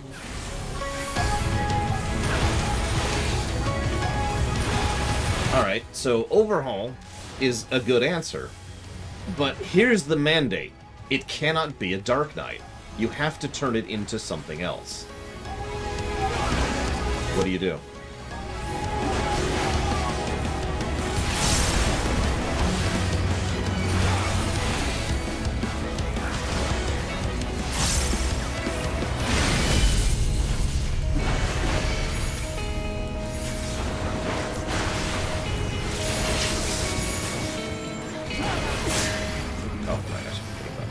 Sorry.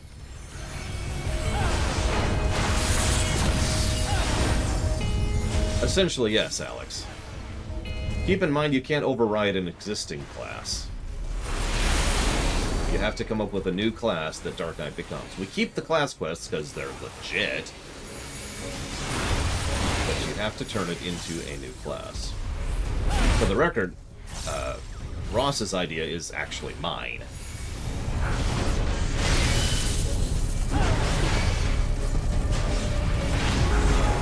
Yeah.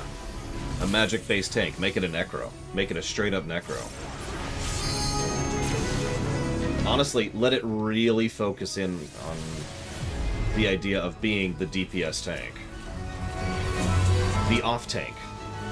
There's nothing wrong... WoW has proven multiple times that there's nothing wrong with hyper-specializing your tank classes. So make Dark Knight the tank you bring when you want to bring a damage tank who can do damage at range. Bam. Done. There you go. The Necro.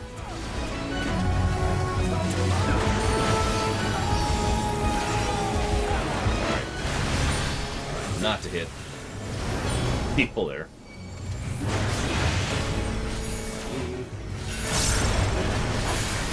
Now, there's other ways you could do that. You don't have to go Necro to go that route. It just kind of fits the existing story arc and, you know, the way they were going with it. Well, that's interesting. That's very interesting. Okay.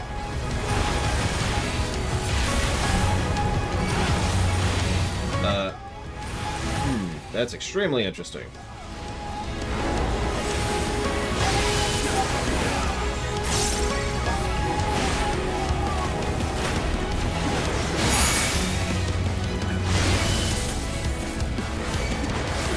Dread, please limit break.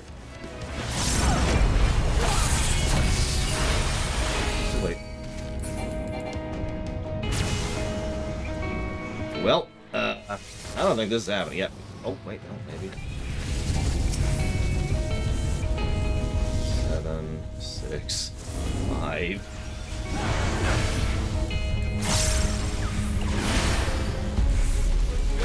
I'm not doing 10% by myself. There's no way in hell. I'm almost dry on cooldowns. Going for it, because I'm an idiot, but, you know, I don't think it's happening.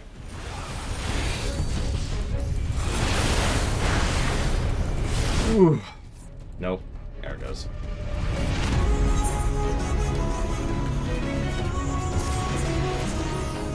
No, the problem was he had 8 orbs. There was a 1 orb phase that I basically was too late to pick up on. So, pick up orbs. Everyone pick up orbs. Everyone wasn't me. I'll pick them up if I have to, but really, everyone should be picking up orbs.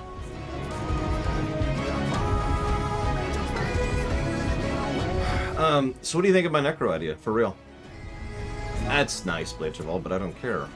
That's not the point of this question. The point of this question is the creative exercise. Also, you know me, I don't give a damn what people think. They must die, and suffer, and scream, and... sorry. What I mean by that is, obviously I would care about people liking things or disliking things. But there's such a thing as listening to the audience too much.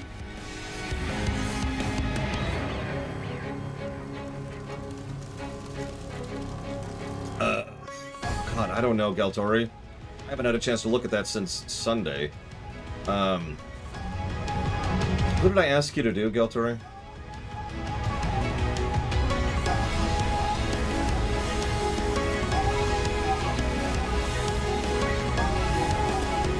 That's an interesting statement, Blade Jamal. Why? Why is a class that's only been presented 3 times in FF history your favorite class?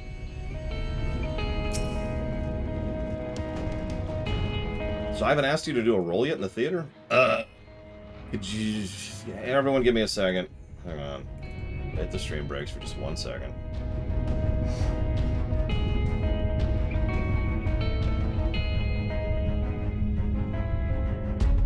Could you do Blue Guard 6? Could you do that for me? Wait, you did do Kindly Armos. But still, the thing is, I'll need you to voice it very differently than the Kindly Armos. Because your voice is very distinct, Galtori. No offense. But you are Garnet.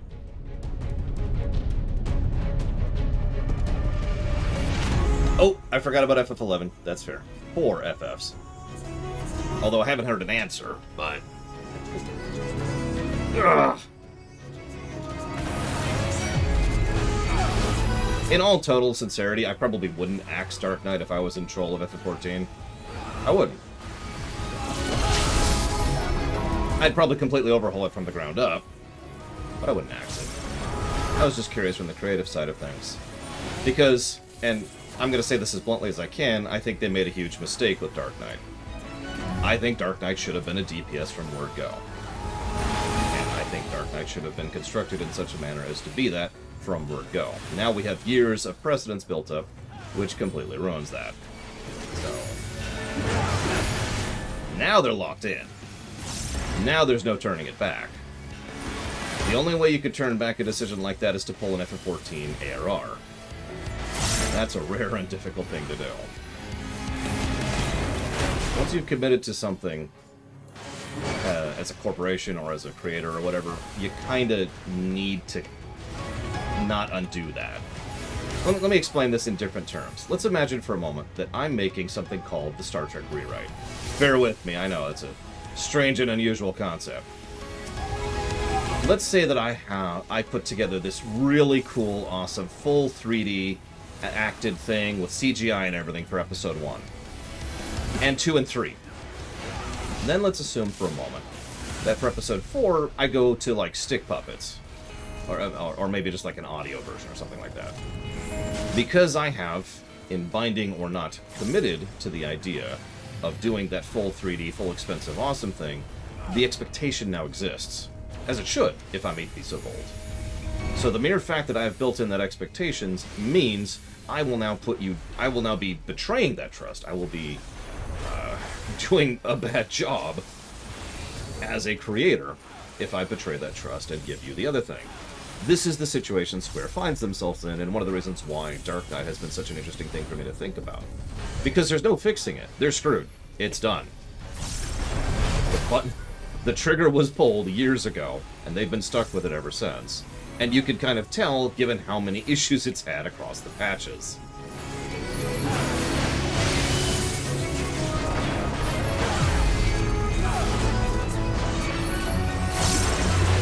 In all in total sincerity, if when I took over the world, I would probably bring in a lot of people into the writer's room and say, give me ideas.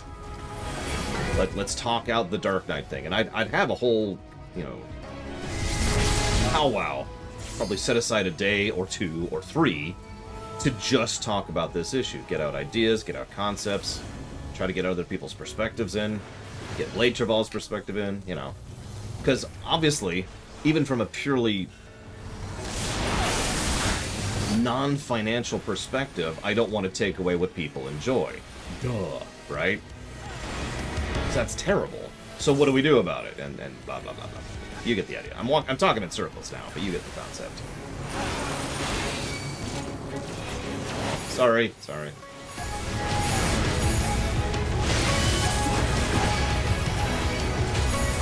I mean, given how well balanced FF14 is in general, I'd say it is a near zero chance that they are unaware of where the meta's at right now, and has been since Stormblood, to go back to my earlier comment. There's no way they don't know about it. It makes me wonder, actually. I actually have a theory about it, too, if you want to hear it.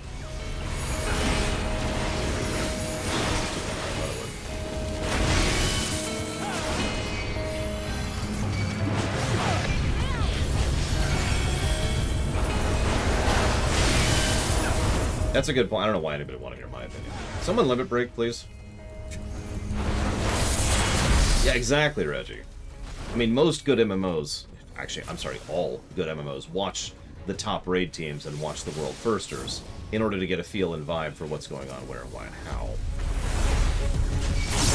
No way FF14 is not aware of it. No way in hell. So here's my big theory. Alex has given me money. I'm not sure why he'd do that, but he is awesome for doing it. Thank you, Alex. As always. I think what has happened, is that there is this giant, just list. Maybe it's on a whiteboard, maybe it's on literally a chunk of paper, and it's a to-do list. And it's all the things that they know are messed up, and someone, probably Yoshi P himself, has to make a specific decision on what to do with, where, and how.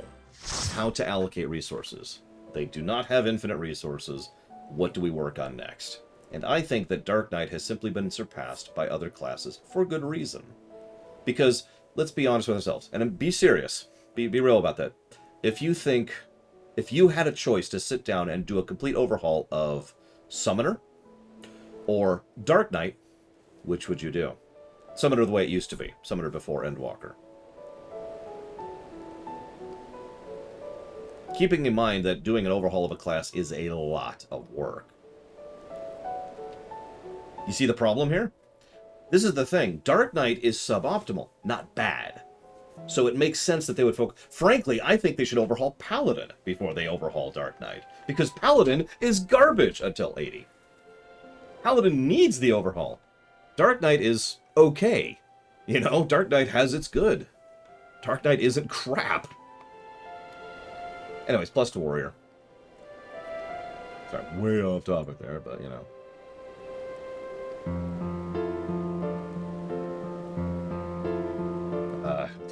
hang on, this list is getting so huge, my goodness. There we go.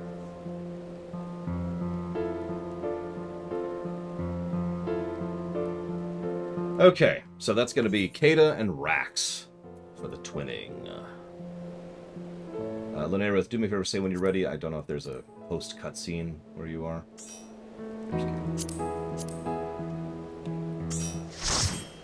Anyways, that's my big theory. I think that they know, and I think it's just not as big a priority because Dark Knight works. Dark Knight is enjoyable. Dark Knight is functional. I give a positive Dark Knight because it's got some good things.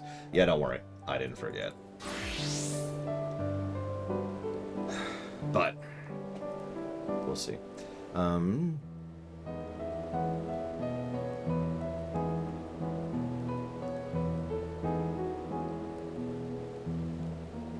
Sorry, I don't know why we got off. Why did we start talking about Dark Knight? Where did we get off on that? Where did that branch begin? Anyways, I kind of want to hit twinning, so ready, check. The Ruth is super not ready. Got it. Oh yeah, tank. Right, we were discussing Warrior, and I was talking how Warrior played like Dark Knight should. Yeah. You're right. You're absolutely right. That's actually on me.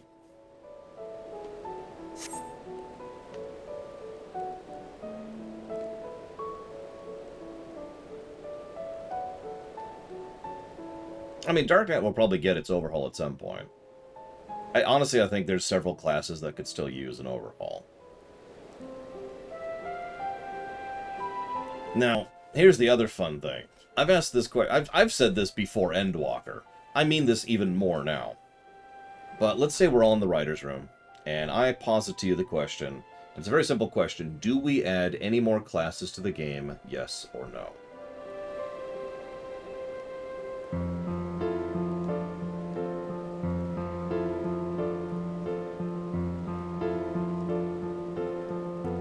Oh, and I'd also be open about the fact that I think there shouldn't be any more classes, so you have to work a little bit uphill to convince me. Now, limited jobs is different. Limited jobs, especially if we allow limited jobs to go into the playground areas, that's cool. I'm with that. Good night, Mr. Red. Thanks for joining us. But full jobs. Jobs that we have to balance and design around raiding and savages. Oh, and all that fun stuff. Ladies and gentlemen, can I get some horns for this?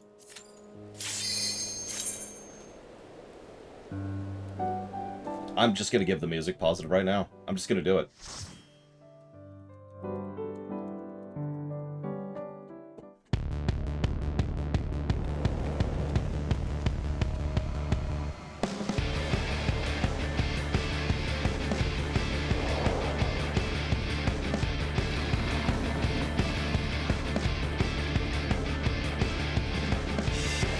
I hope you like 3 different bangers all mixed into one.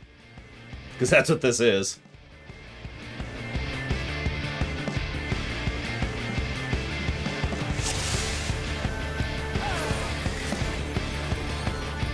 I said I'd explain time travel, and I will. One of the things that we talked about with regards to Alexander, and I kept kind of waffling a bit on it on purpose, because I knew this was coming, was the idea that Alexander was actually Type 1 time travel. A quick rejoinder.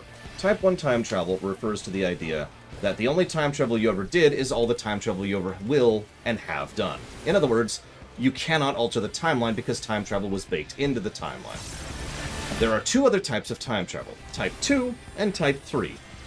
Type 2 refers to a single timeline that is malleable.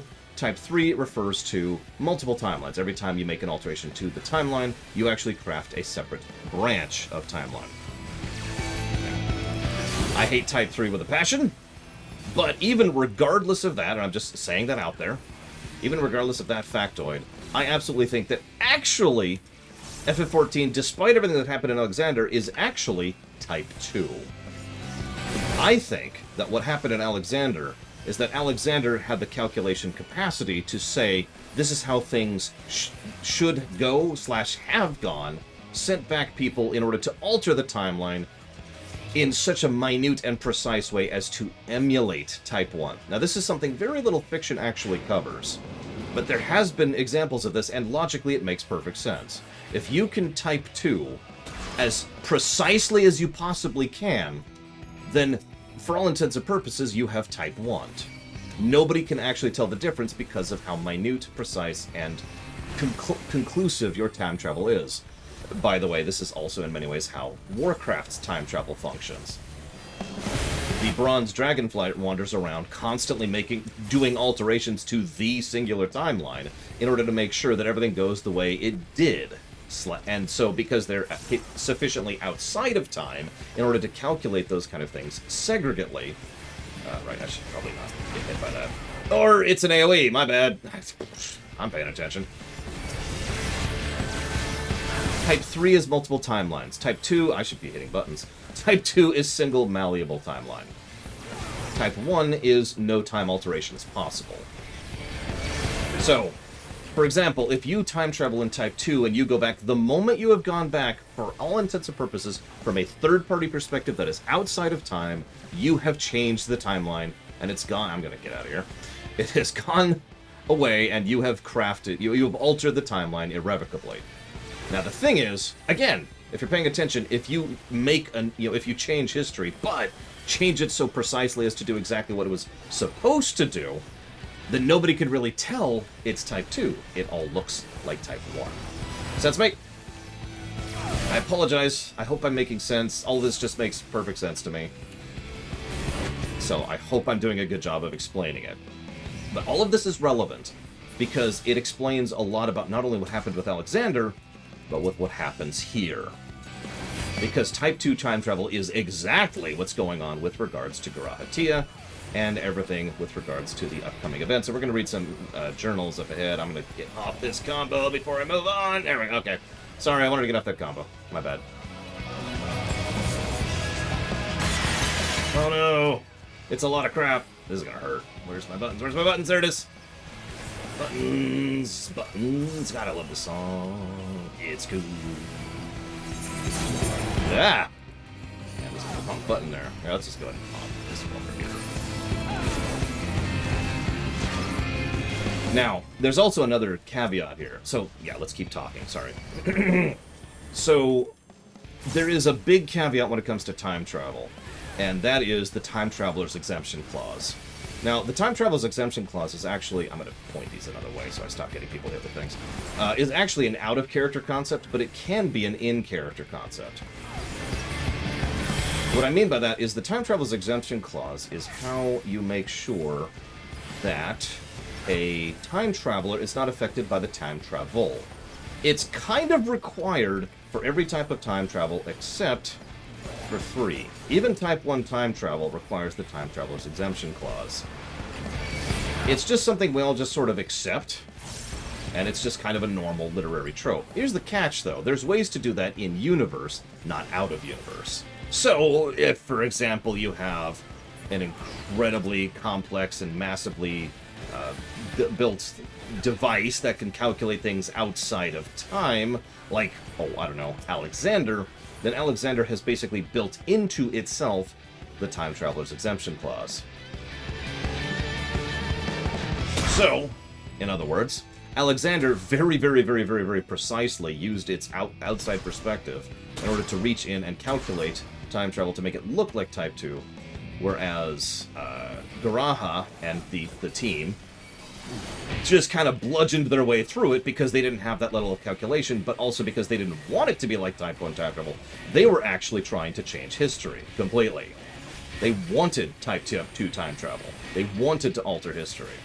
And it was only possible because Alexander allows for Type 2 time travel. With me? That's the theory in a nutshell. I don't remember how this fight works.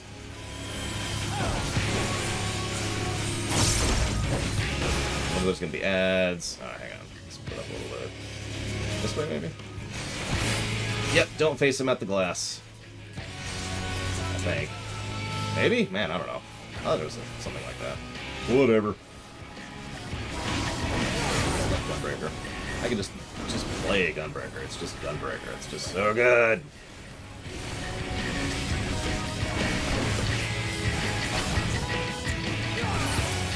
Yeah, I know. By the way, congrats, Lunaruth, for successfully not getting that glass hit. I don't know how the hell you managed that, but Jesus.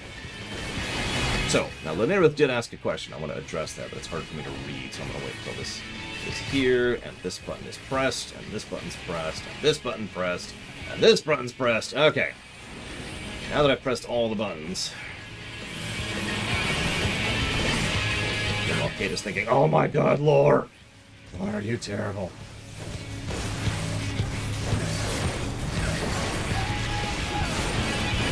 But you know, I'm the worst tank in the game. Okay, so we're gonna move him out of this a little bit. Come here. There you go. I was gonna do this thing again, probably. Yep, there we go. Yeah, so remember, don't face them at each other and don't face them at the glass. Good job. But yeah, that's exactly right, Casual. There's Type 2 time travel through Alexander. Now, the Rift kind of bypasses time a little bit because the Rift is a narrative cheat. Let's just call it what it is. Over here a little bit. Whoop! I got a little bit too close there. That's on me. That's okay. I didn't think I was that close. That's funny.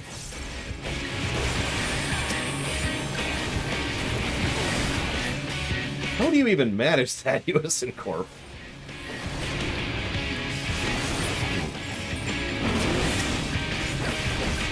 I gotta be real. I didn't even realize he had a cleaver, otherwise I would have positioned him more carefully. I apologize.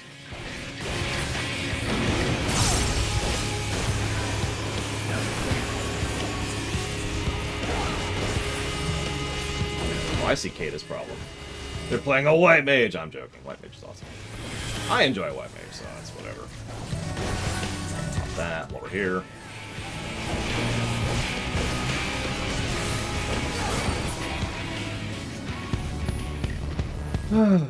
Yeah, no kidding. It was in corp. Anyways.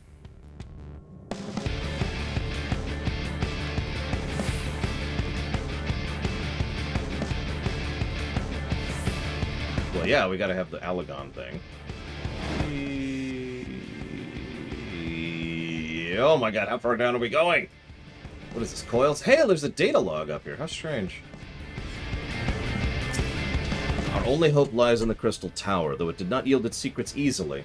Even opening the doors was a monumental undertaking. Without the Founder's data logs and the NOAA reports left behind by the Sons of St. Koinok, we never would have stood a chance of succeeding. None of us were prepared for the spectacle that awaited us when we first stepped into the tower. To be surrounded by the marvels of a lost age took our breath away, and there at the center we found him.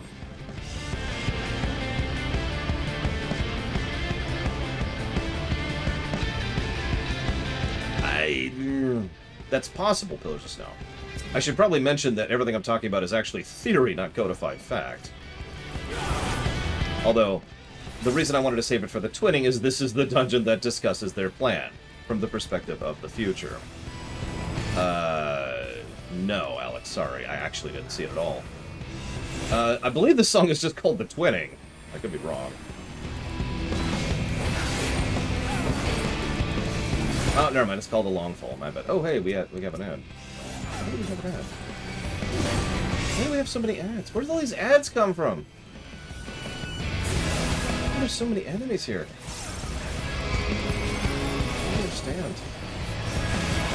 So anyways, let's talk about Gunbreaker briefly. Super quick here. Actually, Lady Luck, believe it or not, Paranoid, although I was also fond of Dark Knight. But Lady Luck is what I would use for most of my New Game Plus playthroughs. Low damage, high crit chance, actually turned out pretty good, all things considered.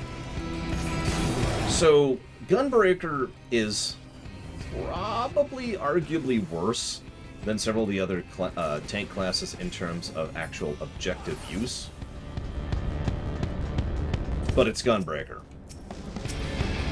So to explain that a little bit, at one point in time or another, the developers sat down and said, you know what we should do? Rather than designing a tank class, let's just make a DPS class and give it tank abilities. And that's what they did. And that's Gunbreaker. I know I've said this before, and I will probably say it again, but that is Gunbreaker in a nutshell. In terms of structure and design, it is a DPS class. That's funny, Pillars of Snow. Did you like it? Like, it has a base combo, which isn't that much, but it also has multiple other... It's got an ammo thing which you build up via both combo attacks and buttons, which allows you to spend on big hitting abilities.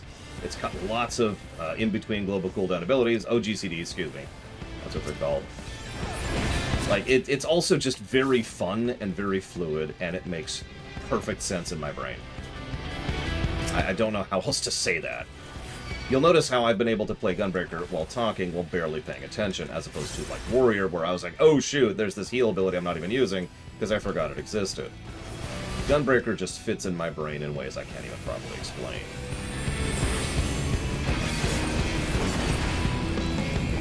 That being said, Gunbreaker doesn't have quite the same type of cooldowns that the other ones does.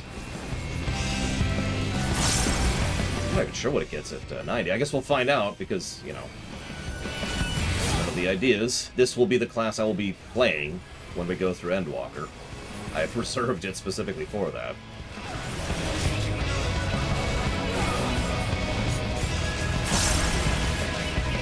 It does have a functional invuln, so it's better than, you know... Super Blade right now. Where is it? No! I couldn't remember where it was. I have Super Blade way over here. There it is. Specifically so I don't hit it.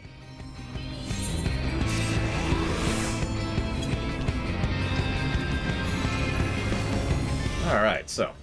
This is interesting. Let's grab this, and go over here, and just kind of start doing our own thing.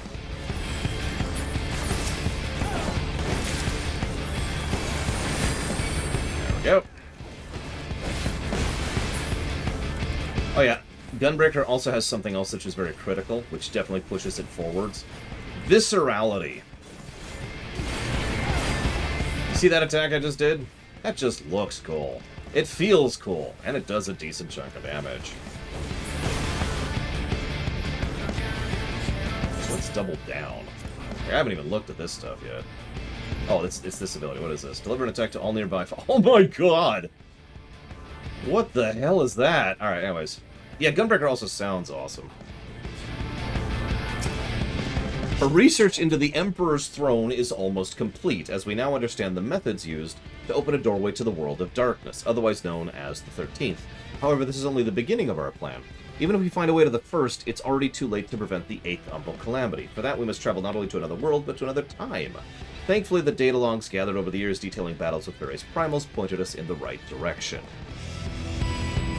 So what these data logs are sort of detailing as we go through here is how they were able to take information and knowledge from a huge amount of stuff we've gone through in lore and combine them to sort of jury patch fix rig a way to travel through dimensions, space, and time.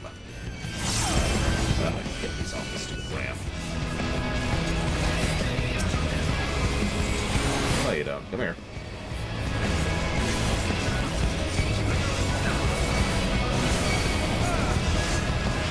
Like, just this move, right? I forget what this whole combo is, my 2 and my 3 buttons that I use on cooldown.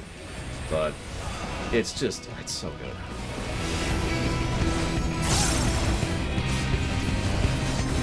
Yes, I'm doing Endwalker with Gunbreaker. This is going to be my main quote-unquote class. It kind of is my main class. This and Dancer and Samurai are essentially my quote-unquote mains. Oh, and Sage at this point. It was Astrologian, then it became White Mage, and now it's Sage, because Sage is really good. But unfortunately, I can't review Sage yet, because of obvious reasons.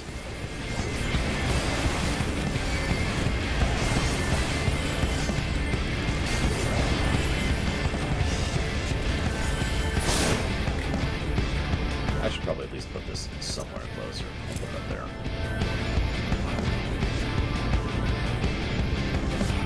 Wait, I sense another data log. Just as we thought the pieces were in place, we came to the realization that traversing time and space has its difficulties. It is one thing to possess the technology necessary to enable such a feat, and another to actually perform it. The interdimensional rift, as it was called in the Founder's data logs, is what I can only describe as infinite chaos. To navigate it would take expertise far beyond our ken. However, there was a being capable of exactly that, the one known as Omega. And yet, despite all our research carried out, the mystery of how it was able to cross the rifts remains unsolved. Hang on. Mount Hyjal, with or without raid, let's see. I don't understand the Mount Hyjal reference, but that's because Mount Hyjal isn't actually a part of canon. Because stupid. It's the only raid in all of WoW that isn't actually part of canon. It's so dumb.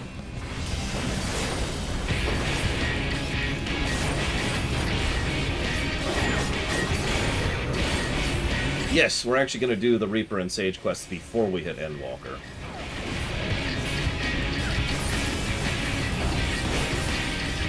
Probably Lunaruth.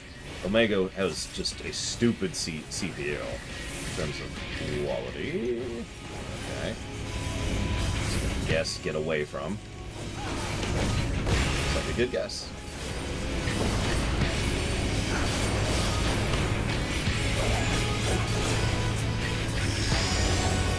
Sure. That's cool. I'm cool. We're all cool here.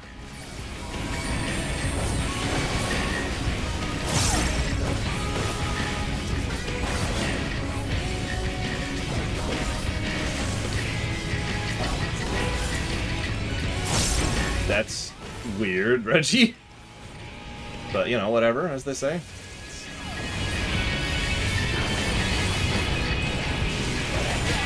I will also say, as a personal note, while I find a Reaper very cool, it is a little bit too much if I'm just being honest with myself.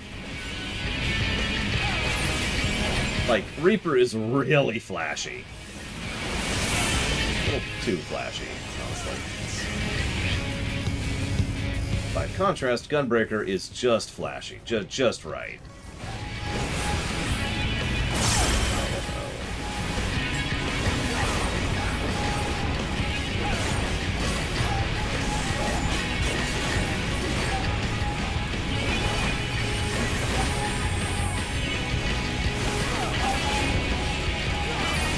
Oh, I love Reaper.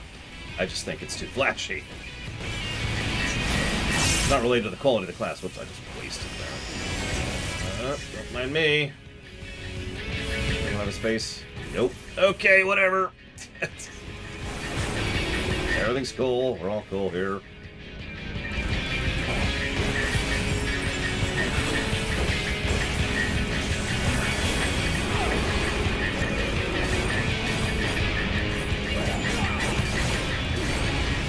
I barely even remember the Gunbreaker story arc. I know what we are. We're bodyguards. Boja bodyguards. But, you know.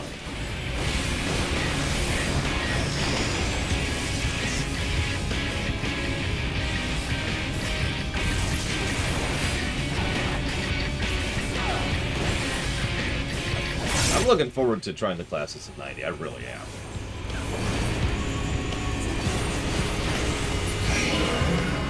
Unfortunately, that's going to have to wait till Patchwalker. Whee!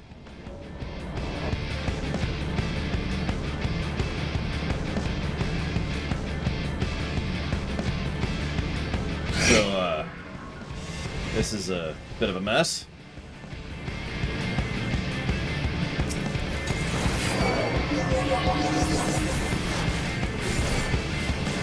Yeah, sure. We'll do a double pull. Just one double pull. Oh, let me pull up the theory. Alright. So, the alternate theory is that I'm stupid and my face is ugly. Well, unfortunately, that's not a theory. But it's, you know, thank you for telling me.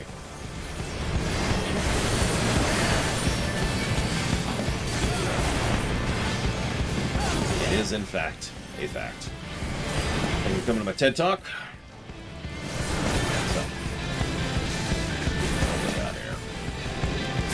Alexander could only function in Type X, whoop, but the method arrived by Cid's disciples using Alexander as a basis ends up being Type Y.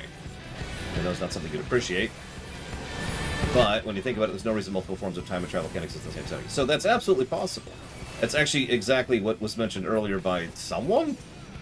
I forget who said that. So, actually, multiple types of time travel existing with the same setting is fine. I will admit it gets messy.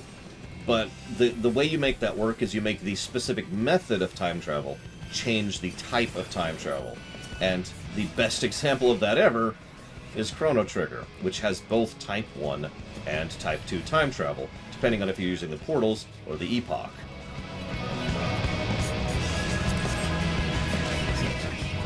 So that can be done.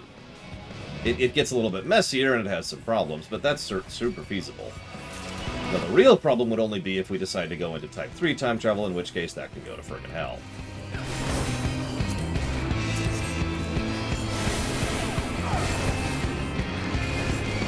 Sure.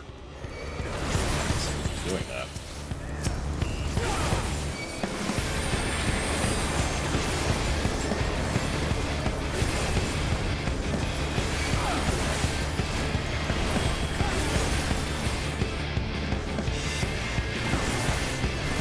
Damn it. Went too early. Well, I think you're incredibly wrong, Alex.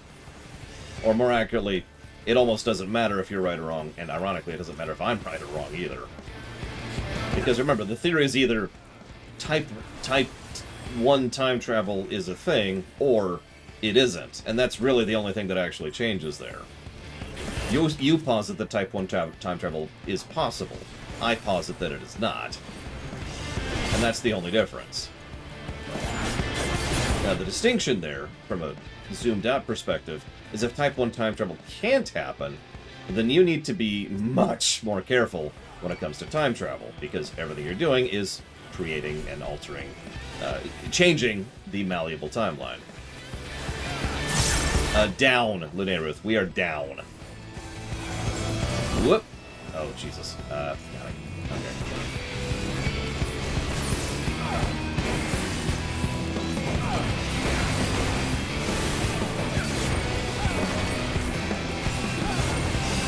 I don't like this song so much, because this dungeon does take a minute.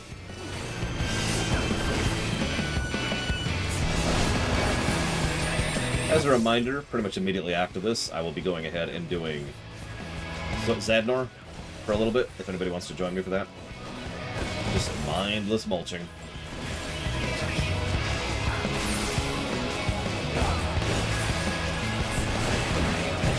Yeah, so... Didn't you see the Boil Buster? Yeah, no, that's... Sorry, I should have pointed that out. That's the Boil Buster thing. So there's Omega. And there's Omega again. There's the Crystal Tower. Another side of the Crystal Tower. And there's a shot of Wedge there, too, if you could find it. Yeah, welcome to the poor man's Alexander.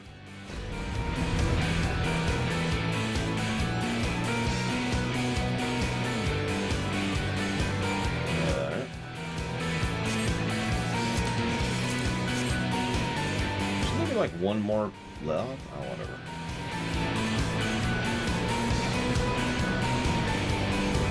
Yeah, custom. So yeah, there we go. There's Biggs. So I don't remember any of these mechanics. Let's go!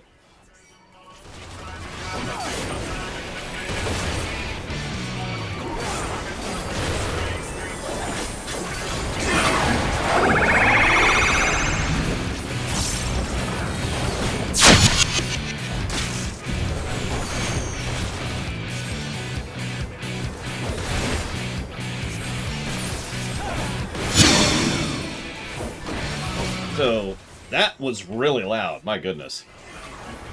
Yeah, that's not Biggs the first. You like time stuff, right? The other one. Let's see it.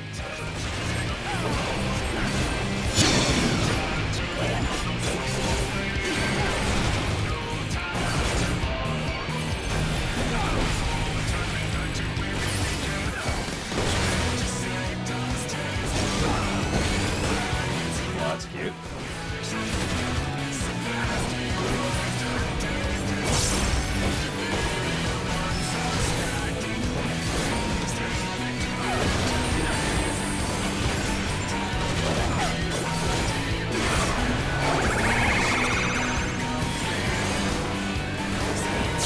By the way, if you're paying attention, this is actually just a straight-up telegraph. It's just being portrayed in a different way, which I think is really cool. My opinion. Of course, we got to keep our visual aesthetic of the fight, which is an important aspect of a fight, as we've talked about many times before.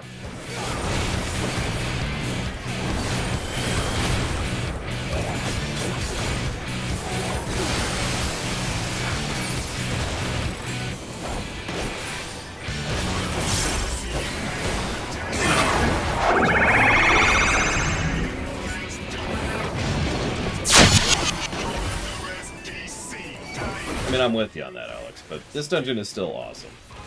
Interesting boss mechanics. Banger music. Okay, I can work with that. Kata can't, and that's probably a wipe, because I don't think I can keep myself alive that long as a gunbreaker.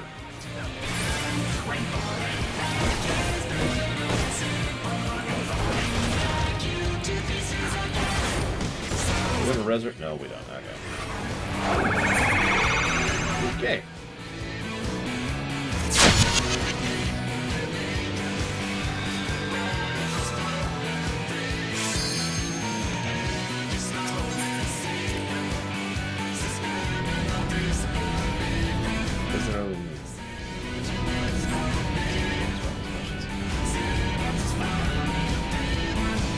You got this, Rex. You got this, Linnea Ruth.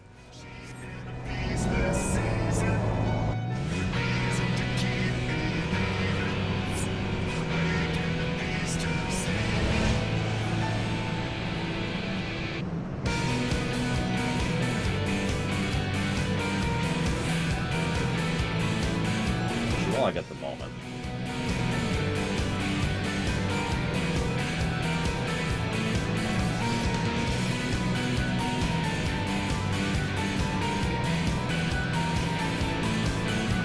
But I actually never noticed the Garland Ironworks symbol on the giant engine over there before. The time engine. Call it what it is.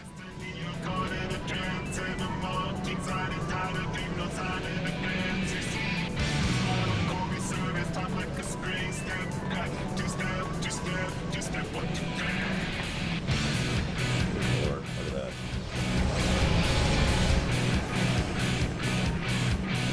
That's up there, too.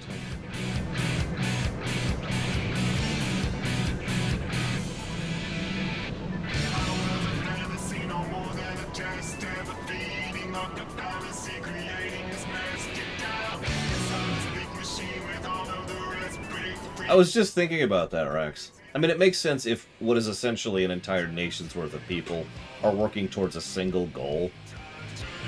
I suppose I should mention the final reason why I don't want this to be Type 3 time travel. It is still possible this is Type 3 time travel, although there is absolutely no evidence of that. And that would be because if this is Type 3 time travel, then all of this was for nothing. All those people put all that work and all that effort in for nothing. Yeah, it makes this extraordinarily depressing, exactly. Yeah, I'll actually do a call off. Oh. Yeah, Type 2 is what almost every piece of evidence points towards, and I do tend to agree with that.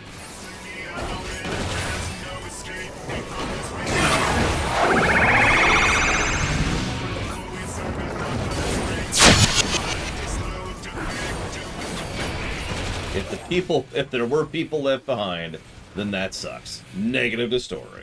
Any questions?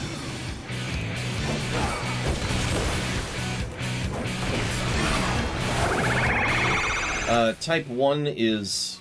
Oh, jeez. Type 1 is the closed loop. All time travel you ever do was always done and always will be done.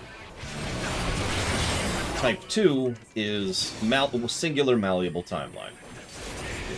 Every time you hop back, you are changing time.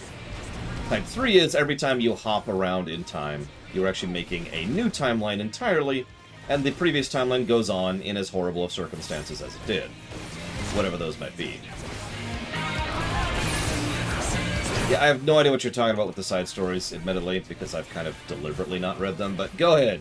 Tell me that it has Type 3 time travel, and I will give that story negative 100%. No questions asked. So go ahead, Alex. I'm ready. I'm ready. Let's do it. Let's do it. Let's say this game sucks, and spit upon it. If it's Type 1, then we are extraordinarily screwed.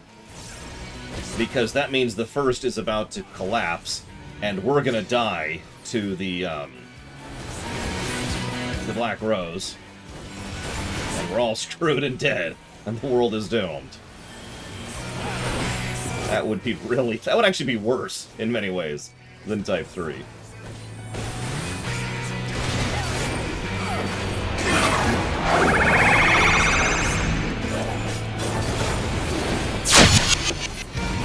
That's disgusting, Alex. I'm just going to say that as bluntly as I possibly can. That's disgusting. I hate that with every fiber of my being. However, I will not give it a negative, even though I really want to, because I'm going to pretend that it doesn't exist, as I always do, because that's how the review system works. Nothing outside the game affects the game. Also, I'm dead.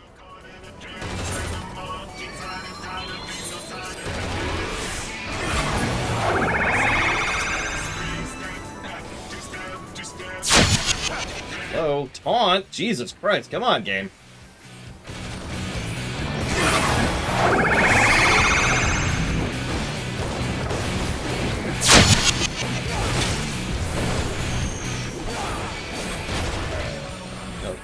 This should be okay. Oh, that's bad.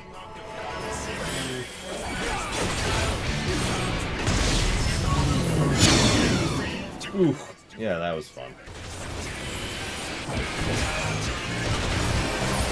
Actually, I take that back, Alex. I should give that a negative.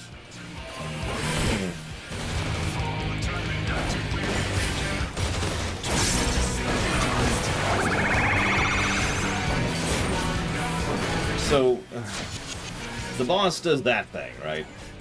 And then you can see which direction the beams are going to go on, and a few seconds later they actually finish the shot, and we have to be in position to dodge everything.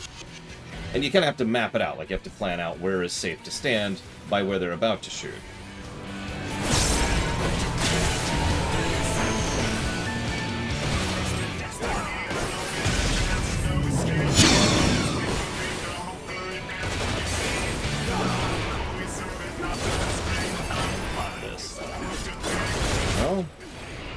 Yeah. Okay. I'm running out of cooldowns, by the way. I'm popping Super Delight. I'm popping Super Delight because I'm just getting my stuff pushed in here.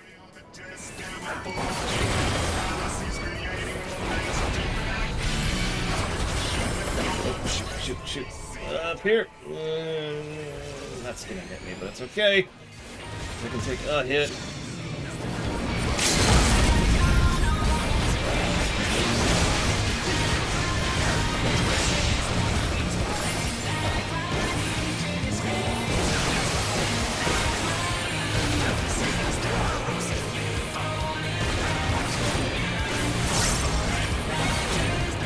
I guess that boils down to, does Chrono Cross deserve a negative, or excuse me, does Chrono Trigger deserve a negative for Chrono Cross or not, is what that question really is.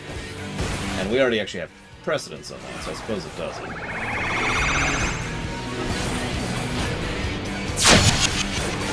Alex unfortunately brings up very important precedents we need to establish, apparently right now.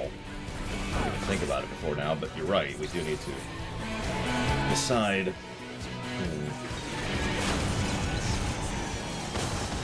No, yeah, Trigger doesn't get the negative, Cross does. We already decided that. This is a little different than that.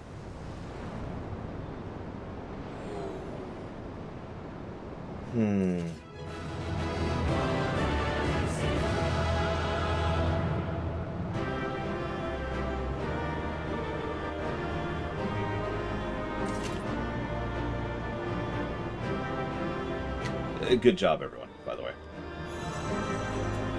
Sorry. I love that dungeon. It's good stuff. Pluses. Just debating something.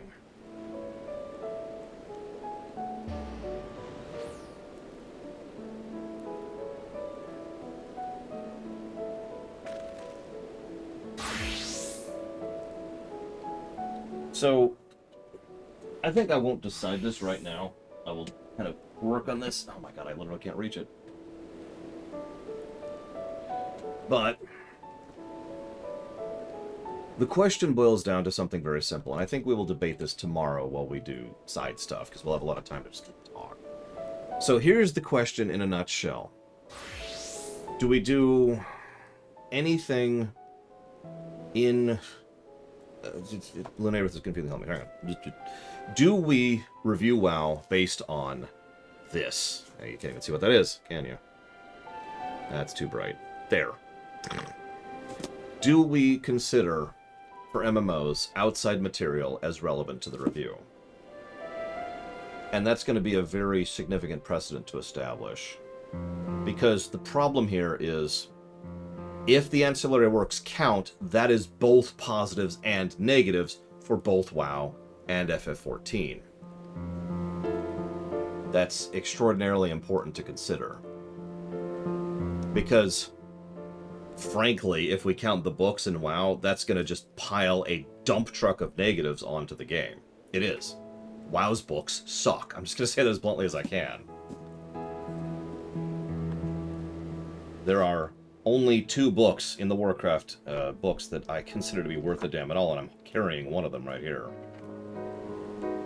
Now, the side stories in FF14 are the same category. Same exact thing.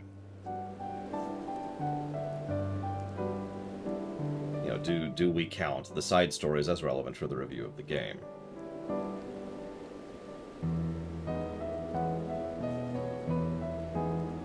Normally, I wouldn't even debate this, because we actually already have precedents for this. I just gave the precedents for this in the Chrono Trigger, Chrono Cross thing. But MMOs are a little bit different. MMOs are a little bit more long-form, and like to put extra stuff in side story. And that's why I'm debating this. The main reason I'm hesitating is because there's a lot of ancillary works for Warcraft, and it's kind of its own thing, you know? And most of them suck, as I already mentioned.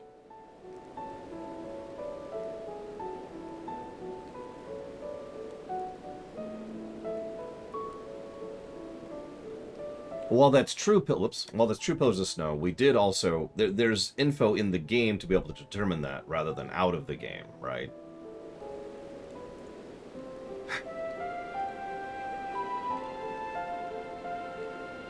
Yeah, well, Madaan's not canon, so that actually works out in our favor.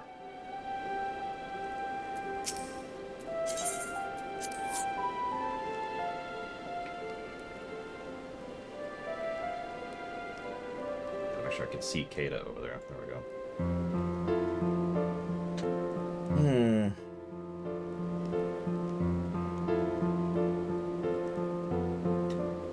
No, we didn't include the extra stuff from Automata. I don't know how to answer your question, Linurith. I'm sorry. Clearly, I'm just not understanding.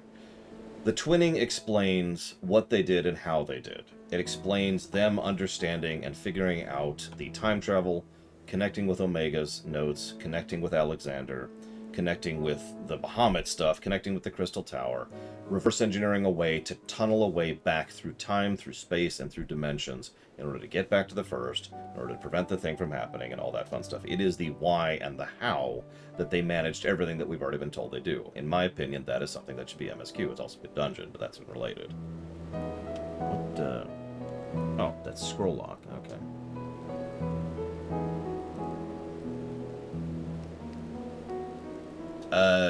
Maybe Lunarith? I don't know.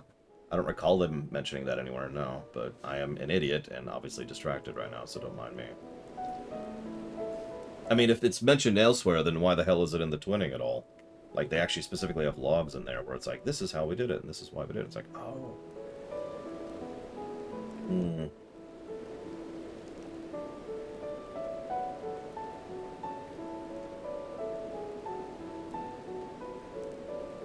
Yeah, exactly.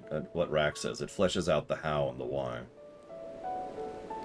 You know, we also literally get to see the engine that they built and the device that was constructed specifically to accomplish the calculation. That was the last boss there.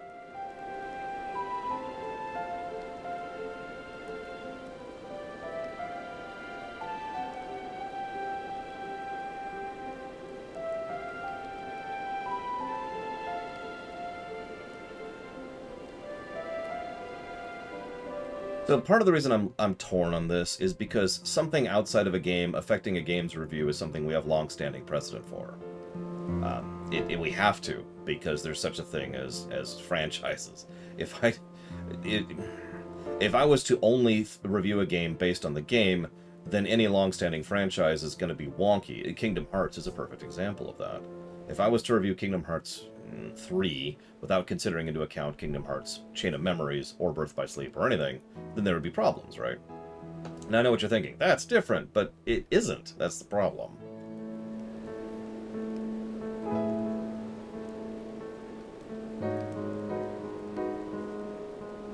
That's why I'm so torn on this. Yeah, and Star Wars games are actually a perfect example of this. Thank you for the example of that.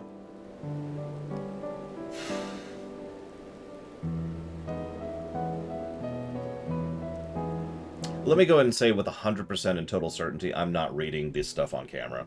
It's not happening. Don't ask. Never happening. So let's just chunk that 100% off the board and leave it as is. The only question is whether or not it affects the review. I just want to be very clear about that to anybody who harbors any thoughts of getting me to read on camera. It's not happening.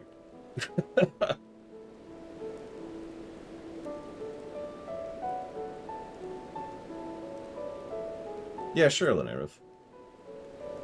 The artifact says, it's Type 3 time travel. That would actually be hysterical.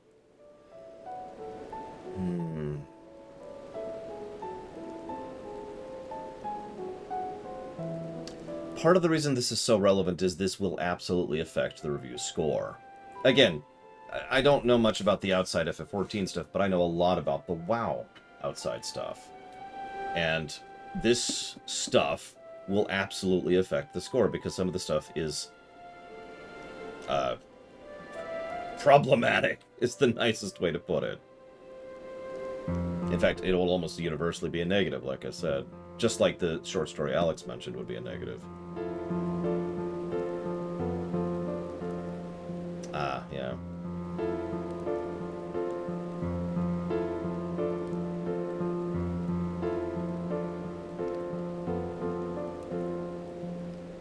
Here's what I'm going to do.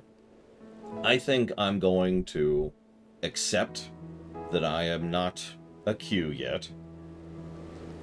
And I'm going to go ahead and just kind of not.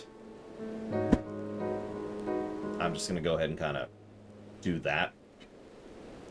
And I think that's just how we're going to do that. There are ways in which external continuity matters. In fact, Tor has gotten external continuity negatives because how much it doesn't fit within Star Wars. And ironically, internal continuity positives because of how well it fits with itself. But the additional ridiculous amount of work that would be involved in trying to tie in how, not just the books themselves, but how the books affect the games, is in a whole other dimension of things that, frankly, I'm just going to say no to. So I think that's where we're going to go with that, and we're just going to leave that as is.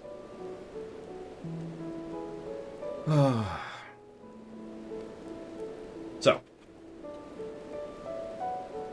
no negative to story.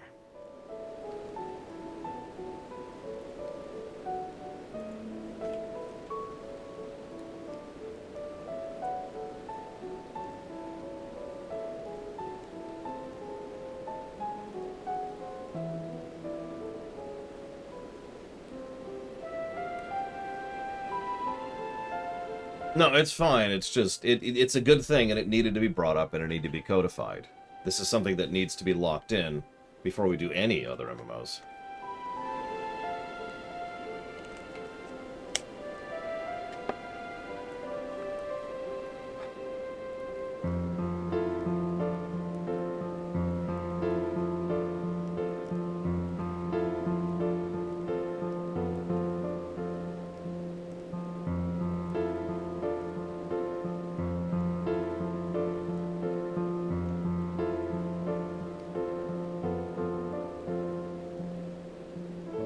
Yeah, that's kind of what I was thinking too, Darth Tyrant. That goes back to that Chrono Trigger, Chrono Cross thing. Cross gets the negative, not Trigger. Because Cross is the one that has bad external continuity. Trigger is, if we're being honest with ourselves, made worse by Cross's connection to it. But it's worth noting that that's a retcon. It's a retroactive thing. It is retroactively made worse. It's not worse in and of itself. So the negativity should be over to the books, and the negativity should be over on Cross. I think that's a good way to think of that. Apparently it was the third Biggs. There you go. 18th president of Carland Ironworks. That's just awful. Oh, I think that was a weird way to end the night, but I think that'll work. And thank you for typing that all up, Lunar Ruth. I didn't have that, because I can't do that. I'm tired. Tomorrow.